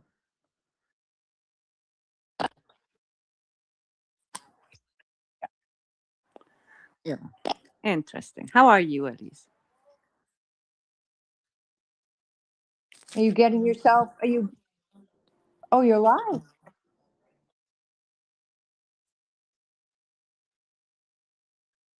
Oh, really? Uh, That's so cool. yeah. Welcome, Yeah, Elise's you guys audience. can't hear me on the spaces because I don't want to double up. And if the spaces is playing, you guys should be able to hear me talk on the spaces and not unmute here. Oh, they can hear everyone but me. Okay, that's weird. Whatever. I just unmuted myself on the live. Hopefully I'm not doubling up. So that's weird. So I do have some thoughts on this case. I also, Sparkly, I know I'm just going to say it again, but like, I love my pants. Thank you so much. Oh, and I'm Nina, so glad. I love my shelf. I love it. How is I the can shelf? put How is the things shelf? on it. I love it. Elise, I did Hmm. not even know that they made pans that you could literally detach a handle. I I am love going it. to buy myself a set. You I'm have so to. excited Oh, about it. they're amazing. Although, pro tip though, guys, okay, when you buy them, what they tell you, if you don't read the little thing, what they tell you is if you don't have to have the handle on when you're cooking, like you don't have to move the pan around, take it off because it can get too hot and damage. So for me, I have an electric like flat top on my stove. So with the big pan, I don't have to remove the handle because it covers the whole circle where it gets hot underneath. But the smaller ones that don't cover the whole circle where it gets hot, it gets hotter and then the handle will get hot and it can damage. So you don't have to keep it on when you're cooking. You just take it off. And then if you have to put it on, I mean, it's literally just a button and it pops right off. And then you put it on and you just pull the trigger and put it back on. So it's like super easy and super quick. I just keep it right on the counter so that if I need to pop it on and turn it, then I do. Does it come with two handles? Two. Elise? Yep, comes with two. Okay. Yep. You know what? There's two perks for me. Number one, I cannot stand trying to fit pots and pans on top of one another in a cabinet. Yes. It makes me crazy. Me too. And then number two, it really is a good safety mechanism because sometimes people get caught on the handle and you could get burnt, by knocking a pot off the stove with the handle. I love them. Nothing sticks. Kids. They're super easy to clean. Nothing sticks to them. The handle pops on and off so easily. They're not like cheaply made. The handles are pretty heavy duty, and so they have been a freaking godsend. I now have, every sort of size, and it also comes with the extra pink, spatula and tongs and so it fits perfectly in with my very pink house, along with the very pink shelf that Nina got me. Now I can put towels on that very pink shelf that I love so much. Nice. And it also fits perfectly into my very pink bathroom with my pink and red cherry theme that goes on in my bathroom. So Cool. I found you a pink plant. I found you a pink you fake plant. found one? I found one. I found one. Oh, I'm so What did you excited. find? A pink what? A A plant. pink plant. Fake Oh, plant. a pink plant. She Oh needs my a God. plant in her office. She thinks I need a plant, and I said I'll totally get a plant, but if it deserves watering, I will forget and it will die. So it's gonna have to Yeah. be fake. Fake. They have plants that look so real but they're not Yes. real. And that's what I have because I will kill my plants. I'm telling you, am I will not- forget to water them. Yeah. Not good at that. Me too. Not So good. my plants always look nice and healthy because they're not real. Because they're fake. They're fake. Right? Because you don't have to worry about watering them. I think the only two things really missing, like big wise, are obviously the couch, which I'm intending on getting in a few months, and I need a rug underneath this chair because this chair is so comfortable. But I'm telling you, I think my house is like pitched a little because I find myself like it pushes me backwards and to the roll. left. Yeah, I keep rolling, so I have to keep pulling myself into the desk. Yeah. But other than that, Choose a rock. Let us know. it's there. I got a black one. I have 3 black ones and a pink one because obviously I need one for the office. But everything's hardwood in this house, and because I'm on the 3rd floor, I'm trying to be a kind enough neighbor to not. I also have kids, so at least having area rug sort of kills the kids walking. It kills a lot of the noise. Can be annoying. Yeah. So Hey, Elise, what's another really good fake kind of plant to have, and it what? smells so good too, is dried eucalyptus. Oh, yeah, eucalyptus. Yes, that's very I nice. love it. I actually have it in a couple of rooms in my house, and you don't have to do anything with it. It's just there, and it Probably smells so good. amazing. Oh, And I love what the smell of do? eucalyptus. I hang it in my showers. Ooh. So the heat from the showers makes the whole bathroom just smell wonderful. Oh my that's a God, good that's idea. genius. I didn't even think of that. That is Good freaking idea. genius, Sparkly. I Yeah. did not think of that. So I do have thoughts on Kelsey's case. I gave a couple of them, Yeah, let's obviously, go back yesterday. to the I did a real whole stuff. segment, had Deidre on. We did a little back and forth.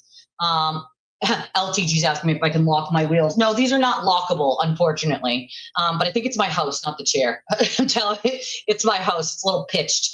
But I wish I could lock the wheels. But then I guess it would be locked in that same position, so that would suck too. But I wish I could. But so I had Deidre on yesterday on the show, and we did a sort of good cop bad cop almost, because she's got like an opinion that's a little bit different than mine. In some aspects it's the same, and in some aspects it's different.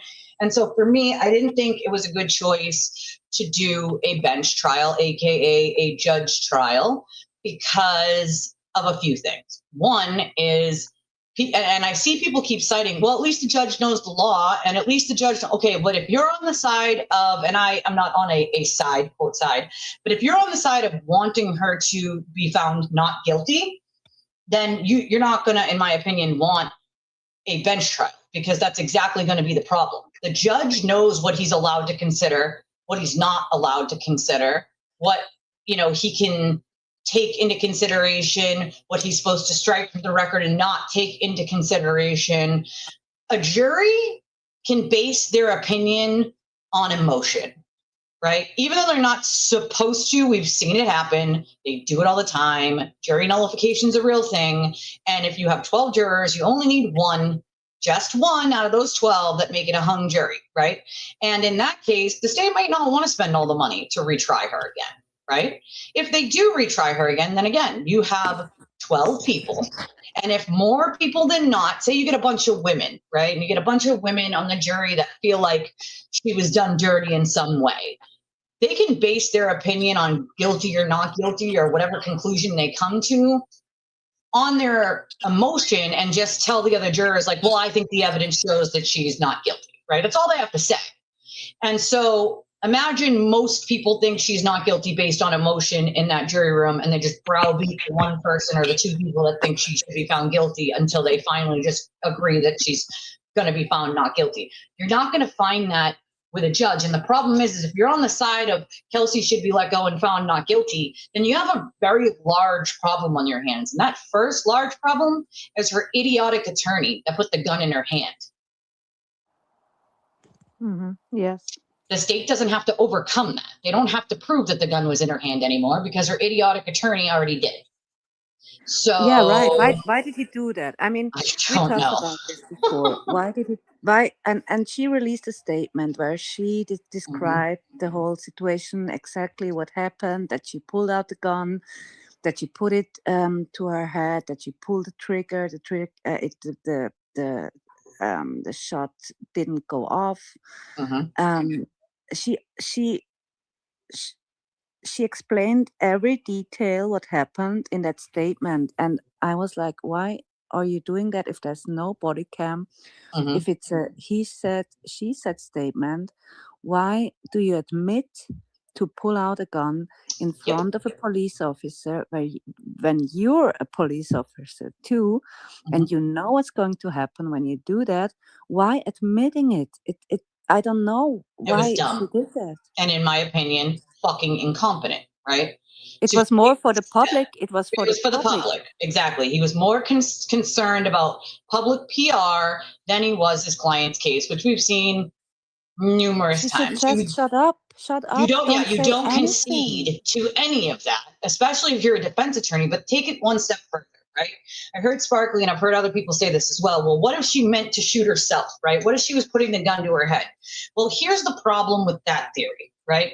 Even if that's what she meant to do, even if she did put the gun to her head, when you pick up a gun, it doesn't directly go to your head, right? You're picking it up and you have to bring it up before it goes to your head. Right. And he said, don't do it.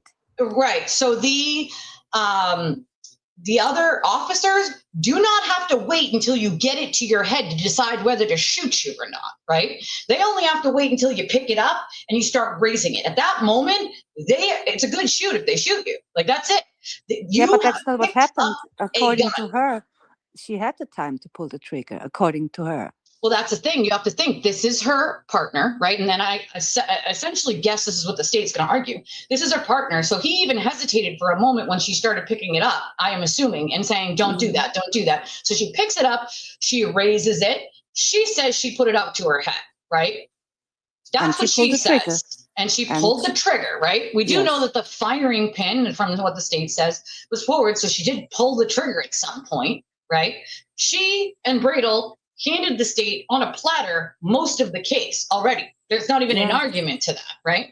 But the argument of, well, if she was gonna shoot herself, or what I was hearing Sparkly say that Nurse Kim said is, oh, they have to prove intent. No. They do not have to prove that she wanted to shoot herself and herself only. Cops do not wait to see what your intent is going to be. When you raise that weapon to get it to your head, you're raising the weapon with an officer in front of you. You're a trained officer yourself. For the assault charge, they have to prove intent. That's what Judge all they have to prove is that she raised that gun. That's it. No, they have to prove the intent. They're not going to have to. The intent is raising the gun. That's the intent. You picked up a gun as a trained officer, knowing you would get shot. That's the intent, right there. Yeah. I don't disagree, but I just don't know exactly, but the judge will know, right? Well, my point is the theory that they would have to argue about whether she was going to shoot herself or the cop, that's not even going to come into play, because that's irrelevant. Once she picked that gun up and raised it, regardless of if she was going to shoot the cop or herself, that's a good shoot. You are allowed to shoot at that point, and no cop is going to sit around and wait to see whether you're going to put it to your head or whether you're going to shoot them. They have every right at that point to shoot. And her being a trained officer is going to be part of the problem, right? Yes. Picking up that gun itself proves intent. She knew if she picked that gun up, there was a almost 100% chance she is going to be shot. Yet she did it anyway. So either you're trying suicide by cop, right? Or you're going to try to shoot yourself. But in between that, right, you have to pick the gun up and raise it before it ever gets to your head. Once you raise that gun, that's it. That's all they have to prove is that you raised it. And in order to get it to your head, you raised it. I don't think that pulling out the gun is the assault proven, or the attempted assault. It's part of it. But the statement from Noonan that she pointed it at him, that's the assault. Well, that's the other part. If the judge believes that. Well, that's the So- other part people don't understand is people are like, oh, it's a he said, she said. Well, yes, kind of. But a witness statement, an eyewitness statement is evidence. A Right. witness And it's statement not is in- considered and it's- evidence. It's not in dispute that she pulled out the gun. Correct. Because she made the statement that she did. She admitted that she did, but Yeah. there's Correct, no right. eyewitness to the actual event. That's, I guess, the. There is an Well, eyewitness. he's the eyewitness. He Yeah. is the Well, eyewitness. But she's also an eyewitness in that sense too. I Yes. mean, it's Right, but she and can then also it- choose not to testify because she's the defendant. She can choose not to testify if she doesn't want to. Right. Well, I don't think it's going to matter one way or another whether she does or she doesn't, because I think the judge, it being a bench trial, I don't think that's going to be relevant one way or another. Yeah, because I mean, think all the if it's facts a are gonna he be said, brought she out. said situation, then she has to testify. I mean, she doesn't have to. She's Well, the defendant. She doesn't have to no. do anything. Yeah, but I think a lot of most of the facts can be brought out in other ways. I don't know that it necessarily has to be her testimony. what way would that be? Well, Well, I we don't think, know what other evidence they have. We Right, do know that they have right. the gun, and that we do know that that she pulled the trigger at some point because the pin. So we do know that.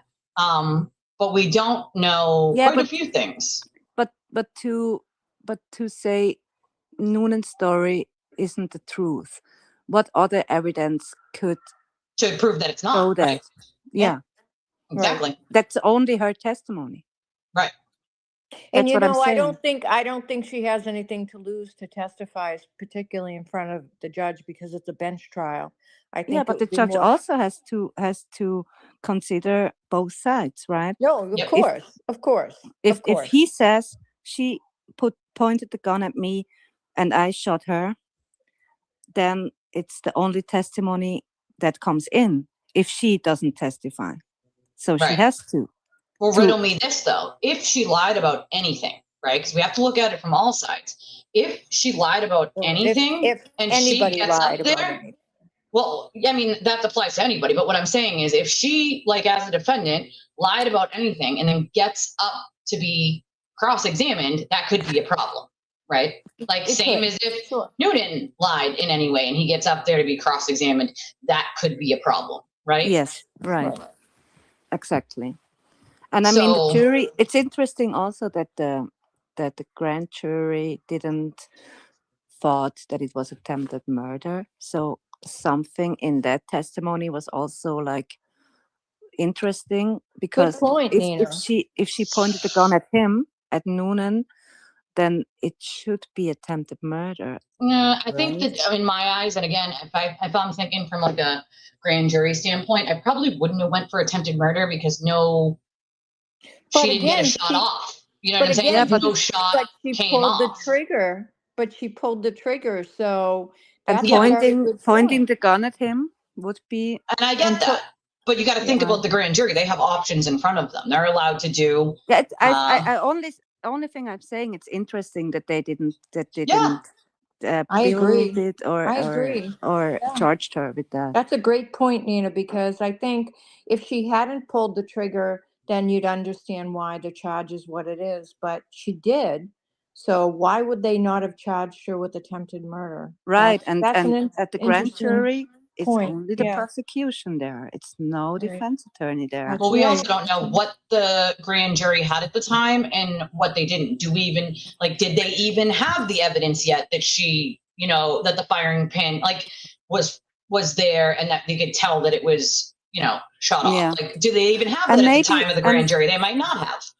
And there's another theory of mine. Maybe Noonan isn't this evil, bad cop that wanted to shoot her in cold blood. I don't think he did. Maybe at the grand jury he was like low key and wanted to help her. Maybe he panicked too. We don't know. Yeah, I don't think maybe- any maybe he partner wanted wants to to help shoot her. their partner. And I also No, of think course that, not. yeah, and I think that they thought that we've talked about this on my show before, and I'm going to say it again. Like, I think they thought they were being humane. I think Deidre pointed this out too. Like, I think they thought they were being humane by sending in her partner, Yes. but I think men, no offense to the men, I love you all, but I think that men made that decision, and it's not humane. It's embarrassing, right? You embarrassed her more by sending in her partner. You should have sent a female officer, someone who wasn't close to her, didn't really know her on the department. I get why you would want to send someone that knew her, knew the way she might react and all those things, but I think you embarrassed her more by sending in her partner than anything else. And I think that was a mistake. But again, that's not going to play into any of this, because whether we think it was a mistake or not, they're allowed discretion to choose those things, you know? Yeah, Yeah, but I think I you can have a see good both point. points there. I Yeah, can see yeah. how it could be better to send someone neutral, a female officer. I can see that. Yeah. But I can also see that you think, okay, let's send someone she trusts, she knows.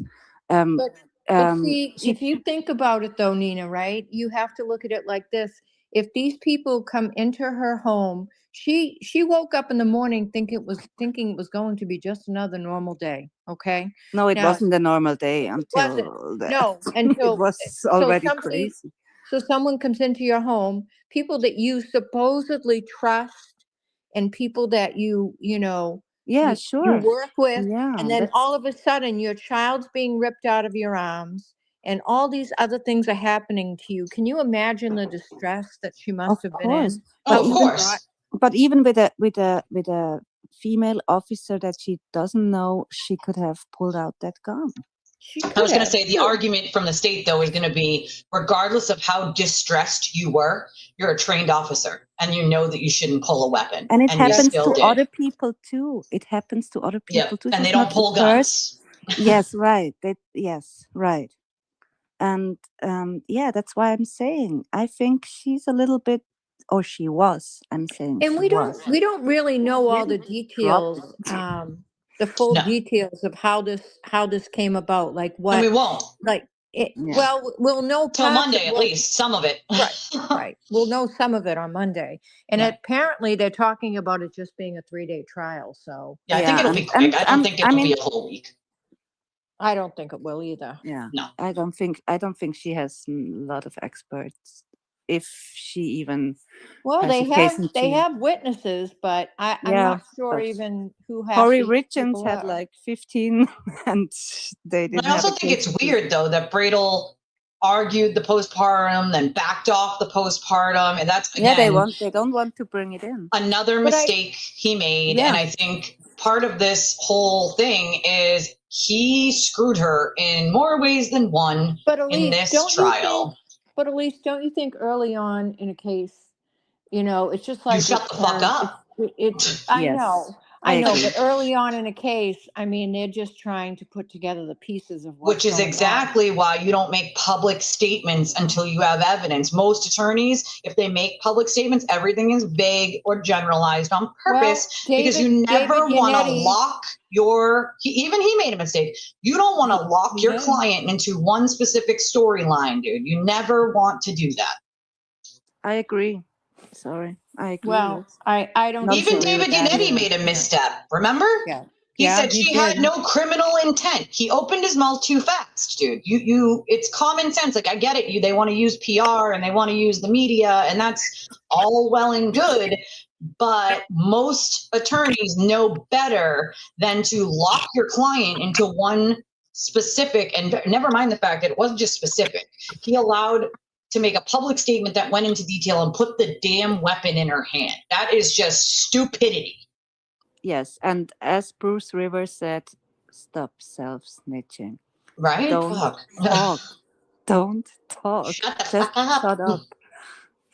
Yeah. Until it goes to trial, you should just, and same for Karen Reed. I mean, we don't have to talk about Karen Reed, but I still think that the interviews were a mistake. Yep. 100%. I mean, you don't do, again, that's locking yourself into one thing. So if they find evidence for one tiny little thing that doesn't correlate, then you're now a liar, right? That's not smart. The attorneys know better than this. The problem is people like Bradel and Bedro care more about the media attention than they do the fucking case to begin with. And I really do think it's a mistake of her not firing him in the beginning, because it's his fault that she sat in jail longer than necessary. He was not prepared. He likes narrative instead of legal arguments, and he likes to change his argument if the first one isn't working. The problem with that is once the court has ruled on it, you don't get to then change the argument. That's not it's not the way it works. And so we're seeing this right now with Bradel and Harold and the Purple Crayons mega motion, where they've already argued a motion to dismiss. This is just another motion to dismiss on the same nonsense a second time. The problem with that is the court has already made a determination on a motion to dismiss based on a lot of this nonsense. And some of it is just pure innuendo, speculation, has no evidence to back it up. You're using fake medical conditions in this shit. You're making it 80 or 90 something pages, repeating the same things over and over, pointing the finger at everyone else, again, with no evidence to prove any of it. It's a denial waiting to happen. It's going to be and time. interestingly, all the things that came up in the mega motion from Bedro, they already knew that in the first motion to dismiss. Yep. So Already it's argued not, it. And it was Not never arguable mentioned. anymore. Right. It was never mentioned there. And now it's mentioned, and yeah, it's interesting. I mean, I'm in. It's like, yeah, bring it on. I want let's to see see. it. Let's see. Let's see. Yeah. So, Sparkly, do you want to talk more about Kelsey, or can we move on to the next topic? No, Are we can we move good? on. We can move I on. think we're. I think good. we're okay, right? I Yeah, mean, I think so. we both have empathy and sympathy for Kelsey. That's not the issue. Mhm. And I hope that, and I still, even if she will be found guilty, I think she won't get prison time. It's a No, I first. think Well, she'll she get has no time record. served. Yeah, She has So no get time served. yeah. she and could get time served, or she could get an ankle bracelet. She has no other criminal history, so I Yeah. don't see her Right. doing any like substantial amount of No. time. If they So wanted, it's they could probably not give her like- like 6 months or something, but I don't see any Yeah. substantial No. time happening. And And- let me just say this. I think one of the reasons she opted for a bench trial was because she knows she has the custody hearings coming up in April, and I think she just wanted this behind her, no matter what the outcome is. But that It'll would be the same with. But it would be the same one way or another. Well, no, I know, but if she say it was a jury trial and it was a hung jury, and then she had to go through all this again. Yeah, but it that's might- better than guilty. No, I know, Right. I understand. I understand that, but my point is that it might make it, it's something that could be look a little more detrimental to her in a custody hearing going forward. I mean, there are many people that are convicted of things. Doesn't mean that their children are kept away from them. No, And but a guilty is going to be worse for a probate hearing than I a don't think hung so. jury. That means you're still innocent until found, until proven Right. guilty. If you have a It's hung just- jury. If you're found guilty, that means you're guilty. And I then they think have she more just- of a reason Of an to assault screw with you. a I think deadly weapon. I think she wants all of this behind her so that she can reunify with her son and she can move on in her life. And I think she should have visitation rights. Yeah. All of that. I think the whole I thing think- that happened to her with the jail, with no visitation, even without, even with Supervised. Yeah. supervised. That's a scandal. She should be able to see her. It son. should be That's- 50-50 yeah. custody, and that should be the end of it.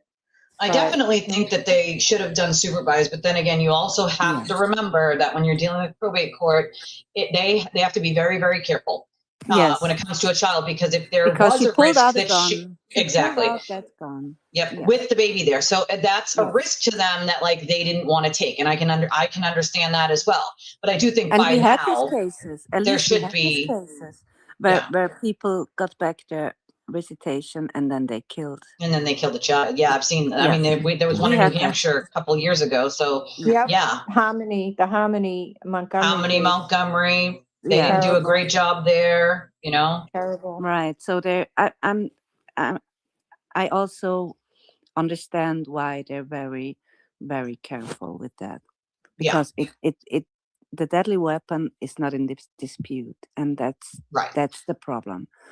So yeah, but I hope, and I said it before. I think since she was arrested and now out of jail, she has therapy, and I think she needs that therapy. Yeah. And I hope she can grow, and she can also fight her demons or whatever it was in the past with aggression. I think she has a problem with aggression, or a slight problem with aggression, and I think she has now the therapy she needs, and I'm glad. I mean, people can change, and she seems to be very changing, and yeah, growing up. I mean, she's 29. Never forget, she's 29. Yeah. She's I not. think both of them should be court ordered to do therapy. Yes, And both. hopefully that will Yeah. happen. Yeah, I agree. Someone's 100%. asking, what about her job? Well, right now she doesn't, they're not commenting on it, but I'm assuming that she does not have that job right now. And I mean, if she was found not guilty, I guess there's a chance that she could get the job back. I highly doubt with the department she was in. But then you I have to think deal she with said she post. wants to go back to law school. I think the cop Yeah, thing is done. Yeah. Yeah. So I don't necessarily think that she'll want to go back to being an officer, even if she was found not guilty. Yeah, right. Yeah, she wants to go back and finish law school. She's halfway through it. So Yeah. I think that that's great, for her. I mean, if that's what she wants to do, Yeah. then she should do Yeah. it. She's Yeah. obviously a very bright girl, Yeah, I think so too. And it's not over. She's 29. She still has a good future if she get along with Justin. I think they should get along. Well, that's Just not always because going to happen, unfortunately. for the For child. various reasons, and Mm. I have someone right now saying why the system feels like should be available for any 911 call. So I actually went through this earlier in my stream and yesterday, where I believe that a mental health professional should have to go on any call that has anything to do with mental health or psych. And it could stop a lot 100%. of shootings for people who are schizophrenic or are having a mental health crisis. And instead of them being shot by the cops, you could have an intervention and de-escalate, which I've been, had de-escalation tactics courses that were taught to me, before working in the prison, and then during, you brush up. And I don't think that no one is being the baby's advocate. I think you also have to advocate for the child in a way that makes sense. And that also is that if at all possible, the child deserves both parents. So if that means that there's a safety risk or issue, then that's why there's such things as supervised visitation and supervised visitation centers. And if the risk is higher than even that, then that's when you just don't have any at all, right? So I don't advocate for someone who's in a dangerous, situation to have access to children. I also don't advocate, though, that children just be torn from their parents forever, because mental health can get better and with care and correction and therapy and sometimes medication, those issues can not resolve but be controlled to the point where it's perfectly safe and normal. And I don't think someone's child should be held from them forever for that either, right? And it's not just about affecting the parents. This is very formative time for this child in the life of this child. And to do, to literally remove the child the way they did with the lack of nurturing from its mother. But we also don't know why, right? We don't know everything on why they made that choice. And that's part of the problem. Yeah, that's a whole other interesting component to it, but that affects the child, and that will affect the child for its life, especially when the child gets older and is aware of what actually. Well, that's the thing, though. If there was an actual safety issue, then I don't advocate that they just left the baby there, right? No, I agree. If there's an actual safety issue, then that's the appropriate, way. But the way they did it is the problem. Is, first of all, why would you, even if you're going to pass the baby off to him, right? you don't do it with him in the house. He should be outside of the residence, not inside the house with them. I've never seen that happen. Usually That's he'd have to right. wait outside or up the street even, and they will then bring the child to you. They Well, don't it's let him again- it's stand in again the this- house. It's again the system. It's again the system, you know, they have, you know, special rules for them because they're police officers and firefighters and all of that, that most normal people aren't held to those Well, they same don't rules. get it. They don't get that, right? And I think the other component is, and I've heard a lot of people asking or stating like, well, DCF should have, or why didn't DCF? And I will explain that because in this state, that's not the way it works. If a parent goes to court and they don't go to DCF and they don't call DCF and they go to court and they file for guardianship or emergency custody and a judge gives that emergency custody, then DCF is not involved in any way. They don't have any jurisdiction to do anything, nor would they. They have no right to circumvent an order. They can't do anything once a judge's order has been made. They will not step in. They will not go there. That's between the court system and the officers. So the judge made the order. Therefore, what would happen is, just as they did, the officers would go there, not DCF, because DCF was not involved before that. There was no report made to DCF. He went straight to the court. So when you go straight to the court, it cuts DCF out. Once the judge has made an order, it does not allow DCF to step in any way, shape, or form. They have no jurisdiction to do that. A judge has already made an order. End of story. So And I I'm see a lot of sorry, people sort of mixing that up, that they're assuming DCF should have stepped in, and why didn't they? Well, that's why they can't. And I'm sorry, unless there's extensive,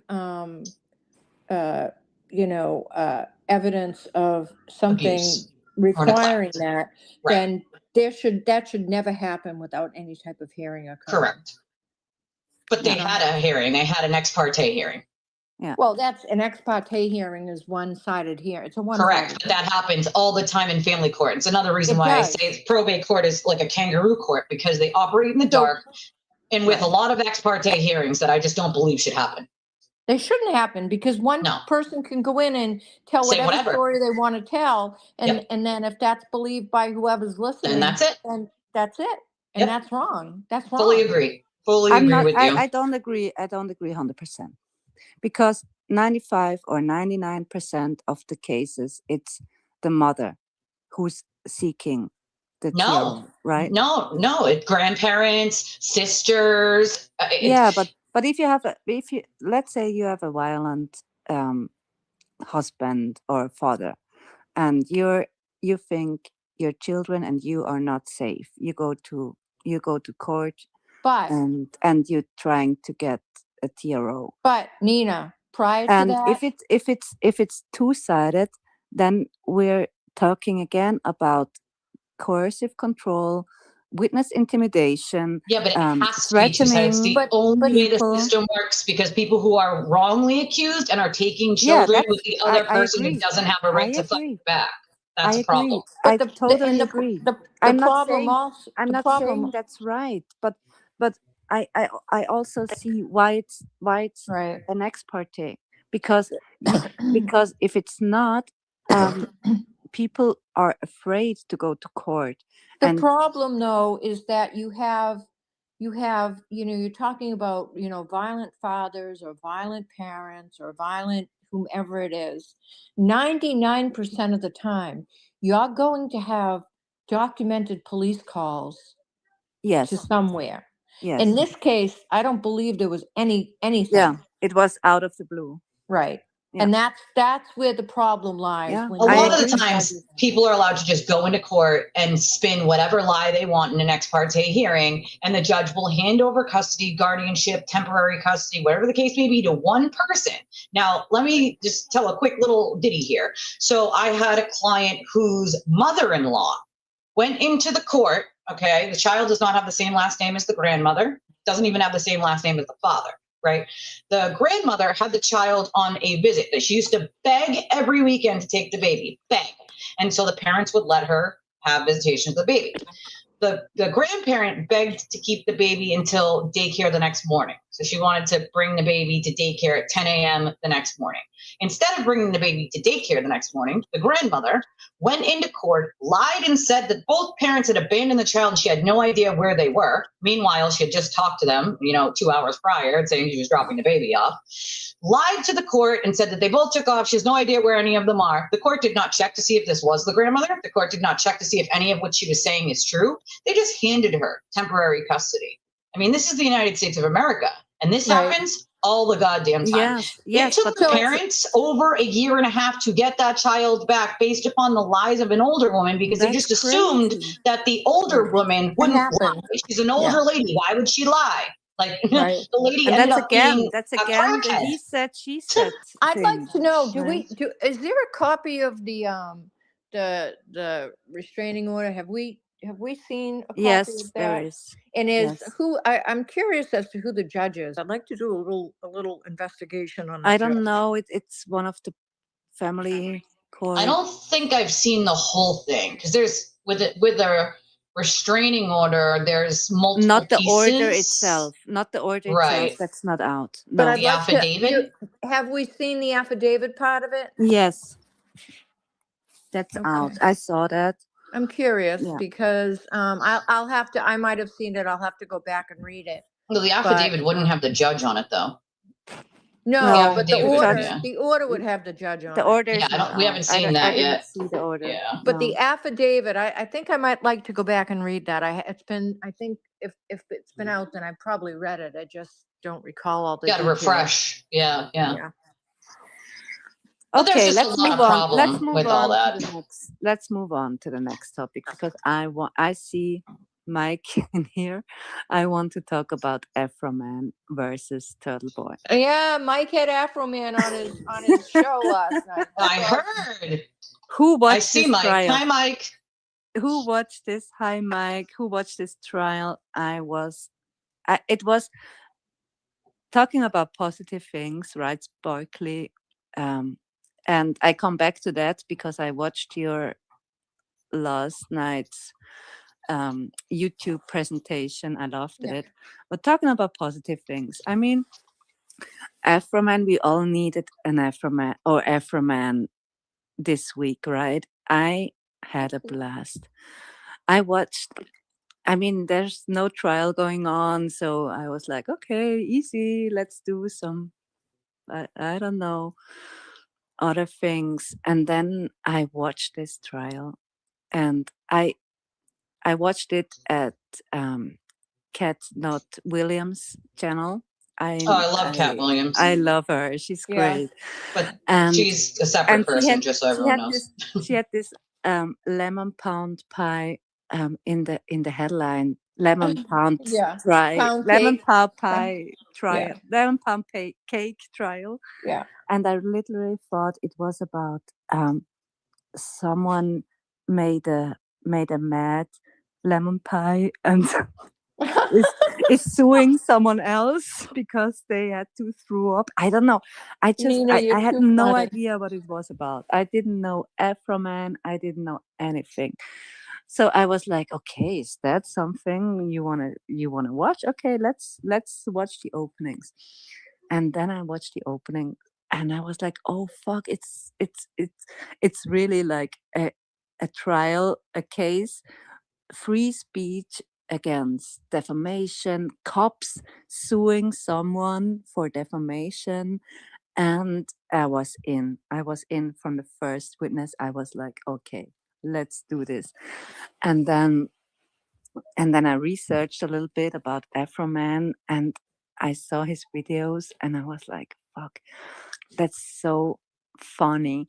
It's his own footage. That's the part that doesn't get me. Is he has every right to his own footage. You guys don't like the way you're portrayed, then don't portray yourself that way. It's his own damn footage. It is, and I don't. I have to go back, but I didn't. I don't exactly know how they get that search warrant. Maybe Mike can talk about it if he wants to come up.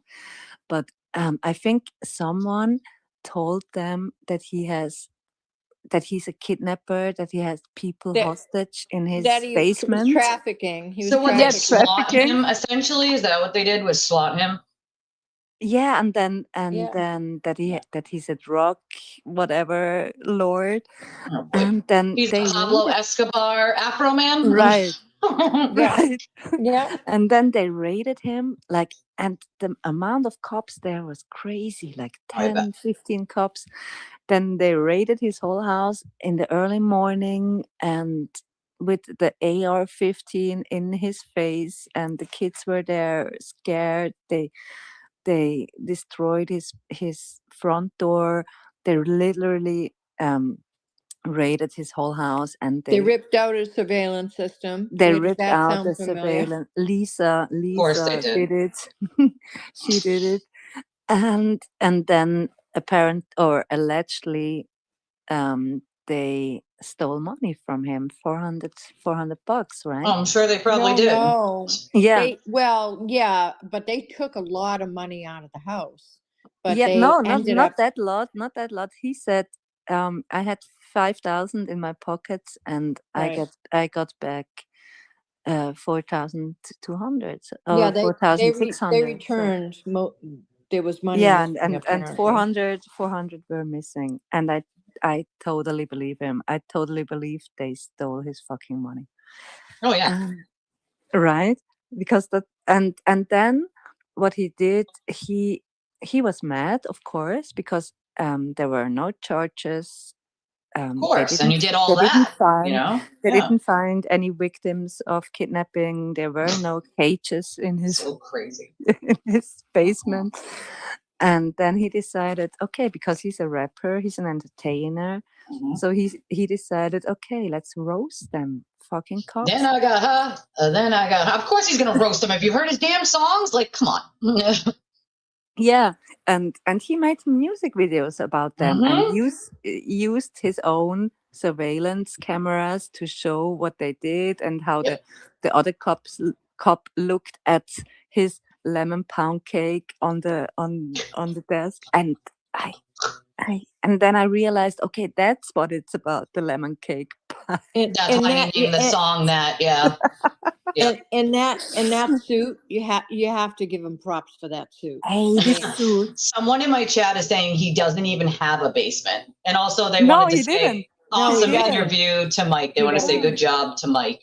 Awesome There interview, Mike. wasn't. Yeah, Mike did a basement. great job. Great Mike job was with that so interview. cool. Okay, we come back to Mike, but then yeah, he decided to roast them all, right? So funny. And make music videos about them, name them what they are, like thieves and fucking cops, and they own him his door, and will they help him with the door repair? And You're supposed to. and then they sued him for defamation, because they didn't like like what he said. like $3.9 million. And they lost, just to be clear. I think it was less. I think it was 25,000 per. No, it was 3.9 mil. Was it? Yeah.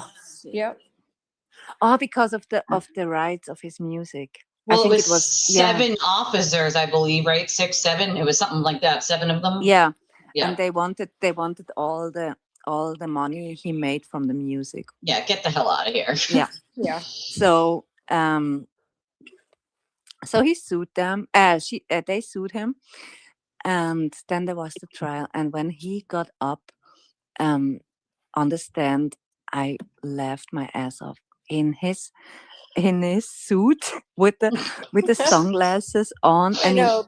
I would if I was the plaintiff, I would ask the judge to fucking taking his sunglasses down at least. But they didn't, and they made such a mistake to put him on, because he was just, he said the whole time, I'm just this wouldn't have happened if they didn't raided my house. If they didn't raid his house, which no charges were filed. Hey, Mike. Hey. Hey, Mike. Hey, welcome. Good How job. are you? The man of the week, Mike. Yeah, I'm kind of on a high. I gotta say, the show's Good going job. well, Great and job with that interview. Great yeah, job. Karma karma always strikes back, right? Yeah, and I think I got it because I got high. That's the name of that's the hit song. And that's how everything started for me I did on my show and everything 25 years ago. Because I got high, I I decided to. remember the Oh, interview that's cool. because I got high, because I got Yeah. high, because I got high. Yes. And I think the big thing last night too that came out was like one of the cops apologized to him. Yeah, And he he said Oh, that. He really? said and he that. basically accepted it, but he also said to the cop, like, but I'm still gonna play the songs. Cause that's what it was really about. They wanted all the money from the songs that he wrote about them, but they Yeah. wanted him to stop performing in them. They wanted him to Yes. stop using their likeness at all. And he's like, Right. that's No. what this trial was about. It was amazing too, like you said, when he went on the stand. And then his own lawyer was like, well, we're gonna defer if we defer crossing him right now. We don't know, because after that happened, after Afro Man got on the stand and the plaintiff lawyer questioned him, it was over. Like, Yes. yeah, Afro Man's lawyer didn't have to say another word really the rest of Yeah. the trial. It was Basically, all done like it was in the amazing. direct. And Mike, can I ask you about because after the first officer, like Brian Newman, I thought his comments or his posts on him were like, I mean, he called him a serial rapist and a pedophile. Right. And for me, it's close to, or it could be defamation, right? But then I thought, okay, but the cop didn't really have financial loss. He changed the job. He's now a detective. So what are your thoughts? I mean, nobody wants Yes. to be called Yes, a and I think it's serial also rapist. yeah. I think it's also because like there's some other factors too. Number one, that he's a police officer, he's not a private citizen. And Okay. I think that the jury also saw some fault with what they did, that they busted down this guy's door Yeah. and it was off a shitty lying confidential informant. And all they needed to do is check to see that he didn't have a basement. If they had just checked to see he didn't have a basement, none of this would have happened. Like, There's do your no due women in the diligence. basement. Yeah. They often don't, though, Mike. A lot of the times they it's don't even check the address to make sure they got the Yeah. right fucking house. and it's their fault, and it's also he's a comedian, like, so I think there was a lot going in his favor. I felt the same thing. That could be the most problematic part, but I also thought the police officer too, the way his demeanor, the way Yeah. he kind He of smiled answered the it, whole time. yeah, it was creepy. So I think a lot of things came into play here, and I think the jury had a lot to digest, and I think in the end I think they made the right decision. But I he think this was good. but he said something interesting on your interview. He said, if you're accusing someone of something, make sure it's true. Yeah. Right. He said that, right? Yes, he So did. you can't, so he basically said you can't just made up stories and calling people thieves and pedos if you don't think there's some Truth to it, yeah. truth. Yeah, and there was enough evidence, I think, for him to back up a lot of his statements, especially about the thievery. Yes. So I And think someone in the chat Natalie mentioned said that they took his weed. Did they take his weed? Did they take his weed? yeah, there was like 2 joints too. It was like that. It was pretty funny that. I mean, the most embarrassing thing from Afro Man, honestly, that there wasn't a pound of weed there. You would think there would be a You lot would more think, weed. right. Like They if only it was found Snoop Dogg, they would have grabbed a pound. But anything else, like Afro Man just crushed us. He did so well. And it was such an honor that he picked me last night to come on my live stream, That's knowing great. everybody else in the world wanted him. And he was on CNN with Jake Tapper right before me, and then the Wow. Young Jerks. So it was like a Oh, perfect alignment. I loved it. It was a great interview. It I was hope cool. I hope he keeps speaking out. Oh, I'm sure he will. He's working on new music, and he's all out on this. He is so happy. He's got. If you look at the Billboard, Hot 100, he's number 1. He's got like the top 3 or 4 so top funny. spots. He's breaking the fucking internet. Good. Yeah. And Mike, did you know him before the trial? I knew of him. Obviously through, I booked Okay. a lot of music, cannabis music. He's Okay. somebody we always wanted to book on the Freedom Rally, actually. Oh, I think we really? almost did a couple times, but it never worked out. And just, it's amazing to be able to get that kind of interview with him, knowing that we both have the cannabis in common, Yes. and we both have kind of politics in common too, and not being pigeonholed with any one party. Like we have a lot in common. It was funny, and it was awesome Interesting. to be able to chop it up with him for like 45 minutes and just let him go. Some people gave me some criticism that I didn't ask enough questions. They didn't like the questions I asked, but it was his moment to celebrate. Yes. And I just wanted him to talk about what he wanted to talk about. And I Yes. think that came Let him across, I think, speak. as well. And everyone else was already asking all these questions, so it's already answered what he feels, blah blah blah. I think it was a great interview. I really liked it. I enjoyed it. It was Yeah. definitely a high. I'm on a high. I got Yeah. Juna Perkins coming up tonight, district attorney candidate, Norfolk Yeah. County, to replace Michael Morrissey at 6. I don't know if it'll be as exciting, but I'll be excited for it. And I feel like I'm on a roll with the show. We have a lot of content upcoming, so I want to thank everybody who's been supporting You us, are. sharing us You with us are. on this ride. And I love Mike, Judge Erskine, you know it. She's my second spirit animal. She's really Oh, like, she's cracking it. I love her. Mike, you're doing a great job with your show. I mean, you're bringing on so many interesting guests, and we appreciate that, and we love to watch it. So keep doing what you're doing. We appreciate it. I got a excellent. comment from Mike too. Deneen says, "Hey Mike, doing a great job, which makes AK so angry. Proud of you." And Jesse Aw. says, "Keep shining." Thank you. It feels good. It feels good. I know more is upcoming, so I'm looking forward to covering Kelsey Fitzsimmons. I loved your discussion today too. How you all had different points of view, and you weren't vile. You all get along. You respect each other. I Yes. think that's important. And hopefully, I'm going to be doing that Monday and Tuesday night covering the Kelsey Fitzsimmons case. And I'd like to have some of you on there actually. So Excellent. we'll chat. Sure. Absolutely. Oh, sounds good. Yeah. Awesome. We love different opinions. We don't have to agree all the time. We and don't. you can't learn without being All challenged. sides. No, without being challenged sometimes. And yeah, rethink your opinion and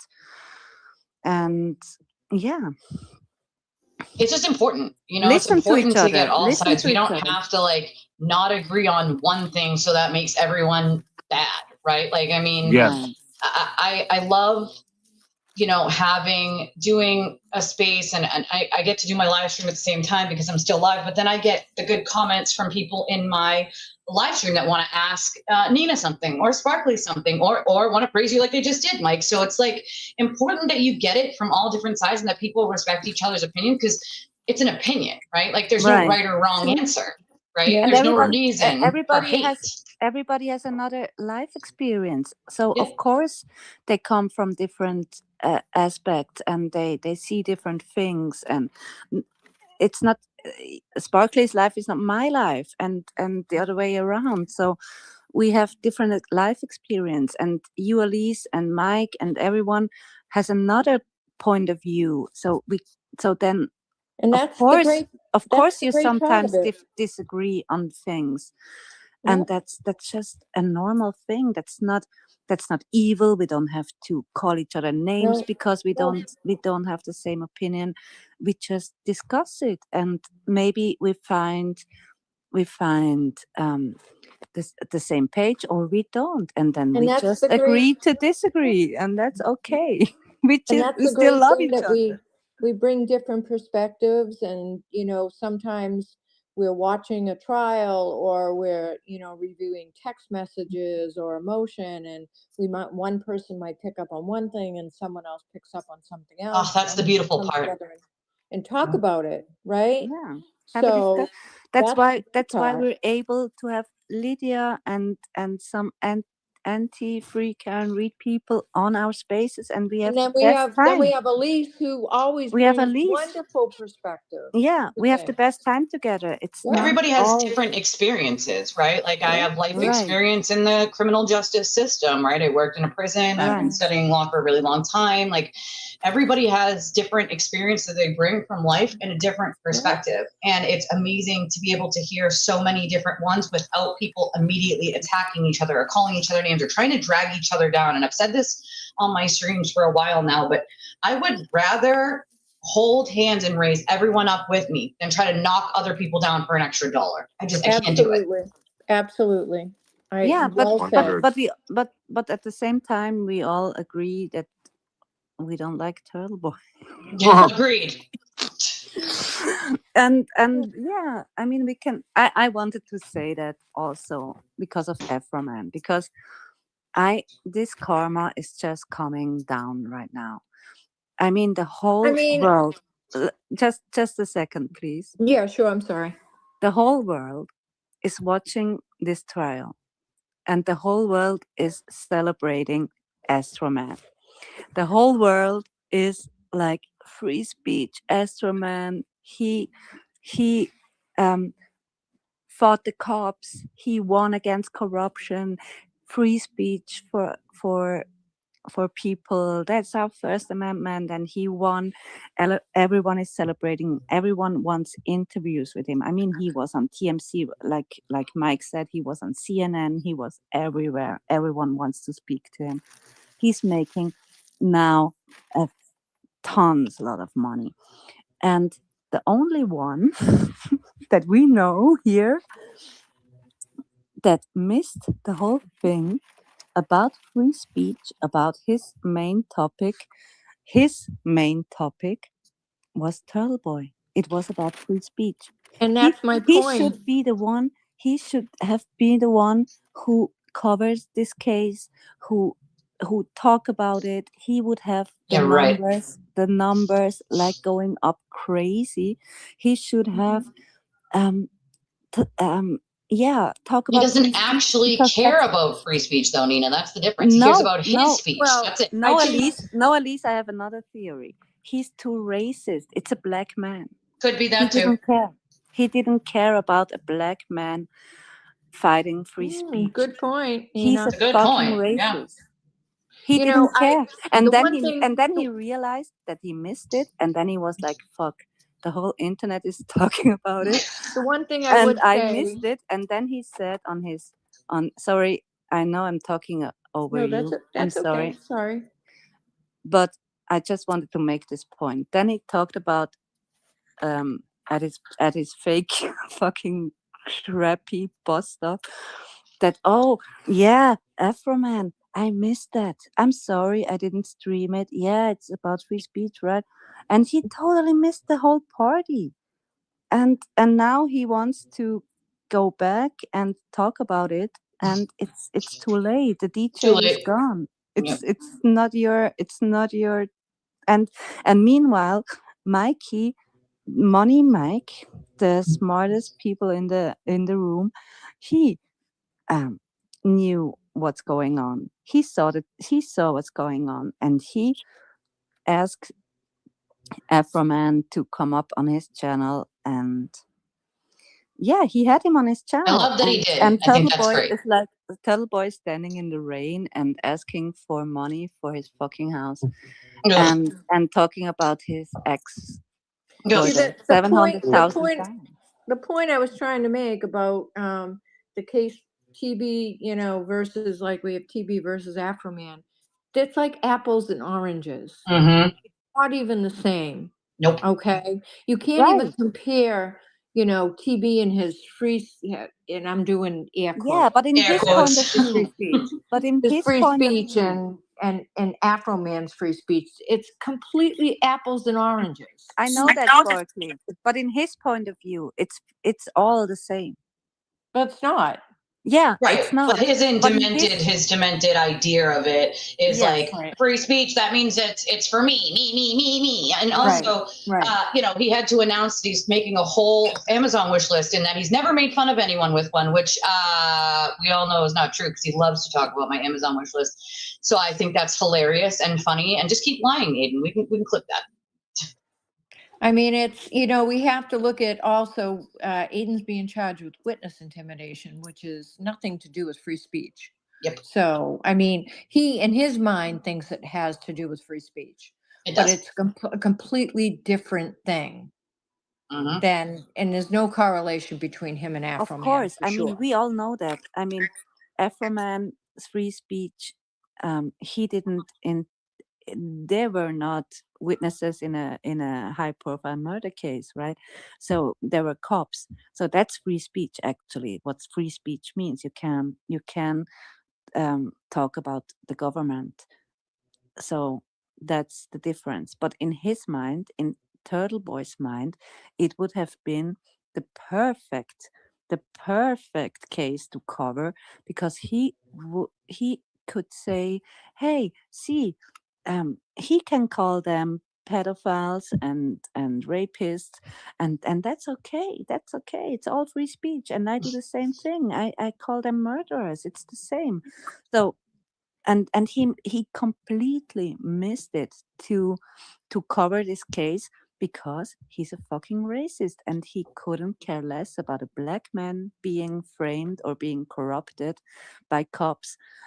He wants to have free speech for the white how do I say it? Supremacists. I think you said it right.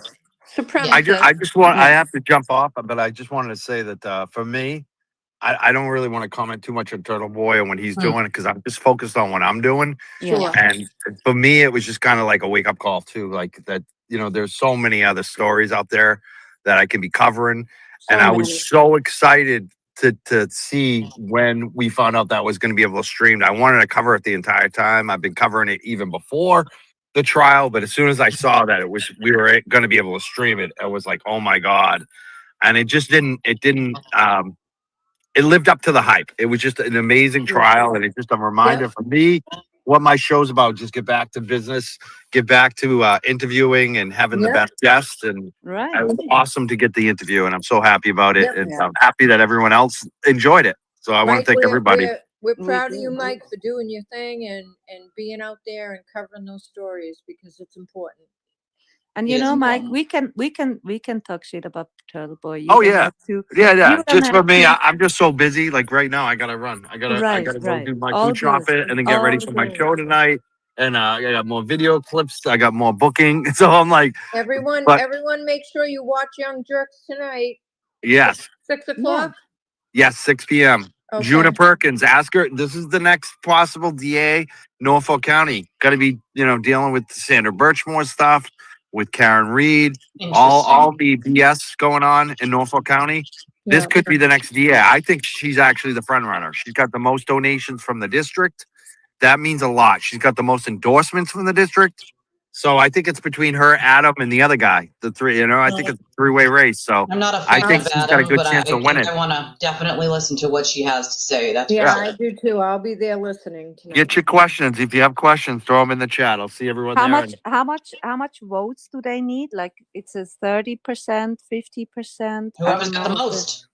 Whoever gets the most in the Whoever primary. gets the most, yeah, Okay. is the primary. And when is the primary scheduled for? You know what? I'm not even sure, but I think don't it's even August know. something. It's August. It's a ways of August like or 2 September. months before voting, so it's should be around August. I mean, August, do they September, allow absentee balloting? Oh, I'm sure. Early voting. Yeah. I'm sure. Yeah. But how do So get that information out, just we for should. just It's for a ways away. second, so the primary means then the other are out, or then that's Yes. only one, and Just then one. Yes, Yep. it's basically this is the Democratic primary. Whoever wins the Democratic primary is going to be the DA. That's the bottom line. Okay, so And there's that's what no this is. Republican. There might be an independent too, but even it doesn't make a difference. The Democrat's going to win. We know Okay. it. Like that's why everyone needs to get out to vote. Make sure you're registered for the primary, because So it's that is Democrats generally the against election. Democrats. Yeah. Right now. Okay. Well, Okay. Got it. Yeah. Okay. Thank you. Thank you. Have a great day. All right. Have Bye a now. great Thank you night. so Thanks much. for Bye. coming up. Thank Thanks, you. Mike. Bye. Bye. Bye. YB is here as well. If you want to speak. Oh, hi, YB. Hi everybody, it's me, YB. How you doing? Oh my No, God, for that's fuck's not I YB. just sake. want to say, YB is a That's son not of a YB. bitch. Get rid of that person. Oh, now they're doing. Oh. Trolls are up. The trolls Who's are that up. bored? I just want to know who's that bored in their life. That they was just was Valerie again. I know, right? How It's weird. I mean, I mean, come on, Valerie. How many times do you want to make a fool out of yourself is what I want to know. Yeah. Like, how many times do you make a fucking clown? Go back to clown college, bro. Because you can't even do that right. Really? I mean, how arrested developed you are to do that? I mean, is there like life? Do you have a life other than like Well, pretending to you be know other what? people? It's fucking weird, dude. Valerie keeps moving on to different people because she gets caught. Every count she gets caught on, she has to move on to a new Yeah, one. the next one. So she was Astro, she was Elise, now she's YBE. She was Nina. Oh, was she? She was. At one point, yeah. There was I didn't see that. Yeah. like she hasn't me yet. So if you see a Sparkly, click on my name and make sure it says Sparkly. I say that all the time, yeah. Oh, that's so actually. Yeah, she does. She thinks she's in junior high. It's Let's really give quite her sad. some love. Let's give her some love. It's sad. I fucking love, all right. I don't know. Primary is the 1st of September, 2026. Okay. Okay. And when do you know, Elise, did it say when like early voting is or mail-in ballots start? I don't know. My wonderful Maud did the research, so I have to give her the credit. She told us when the primary was, but I will look or something. We'll figure it out. That'd be awesome. Yeah. Interesting. She said, "Hold, please." She'll look. Oh, awesome. That'd be great because there are a lot of people for whatever reason that need to do early voting or they have to do mail-in ballots. Mail-in, yeah, we do all that disabled here in Massachusetts. So all that exists in all of this. And so, yeah, the dates are important. You have to have it in by this date. You got to postmark it by that date. And, you know, the whole rigmarole revolving that. Most of my friends live in Norfolk County. I'm from Norfolk County. So it'll be interesting to see what this lady has to say. And we're a very blue state. So, you know, it's not often that you see a Republican win. Massachusetts is. Yeah. I was born and raised there and grew up there. And I grew up in Suffolk County, though. Boston, yeah. Yeah. It's, I mean, Massachusetts needs to get its fucking shit together. Love of God. They really do. Let's get some goddamn shit together here. Like, we had a lot of just nonsense happening that just needs to be fixed. And, you know. Yeah, and one of the things is the fact that the judges are appointed, not elected. Yeah, they need to be. I was talking about that earlier on my show. And I was going through the chat, like I'm still live, obviously, but we were literally talking about that here on my show about how they're appointed here and not voted in, and how they're voted in other places. I was playing a video earlier. I started the show with playing a video of a guy in Michigan with a judge, and the guy was like, "You guys are charging me with this crime. I'm being held in a jail when I could be let go. And you're saying I committed this crime and I have been in custody for 6 months. So how did I go and commit this crime while I've been in jail?" Right? And instead of them looking into it, the judge takes about 2 minutes to look through the computer system to like prove the dates that he's in jail. And it's like, "Oh, the system's just not cooperating with me. So until I can figure this out, I'm going to give you a $25,000, bond," which is like, and the guy's like, "Your Honor, A, I can't afford a $25,000 bond, and B, I've never been arrested in that county. Did not commit the crime. Like, I've been in custody the entire time, and I have the stack of paperwork here." And the judge just completely didn't want to do anything. And it was just like, "Oh, well, your attorney, when you get one, when you eventually get appointed one in the next 21 days, they'll file for, whatever that they need to file." And it's like, no, if you are made aware as a judge that something like that is happening, it is your job, your due diligence to stop, go back to your chambers and figure out what's going on before you illegally hold someone for another minute, never mind another hour, never mind another day, never mind another goddamn month. Absolutely. And I think anyone that's held illegally and they can sue. Their civil rights have been violated. They should automatically be given. They should be given money. They should be given an award. Automatic. I think in some states it is automatic for every hour or day. There's a certain amount of money, but that's not for every state, obviously. In some states, ours, is capped at $1 million, which is crazy. That'll teach the judges a lesson. Well, let's also get rid of immunity, just straight immunity. If you got rid of qualified immunity and just immunity, all different kinds of immunity, right? Then you would see them start learning how to fucking behave real quick instead of just doing whatever the hell they want, right? Because then they could be held accountable for that. There's no reason to just give them blanket immunity, because what happens is even if you can prove what they did was illegal and that they knew it was illegal, another judge is not going to find on your behalf because it's another judge, and you can bet your ass that most of them have done something like that, so they're not going to find in your favor. They're going to find in the judge's favor. So what good does that do? You can't have judges policing themselves in the same way that you can't have the cops policing themselves. Of course. Of course. It just doesn't work. It's ripe for corruption. Early voting in Mass is August 22nd to August 28th. Locations and times will be determined, Jesse said. Yeah. I gotta mute. I Okay, gotta go I downstairs and get my accidentally- child, so I'll be right I'm back. sorry. I accidentally I'll be right back, guys. I gotta run downstairs and grab my child. YBE. And I'm trying to get her up again. I don't know. So while you're doing that, I'm just going to read something from the chat. So Girls with an Eagle Eye posted that Norfolk County Mass DA candidates primary voting details. Primaries take place September 1st, 2026, 7 a.m. to 8 p.m. I'll be right Voter back. I have to go registration downstairs and deadline grab is my August child for my sister 22nd. and kiss my neck. Vote by mail application baby. deadline is August 25th. And early voting period is August 22nd through the 28th. So if you have not registered to vote, please go and make sure in Norfolk County you go and you register to vote. And you have different ways that you can vote. So it says voting details. The main election will take place on November 3rd, 2026, 7 a.m., 8 to 8 p.m. Voter registration deadline for the main election is October 24th. Vote by mail application deadline is October 27th. An early voting period for the main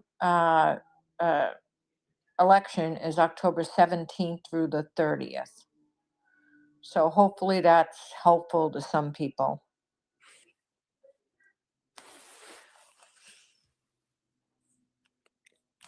Yeah, I think voting is always the best thing to change. Yeah, sometimes people aren't aware of the dates and everything, so I think it's important that people are aware of them. That's And I'm sure Mike will go over that as well. But they definitely need a good change in Norfolk County. That has to happen. Yeah, I agree.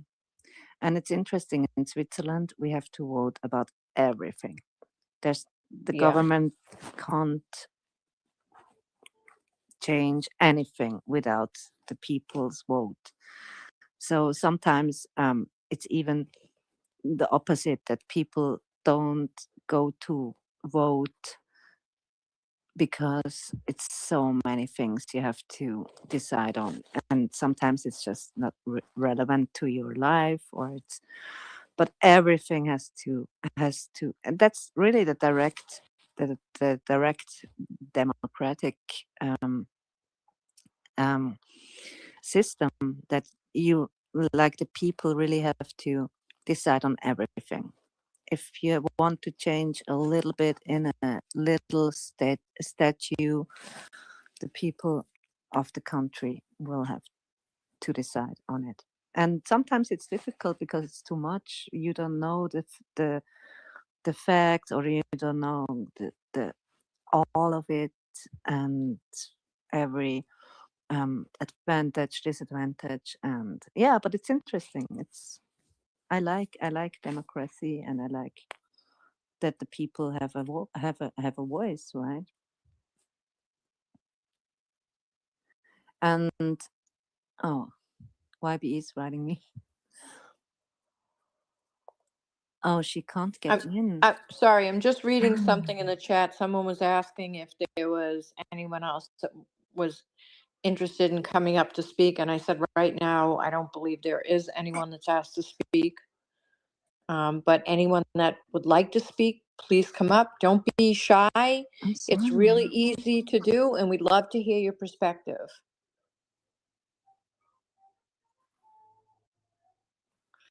But I don't think there is, Nina, at this point, correct? Wait a second, I'm writing YBE. She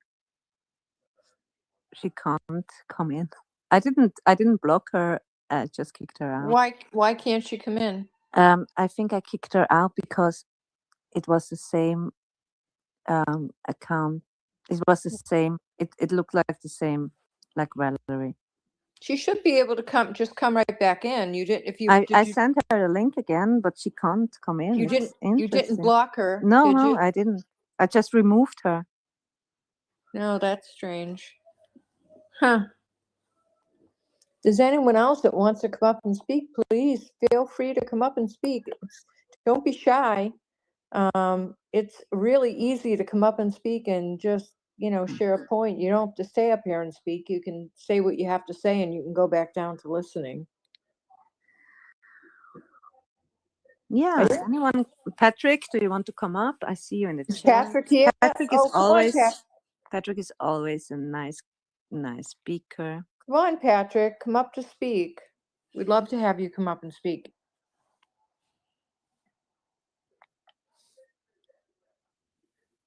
I'm just looking to see who else is in here right now that might be interested. I see the career nomad. She's usually pretty good and wants to speak. Yeah, I like her too.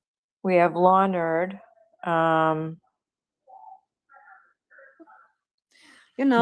lot of people are working. Maybe it's they could be. yeah. So They could be working. But it's nice to have other people, put their thoughts in as well. Sure. And it doesn't have to be anything deep, just a thought you might have. Think Speaks is also here. She's also has To nice lose thoughts audio? always. Oh Yeah. God, hold on. Tulu. I lost audio. Hold on.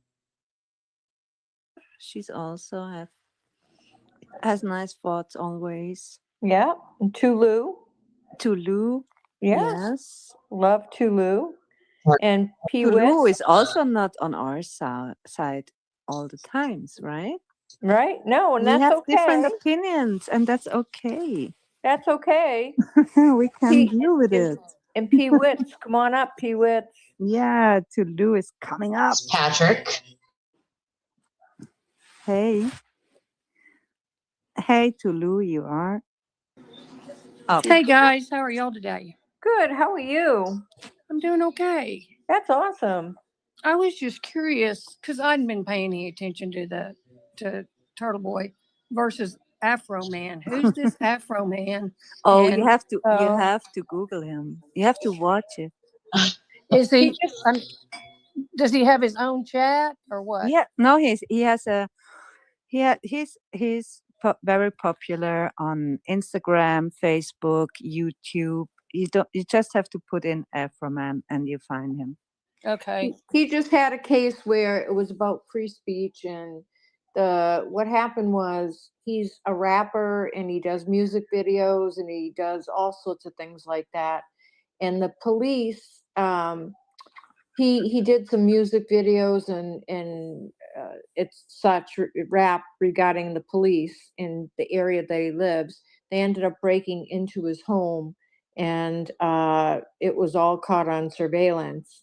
And then the police officers, because he did these music videos about this and I would have loved to see name it. It's them not been all, fun. they tried to sue him. So he just had a recent case that just passed. It lasted a couple days, and he was found not responsible at all.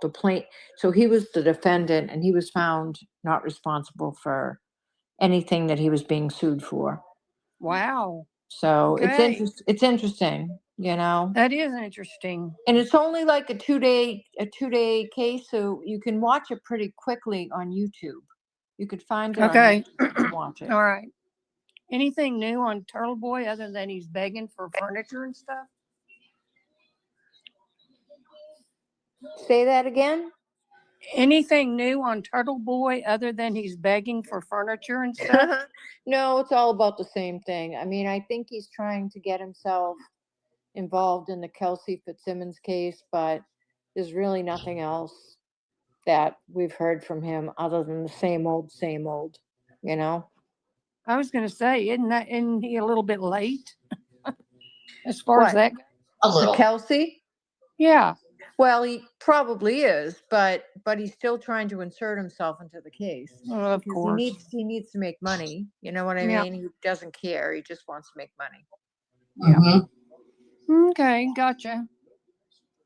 You know, and that's about all that's going on right now. I mean, there's a lot of discussion mostly about the Kelsey Fitzsimmons case. I mean, obviously that's coming up on Monday, and that's going to be a bench trial. That should last probably 3 or 4 days. It shouldn't. It should more than the week. And we should, have results on that. So, I mean, that's about all that's going on. I know that the Young Jerks is having a show tonight on YouTube at 6 o'clock, and we're encouraging everyone to watch that. It's about the Norfolk DA's office. Oh, So, yeah. So if you want to, take a peek at that at 6 p.m. on YouTube, the Young Jerks, that will be good. And that's about it. It's the same old, basically. yeah, it sounds like it. And I guess Jess is just having a blast. I mean, if you're on a vacation in, I don't care where. I mean, I know she's in Florida, beautiful state. Never get to go anywhere for her. And she still has to do, if not 1, 2 shows a day from there. Well, she needs that money flow income coming in. You know I what I just mean? sit there and go, where is your husband? Well, I mean, go enjoy yourself. I know. Go sit by the pool and get drunk with your husband. I mean, I I know. don't care. But Jesus. I don't watch any.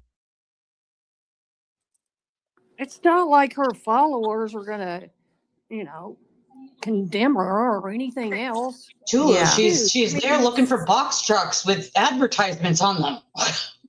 Well, true. I don't know. I just.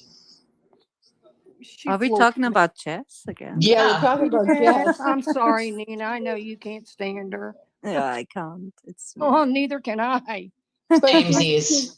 she's making a point that she's supposed to be on vacation. She's still doing. She's supposed to be on vacation, and she's still doing these 24 and 24 or whatever.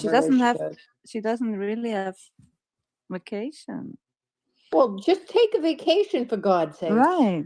But I don't think she likes to travel. Yeah. She loves her bed. Oh, it looks like the career nomad wants to speak. Yeah. That's great. I invited. Oh, that's nice. Oh. Yeah. You can speak, career nomad. Hey there. Hey, how are you? Hey, Nina. You can call me Kristen, by the way. How if are you you, want. What's Hey, your name? Sparkly. Sorry. Hi, Kristen. Kristen. Hi. Nice to meet you. Yeah. Hey, nice to meet you. I was just curious. I'd love to hear. I mean, I have thoughts on it, but I'd just be curious to hear your thoughts on, Kelsey electing to get a bench trial versus jury. If you think that was a smart decision. My opinion. Or generally. Oh, yeah. I mean, everyone, just wanted What's to get your everyone's And thoughts. I'll share my opinion afterwards. And Nina and I are friends, and we might not agree, but we're friends. What's your opinion? What's your opinion? Yeah, I mean, I think it was interesting, especially because, we're talking about somewhat of a complex scenario whereby it's, one police officer against another, really. And, especially when one of them is on trial, at least with the jury, they may tend to lean towards, the active police officer and sort of believing their story. So just because of the complexity, it may make sense to have a judge who's demonstrated a level of fairness to help sort of weed some of that out. So I think it was a bold but smart move. Okay. Yeah, it's interesting. I think especially because if she is convicted, at least I've heard the likelihood of her getting, Doesn't mean you want to be convicted. significant amount of jail time. Not a lot of jail low. time. So we're not talking about like a No, murder trial per freeze. The se. difference between like Right, First right. Amendment, So real Not First facing Amendment life in issues and prison. yeah, things perceived Yes, cuckoo First Amendment yes. issues. See, I That's why. tend to agree with you, Kristen. I think it's a bold and smart move, and I do that's not. my opinion, that I think that I do not. she'll get the best outcome with the bench trial. But I know not everyone agrees with that, and that's okay. I mean, there's different varying reasons for that, but for me, I feel like that was the right decision for her. what about you, Nina? Oh, I'm not so sure. I think the facts are against her, actually, mm, because it's not in dispute that she pulled out the gun, that she pulled the trigger. It's in dispute if she pulled it against her or against I the guess so, detective, freeze. or mhm. even not even to that Bingo, that Panda. point. But Exactly why I I disagree. mean, she's a cop. She knows the rules. She knows you can't do that, and she did it. So the judge will not Nice to see you, Mitzi. look at the emotional part of the case. He will look at the evidence and what's presented to him. So I think even though he will find her guilty, It doesn't, no, I she pulled think the he weapon. will That's be very part of the attempted lenient assault. in the sentencing. There's Mm. also a chance that he will find her not guilty, but I think her I don't think chances there's are good chances she'll be found guilty, not guilty. are I think the best chance is she's really going to be found not guilty with a that judge. good that she will be found not guilty. So See, and this is where I Mm. love Nina. I love Nina as a friend, but I don't agree with Nina, and that's okay. We can agree to right. disagree. I think that the judge will find her not guilty. Oh, that's And that's interesting. You do? that's Yeah. my I do. I do. Interesting. I do. I Yeah, do that's believe interesting. that. Can So, you explain why? I think that there's no concrete proof that she pulled the gun against the officer. We don't know, and it's a he said, she said thing, Yeah, but that's okay? the testimony. The But testimony is no, evidence, yeah. Yeah. that's his testimony. But that's Yeah, but evidence. that's Her, evidence. Testimony in a trial is evidence. but her testimony is evidence also. Right. she So Do you If she think testifies. she's going to testifies. I'm just testify? Yeah. let me just make my point. My point is that the judge is the finder of facts. He's the one that has to figure out what actually happened and how did it happen and why did it happen. So that's it's going to come down to. It's going to come down to the judge determining who he Well, it's not really believes why. They don't and care who why. he It happened, not why. determines Doesn't really either matter why it committed happened. an It did assault happen. with a deadly weapon or was not committing an assault with a deadly He already weapon, but admitted was it. That's turning the the gun problem. on herself, which would not be an assault with a deadly weapon. So that's where it comes down to. That's what the end result is going to be. And we don't know all the facts yet. We don't know every single fact. That will be brought out in trial. But I think it'll be an interesting trial. And I think either way, I don't think, even if she is found guilty, I don't think she'll do any jail time. I think if Right. anything, she'll get time served. And I think she can then move on to her probate hearings to get custody of her baby back. Yeah, and That's get what's her life. Do important. you think she'll testify? I think she might. I mean, I think in front of a judge, it's different than in front of a jury. I don't think there's a reason for her Did he give a not to rant testify about in front Mike's of the judge. interview? He's just jealous. If Yeah, what she she is fired the saying is gun. what the Bradel truth put is the and what gun she in her believes, hand, in then my there's no opinion, reason and for that was her a not to fatal mistake. testify. Will he testify? I don't, I think the police officer Noonan will. Yeah, I think he will. Do I think her ex-fiance will testify? I'm not so sure about that. Yeah, they said it's a risk. Both sides said it's a risk to Yeah. put him Well, on he the may be stand. subpoena. Isn't he subpoena, Justin? I think he is. He Yeah. might be. Yeah, he might Yeah. be. Yep. Yeah. Mm. I think it's going to that be doesn't really mean that he will. hard to So- find someone innocent when their attorney already put the It's gun Well, in their if hand. there's very Even if subpoena, you were you're going to hurt yourself, you required. had to raise that gun to get it to your head, yeah, raising to the be gun alone. married. I mean, As long as I the think it's a officer thinks that very you're going to shoot or you could shoot, he has a right to interestingly shoot back. disturbing So before you ever get it to your head, that we're following. you had to raise it. It's Because an this- interesting and case, and She did that. She says she did that. yeah, The officer says she didn't. I There are think just so I many think the things- most but no. the most disturbing part is what happened after the incident with her. Right. Yeah, There's The just so baby. many things we don't know, and that's part of the problem. Like that, we have no idea. We're seeing, as Nina and I talked about earlier, we're looking at little snippets of their relationship. We don't know what really went on in their relationship. right. Oh, sure. Well, you So- have a good idea though from probate documents and then her background. I'm kind of surprised that Free Care and Read people are not foaming at the mouth over Kelsey, because she's a cop who had a very violent history. She's sort of, I mean, Brian Albert didn't have that legal history, right? I'm concerned that she ever even became a police officer with that history. But the history, and just to separate it all, is not relevant to the case. So we can't really Well, despite the fact sure it is. She is charged with a violent crime, but so it won't be brought in as part of the case. That's my point. Prior bad acts could well, be I brought in. got her Aegis 3 off the charging documents, so some of No, I it will. know. I would assume. I don't disagree with what you're saying. What I'm saying is I'm just trying to stick to what the case is going to be about.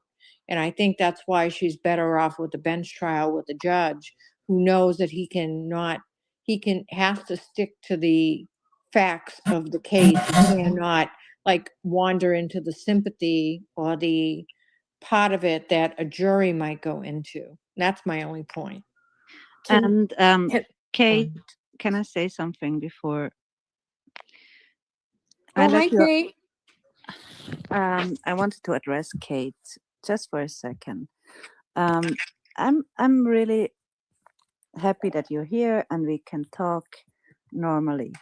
I remember when I was on your spaces, you called me different things. And yes, We've rehashed this 5 times, Nina. we don't have to reverse it. I just want to make sure that we are all okay, that we're not doing that here, and that's okay for you too. But okay? can we just reaffirm that it was me that called you retarded and not Lydia or anyone else? Oh, we already did that, right? Okay, so as long as we're clear on that. But you guys did 3 spaces after that, and about me. So just saying, I'm happy. I think we did one space that was called Not Nina's Space, and we got upset. I'm happy that we can leave it behind. We can have normal discussions. I'm happy you're here. I let you up as speaker, and yeah, let's leave it behind. Okay. Okay. Good. Okey-doke then. Good. And there were requests before.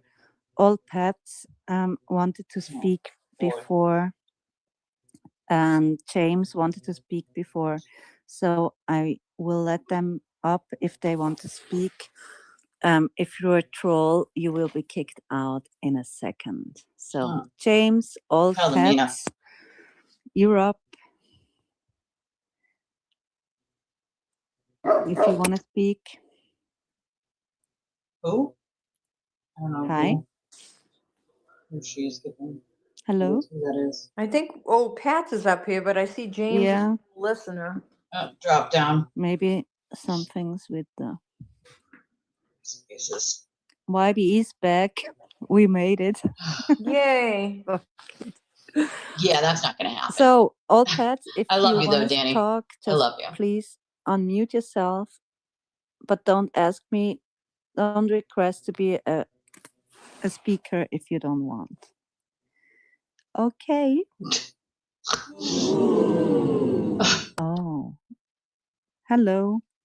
He's a troll, right? Yes. Oh, you accidentally muted everyone, you know? Who, Old Pats? No, I don't think he's a troll. I don't know, but he just he wants to speak, but then he doesn't want to speak. So that makes sense. Old Pets. Do you want to speak or not? He keeps going down, back down. I don't know. Maybe he's shy. No, Well, he's not. no. If you want to speak, It's a you're not troll. shy. Sorry.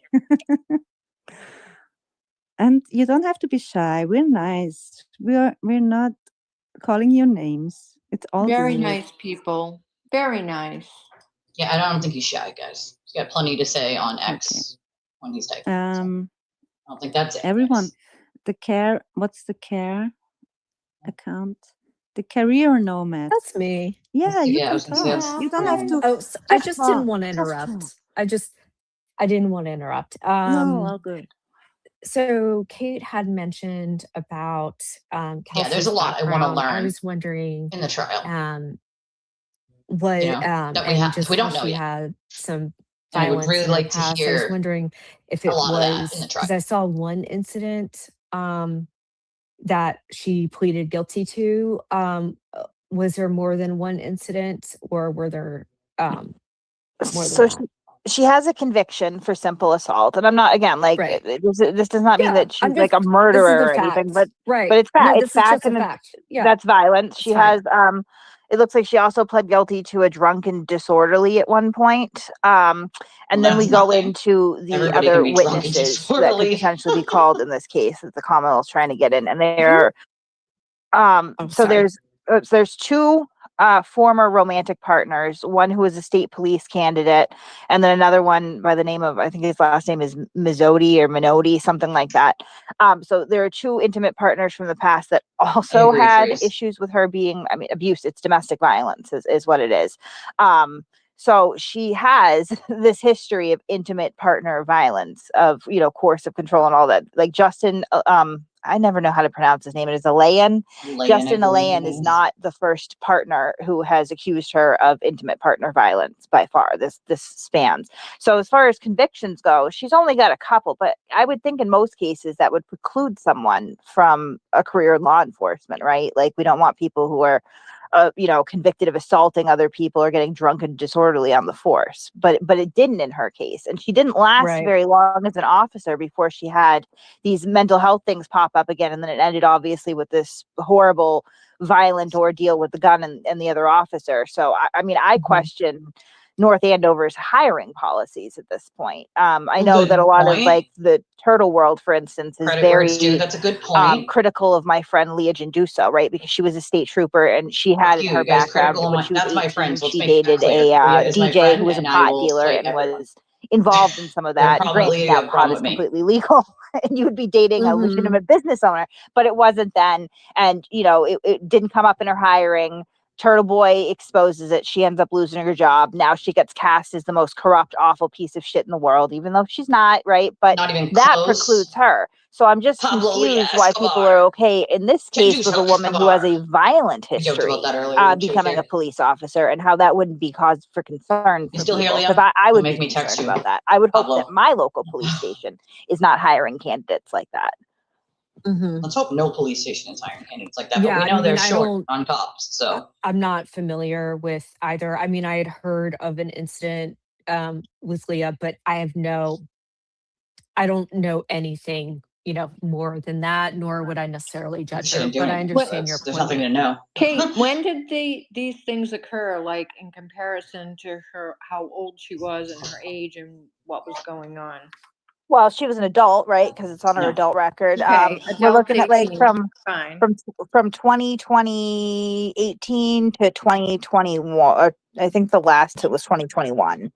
So, a few years ago. It's definitely less than 10. And she was probably a pretty young woman, but she was an adult. And I know that usually, I mean, like, even juvenile records, even though they're not public record, can and should, in a lot of cases, impact people's law enforcement careers, right? Because if you have a history of violence, we probably don't want to give you a badge and a gun. That would be if you have a history of alcohol abuse and mental health issues, right? Like, probably don't want to give you a badge and a gun, right? but they did hear, and I think that the end result is a pretty good testament to why we don't want to do that. We need to have higher standards, and I understand what the ex people are bringing up his drug agree, history. Grace. That's a little bit That's irrelevant. different. His I weight is think, kind in of my opinion, irrelevant. I don't see any violence on his Legal. record. I see from 2013 he was pulled over in New Hampshire and had drugs in the car. I'm not specific with what kind of drugs. It looks like he had a very supportive family and did recover at some point. But I suppose that, to be fair, you could question why he's a firefighter, although I would assume that there's some random drug testing going on. I know but she caught him smoking pot or something. I mean, that's the sort of stuff that really, the criminal case, I don't know why people are so riveted. It's she's not going to see any jail time even if she's convicted. I would place money on that. This is like a first time in Massachusetts offense, right? Where there's mitigating factors like the mental health issues and the circumstances surrounding. I don't think they're going to punish her very harshly, nor do I think that they should. I think that she needs, obviously, treatment, not incarceration. But where this seems to be going, which really bothers me more, is this seems to be a let's get in between her child custody battle. And I've heard people on here say, and it's true, that we're only getting little snippets and we don't know about their relationship or their life together. It's not our business. The courts are going to do what's in the best interest of the child regardless.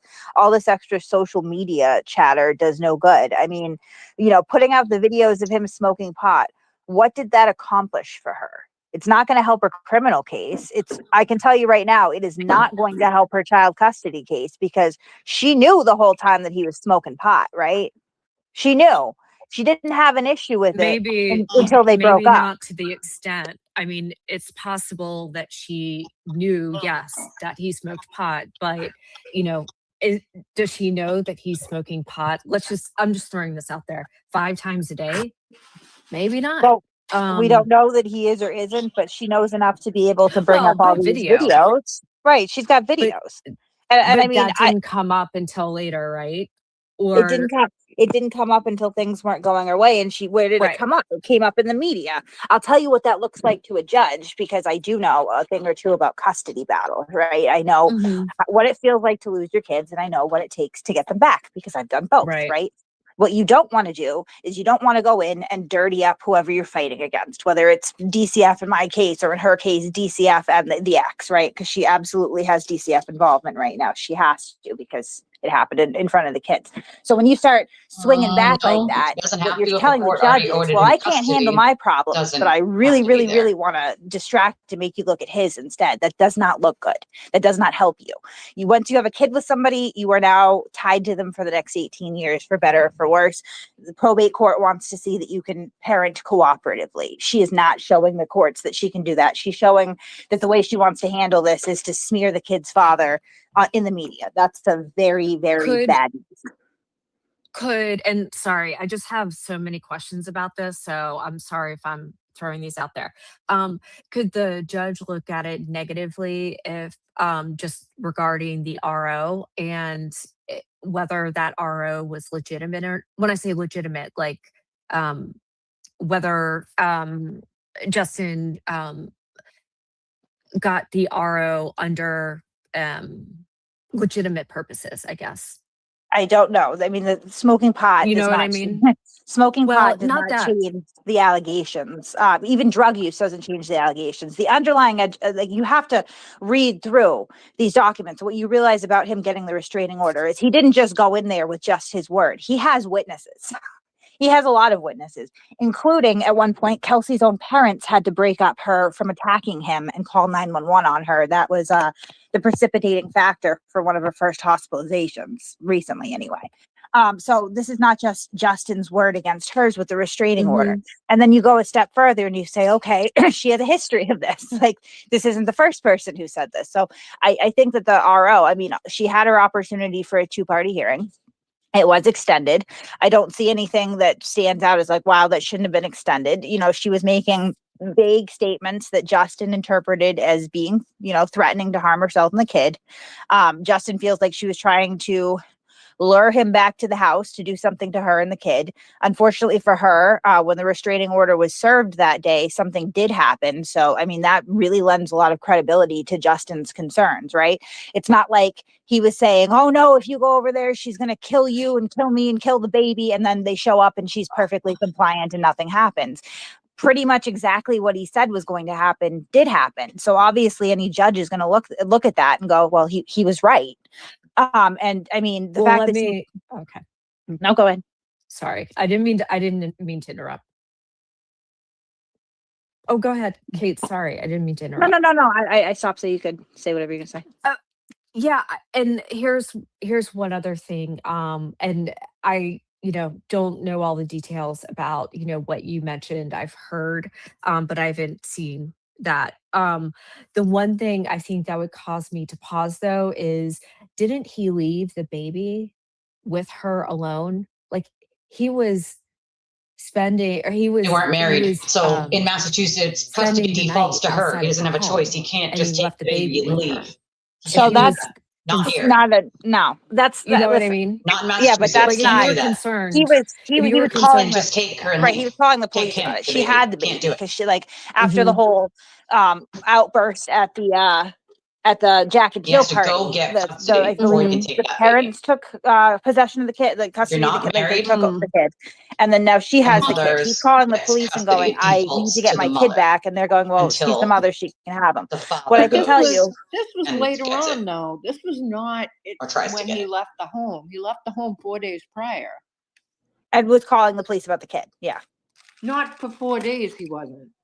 I think it was pretty soon after. Because she was trying to get him to come back to the house, and he's like, I don't feel comfortable.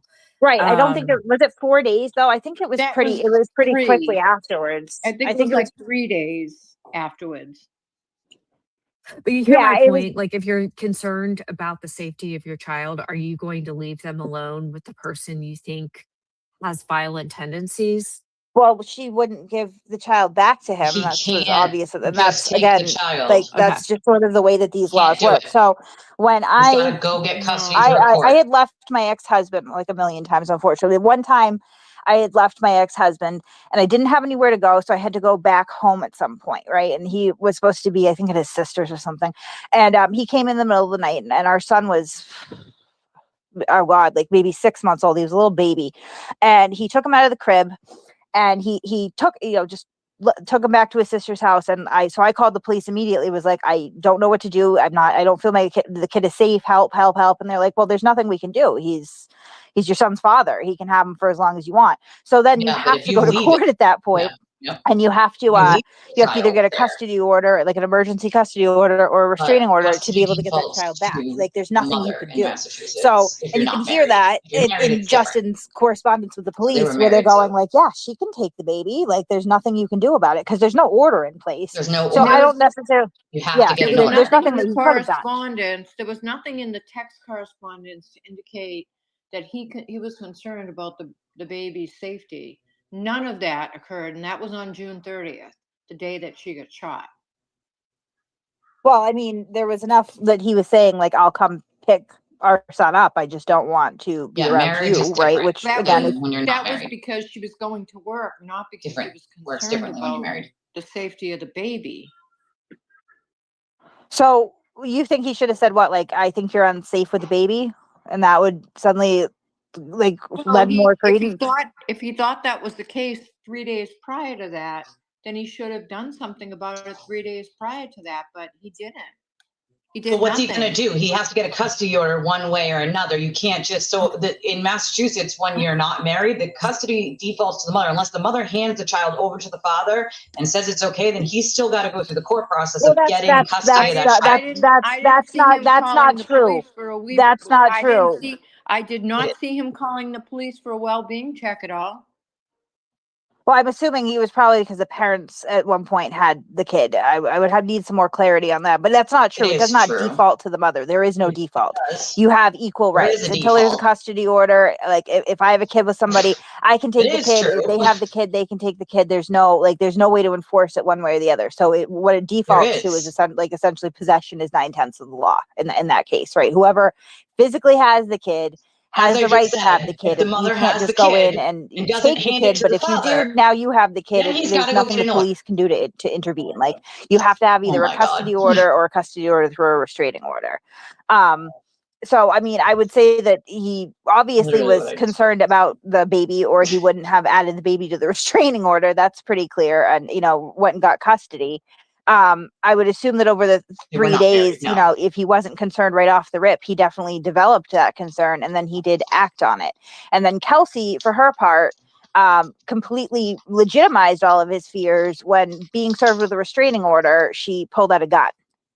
Like, there, I mean, that's a really, really large hurdle. If Kelsey honestly is committed to getting her kid back, then she needs to put her head down, and she needs to go through as You much shouldn't mental feel health treatment and whatever misinformed. else DCF So here recommends it for is. her, Under and she Massachusetts needs law, to show the custody court defaults every to the single mother of a time she goes child in there, born I'm to doing this, unmarried this, and parents. this, and As this is I how my said, circumstances have improved. this It is is the truth, what I just said. completely independent of whatever The mother Justin is automatically doing. holds If sole, Justin legal, has and physical recommendations custody, that are meaning being she has made the for him exclusive too, rights to and make he doesn't decisions and complete determine those, the then he's child's screwing residence until the himself court over, right? orders But from otherwise. what it From our what it Mass.gov looks like right website. now, he's not the So one that's like splashing everything over the let's media just and trying to build this whole let's thing just and clear that pointing up real fingers or quick. anything else. He seems to be just going through his lawyer and Yeah, caring for his not kid. here. I I'm mean, I literally don't reading think that it right from it's Mass.gov. necessary to watch the probate, honestly, to see what Custody defaults to the happens mother of a between the child two born of to them. But unmarried if parents. he's going to, Until a court order you says know, if he's going to otherwise. screw up, he's going to do it As I without said, Kelsey I know what splashing the him fuck in I'm the talking media. about. It just makes her look bad. And Moo, you said, did I comply with DCFS to get my kids back? Yeah. I'm telling you exactly what It I was had to never do, which was just focus on DCFS though. myself, It was right? And DCF, not and then anyone else that I had grievances with, DSS, and it was or any, now not it's that I had a DCF. lot, honestly, because I understood my Called position, but DCFF in other you states, have but to not be able in to go into Massachusetts. each court date and say, like, I am moving forward and this is what I am doing. Nobody else really matters. You can't control anybody else. If you start to If throw you mud guys all the Google time, like that's yourselves, what, does custody you know, at default one to an point unmarried mother in my kid's Massachusetts? father was You can trying find to it do. yourself It right did there not on work out good for Mass.gov, him at all. where our laws are written. Yeah, and Yeah, but I Kate mean, lives in at the end, Massachusetts. She should know better. um, that's all on them, and As I said, and it's to 100% the true. courts, to the family or probate It does courts. default to the mother until a court The order says the otherwise. criminal case is another thing, right? That has nothing to do with that. So Right, but she's trying to drag the father in like it does. It doesn't. right, Right. And I think that again, I don't understand what is so compelling about the criminal case, other than I guess she's female and she got shot. But I mean, if anybody I what think else wants to test it. they tried to not bring the father in, both sides. So I mean, the defense was really like, okay, we don't think Justin is relevant to this case, and so I don't think he will be a key witness in the criminal case. And Well, he didn't see anything. Like, you know, right, I've read his interview. He heard what everybody else heard, which, you know, yes, again, doesn't work well for Kelsey, because I mean, I can't remember who it was. One of the commentators, I had seen a clip or something, like a video of somebody, you know, casting doubt on Officer Noonan's story that, you know, he yelled out, Kelsey, stop, no, don't, or whatever he yelled out, as that being implausible. But that is exactly what police are trained to do, right? Like, they're not supposed to use force until they give a verbal command. So yeah, when he's telling her don't, he's telling her to put the gun down, right? And then he shoots because she doesn't put the gun down. So I mean, and then right, that doesn't work in her favor either. Is that you're always given an opportunity to comply, and she didn't yeah, do and it. that's what I always said. I always said I don't believe that she's Mother Teresa from not Andover. Isn't the And prosecution's theory though that it had to do with suicide? not the It was around prosecution, No, the defense theory. it's her theory. That was her. That She's was her claiming theory till Bradle she changed pulled the it. gun and held it to her own head. That's what she's hmm claiming. And that she, you know, when that click of the trigger was her trying to shoot herself in the head. The maybe prosecution is saying, no, no, no. She lunged behind the door. She came back and she was aiming it at the officer. That I think that's somewhat significant to the assault charge, but not really all the hate that poor Officer Noonan has gotten, But that because was in Bradel. either That was scenario, he his fault saved for that not being woman's life. prepared or bringing medical You know, documentation if and she was being going to shoot an herself idiot. in the You head can't and change shot your her in the argument at the chest, if last she minute after the survived, you judges would asked you not 3 survive times. a That gunshot was to the head in what such your a argument manner. was, So you I know? guess she's lucky there.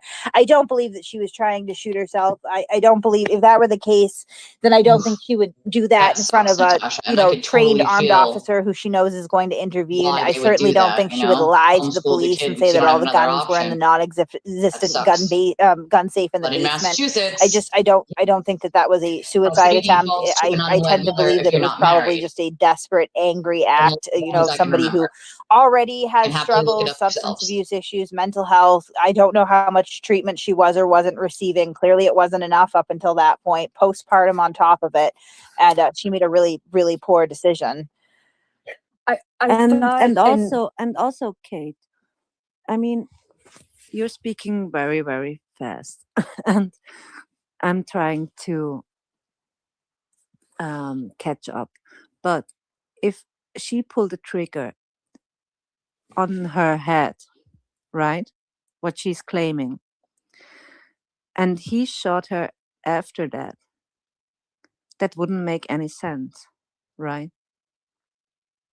No, I mean, no. I suppose that in that case, what you would look at is that the officer perceives things a certain way, right? That she is a danger because she pulled the gun out in the first place. I don't. Right, but it wouldn't make sense. Her story would not make sense when she said she put the gun on her head and she pulled the trigger, and after that he shoots her.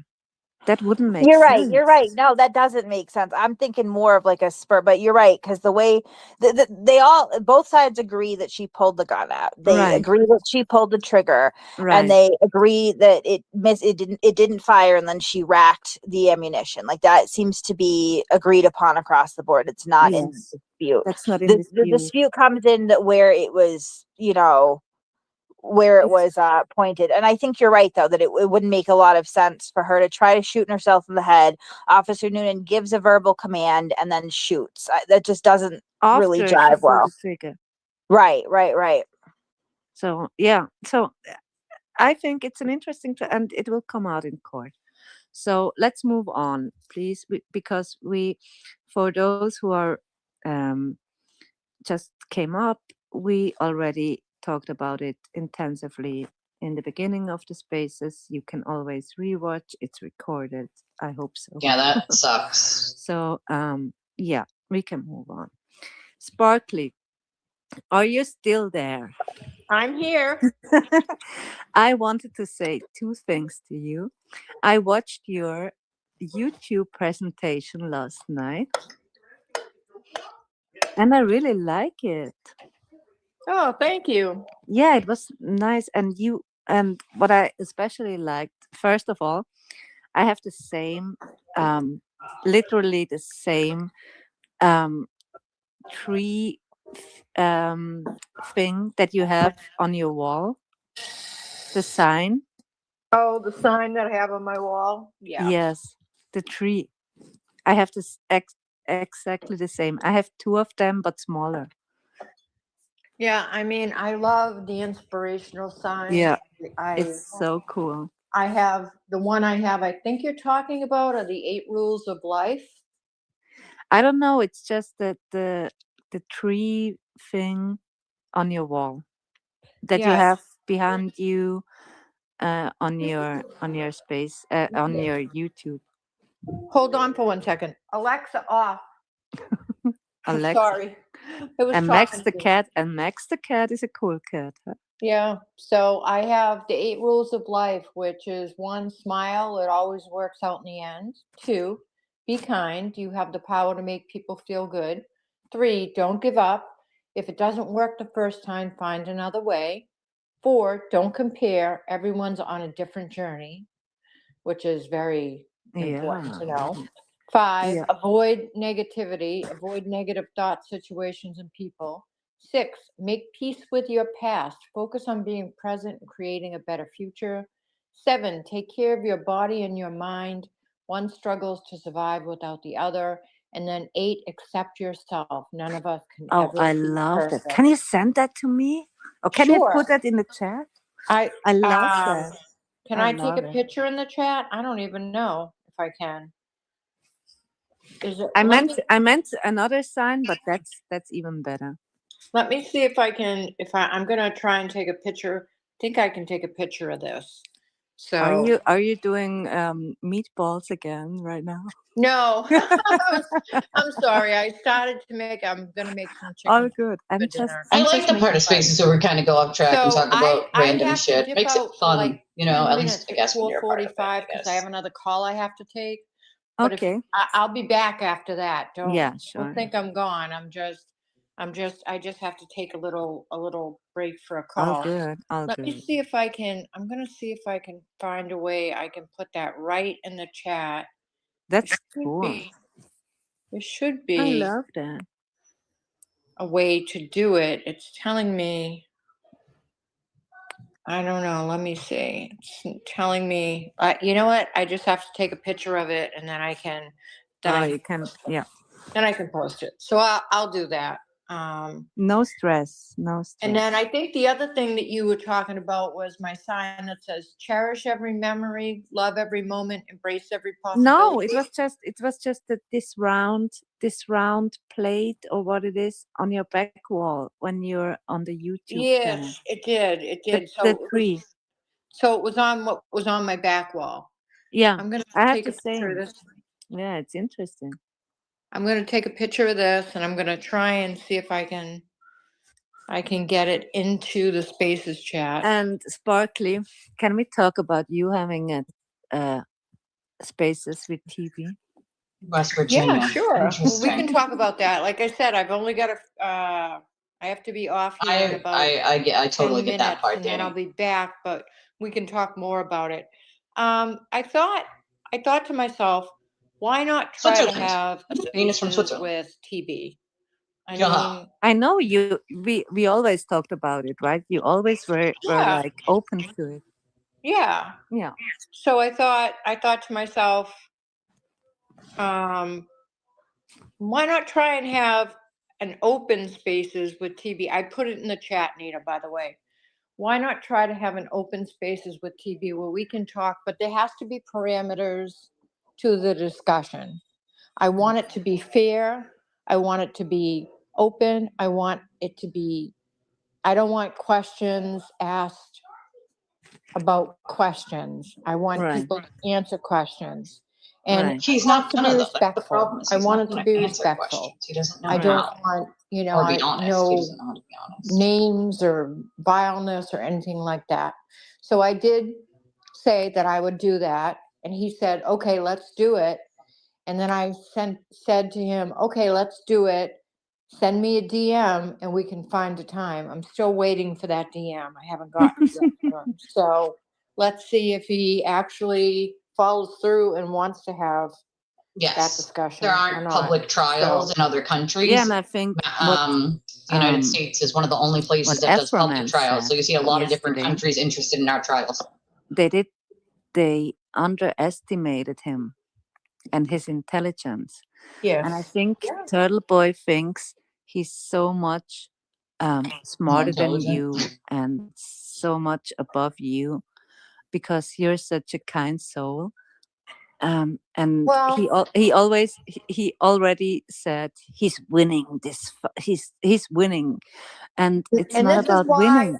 It's not about that. And this is why I always say, never underestimate kindness for weakness. Right. Because it's and not. never underestimate Sparkly. She's sharp as a knife. I Sorry. am, and I'm not. Somebody said I wasn't the brightest crayon in the box, and I said, well, that's not nice. That's not nice at all. I'm gonna show you guys something real quick.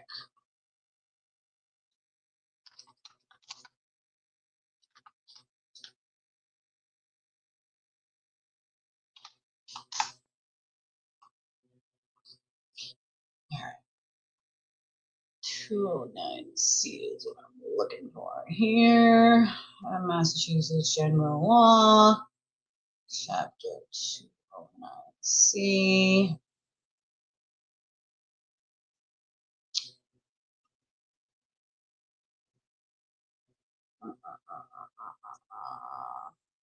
Now,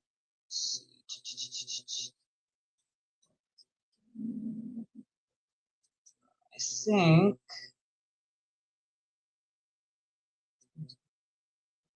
think it's section.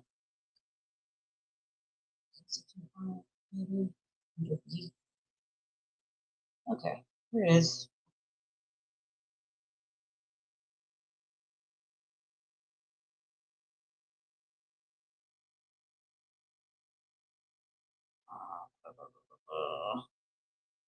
Is it 5? Hold on.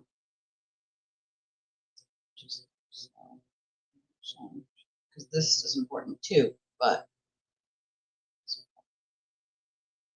I went through this, so now section 10.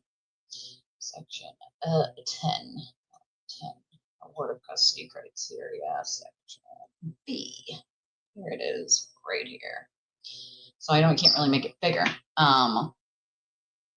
I guess so. I have no. I mean, it goes into Bradle's idiotic pockets. I'm guessing, Breeze. I have no idea the answer to that. But as I said, Kate was wrong, unfortunately, for her, even though she was screaming, "That's not correct. That's not correct." It actually was correct, and again, I was right. So this is Mass General Law 209C, Part 10, and if you look at this little Part B here. Prior to or in the absence of an adjudication, which is a court order, or voluntary acknowledgement of parentage, the person who gave birth shall have custody of a non-marital child. In the absence of an order or judgment of a probate and family court relative to custody, the person who gave birth shall continue to have custody of a non-marital child after an adjudication of parentage or voluntary acknowledgement of parentage. What that means is, even if I say, yes, he is the father, right? That doesn't just give him custody. The custody stays with me until the court adjudicates an order that says he's to have custody or you're to have split custody. The non-marital mother holds custody until there's an order saying otherwise. So,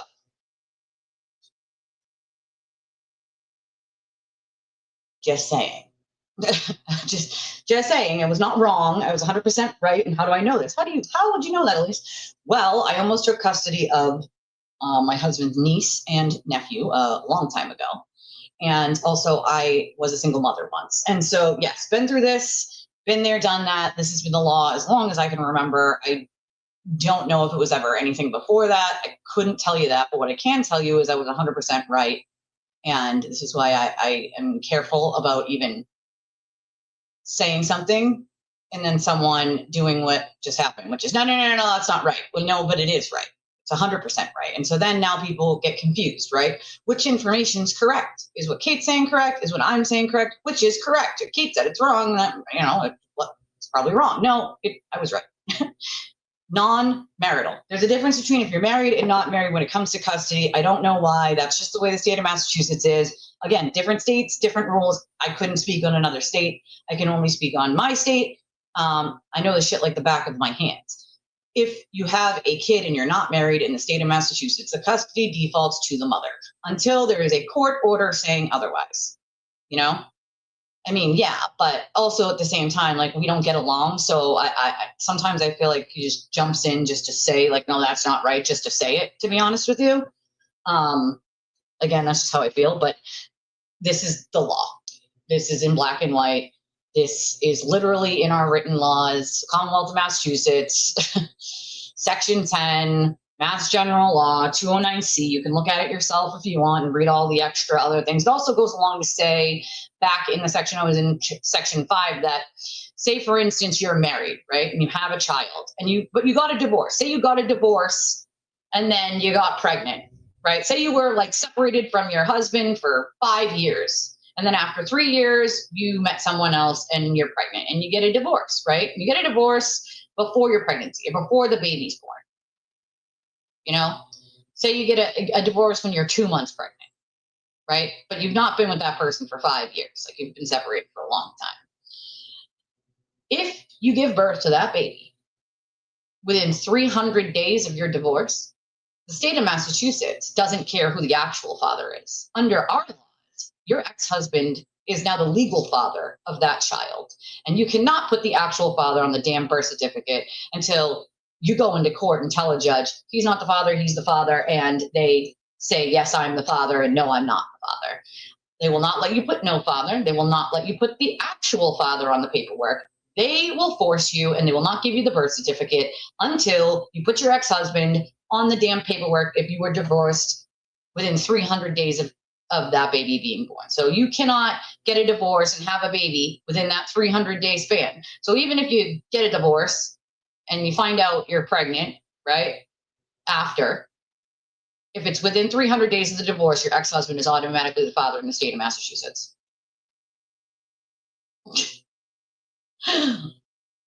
That's a crazy fucking law.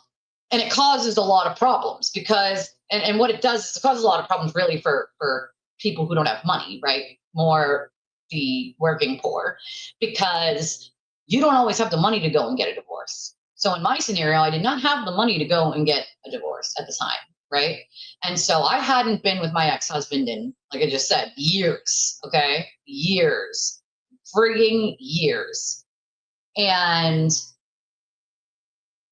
if it's within the 300 days, they will not give you the birth certificate. They will hold it hostage. They will not let you put no father. They will not let you put the actual father, even if they know that that's the actual father. They will force you to put your ex-husband on that damn birth certificate before they ever give you a copy, even though they know it's not his child because you've said so 500 times. But because you were not divorced for 301 days, he's now the father in the state of Massachusetts. That's the fucking law. Ain't that about a bitch? That's bonkers, right? I think it says so right here.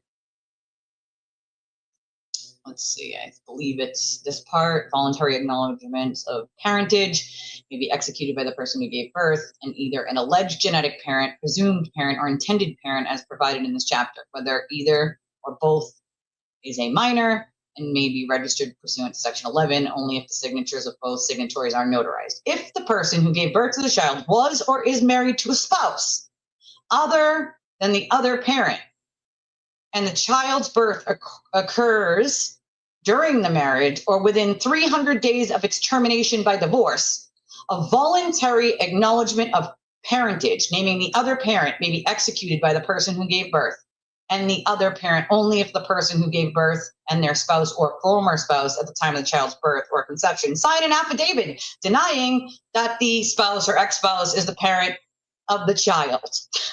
Provided, however, that where the marriage has been terminated by annulment or by the death of either spouse, parentage of the other parent may only be established by filing a complaint to establish parentage as provided in this chapter.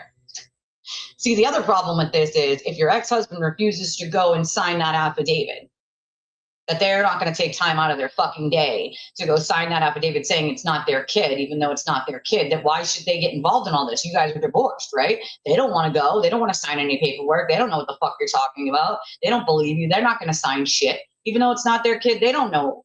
You know what I mean? I've seen this play out a million times. They don't want anything to do with this, so they just refuse to do anything. Then what do? You don't get your kid's birth certificate. You can't put their actual father on it. So essentially, you're screwed. You got to go into court, and you have to beg the judge to put his name in the paper, to force him to come into court, and then you got to wait until he doesn't come in, and you got to prove that you put it in the paper, and there's a whole rigmarole to it before you can actually, even if the person who you had the baby with is like, yes, I'm the father, like they still need the other guy to say, no, I'm not the father, or establish that he's not the father in one way or another.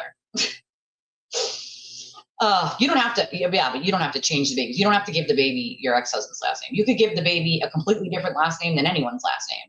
If you have a baby and your last name is, Bell, and his last name is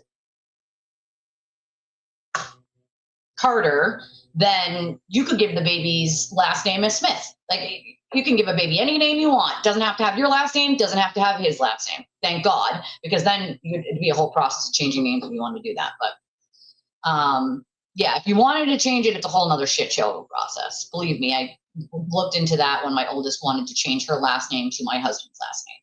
So it's a crap process. Oh, I bet you did. It's just bonkers. The whole, yeah, more money and more money and more money and more money. Like, they don't get it. It's very complicated and nuanced, and there is no black and white in some of these. It's very like left up to determination. This part, this specific part about that and about the custody default, it's very clear, written in black and white. That's just the truth, you know? I don't know. That's a good point. I don't think there was anything actually saying how long they had been together. Kelsey and Justin, I have no idea. You know, at least long enough to have a baby. So you'd have to think, you know, however old the baby was. So I think the baby was 4 months. So at least a year, right? Take 9 months to have a baby. So at least a year, you'd guess, you know. Hold on a second.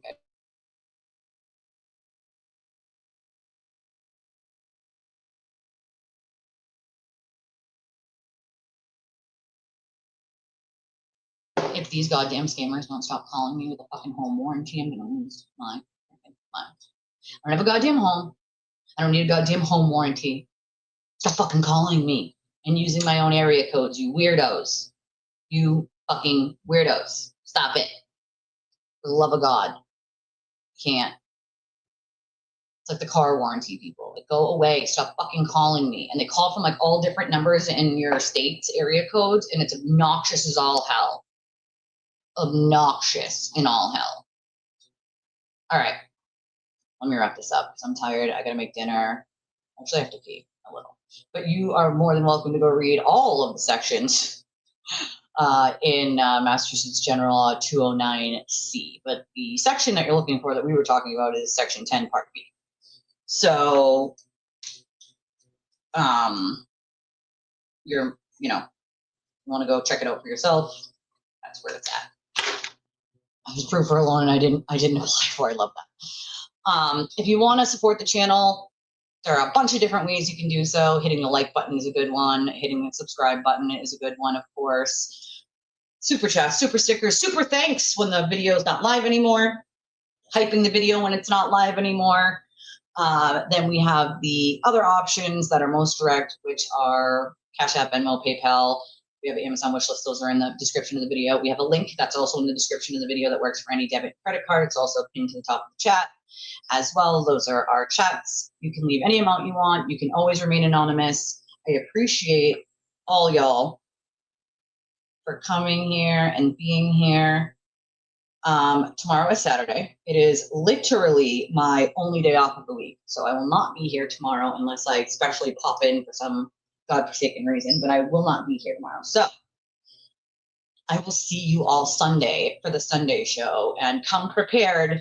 Come with your coffee, come with your drink, come with your comfy clothes on, because our Sunday shows are my favorite show of the week, and I'll see you guys then. Everybody have an amazing day. Bye.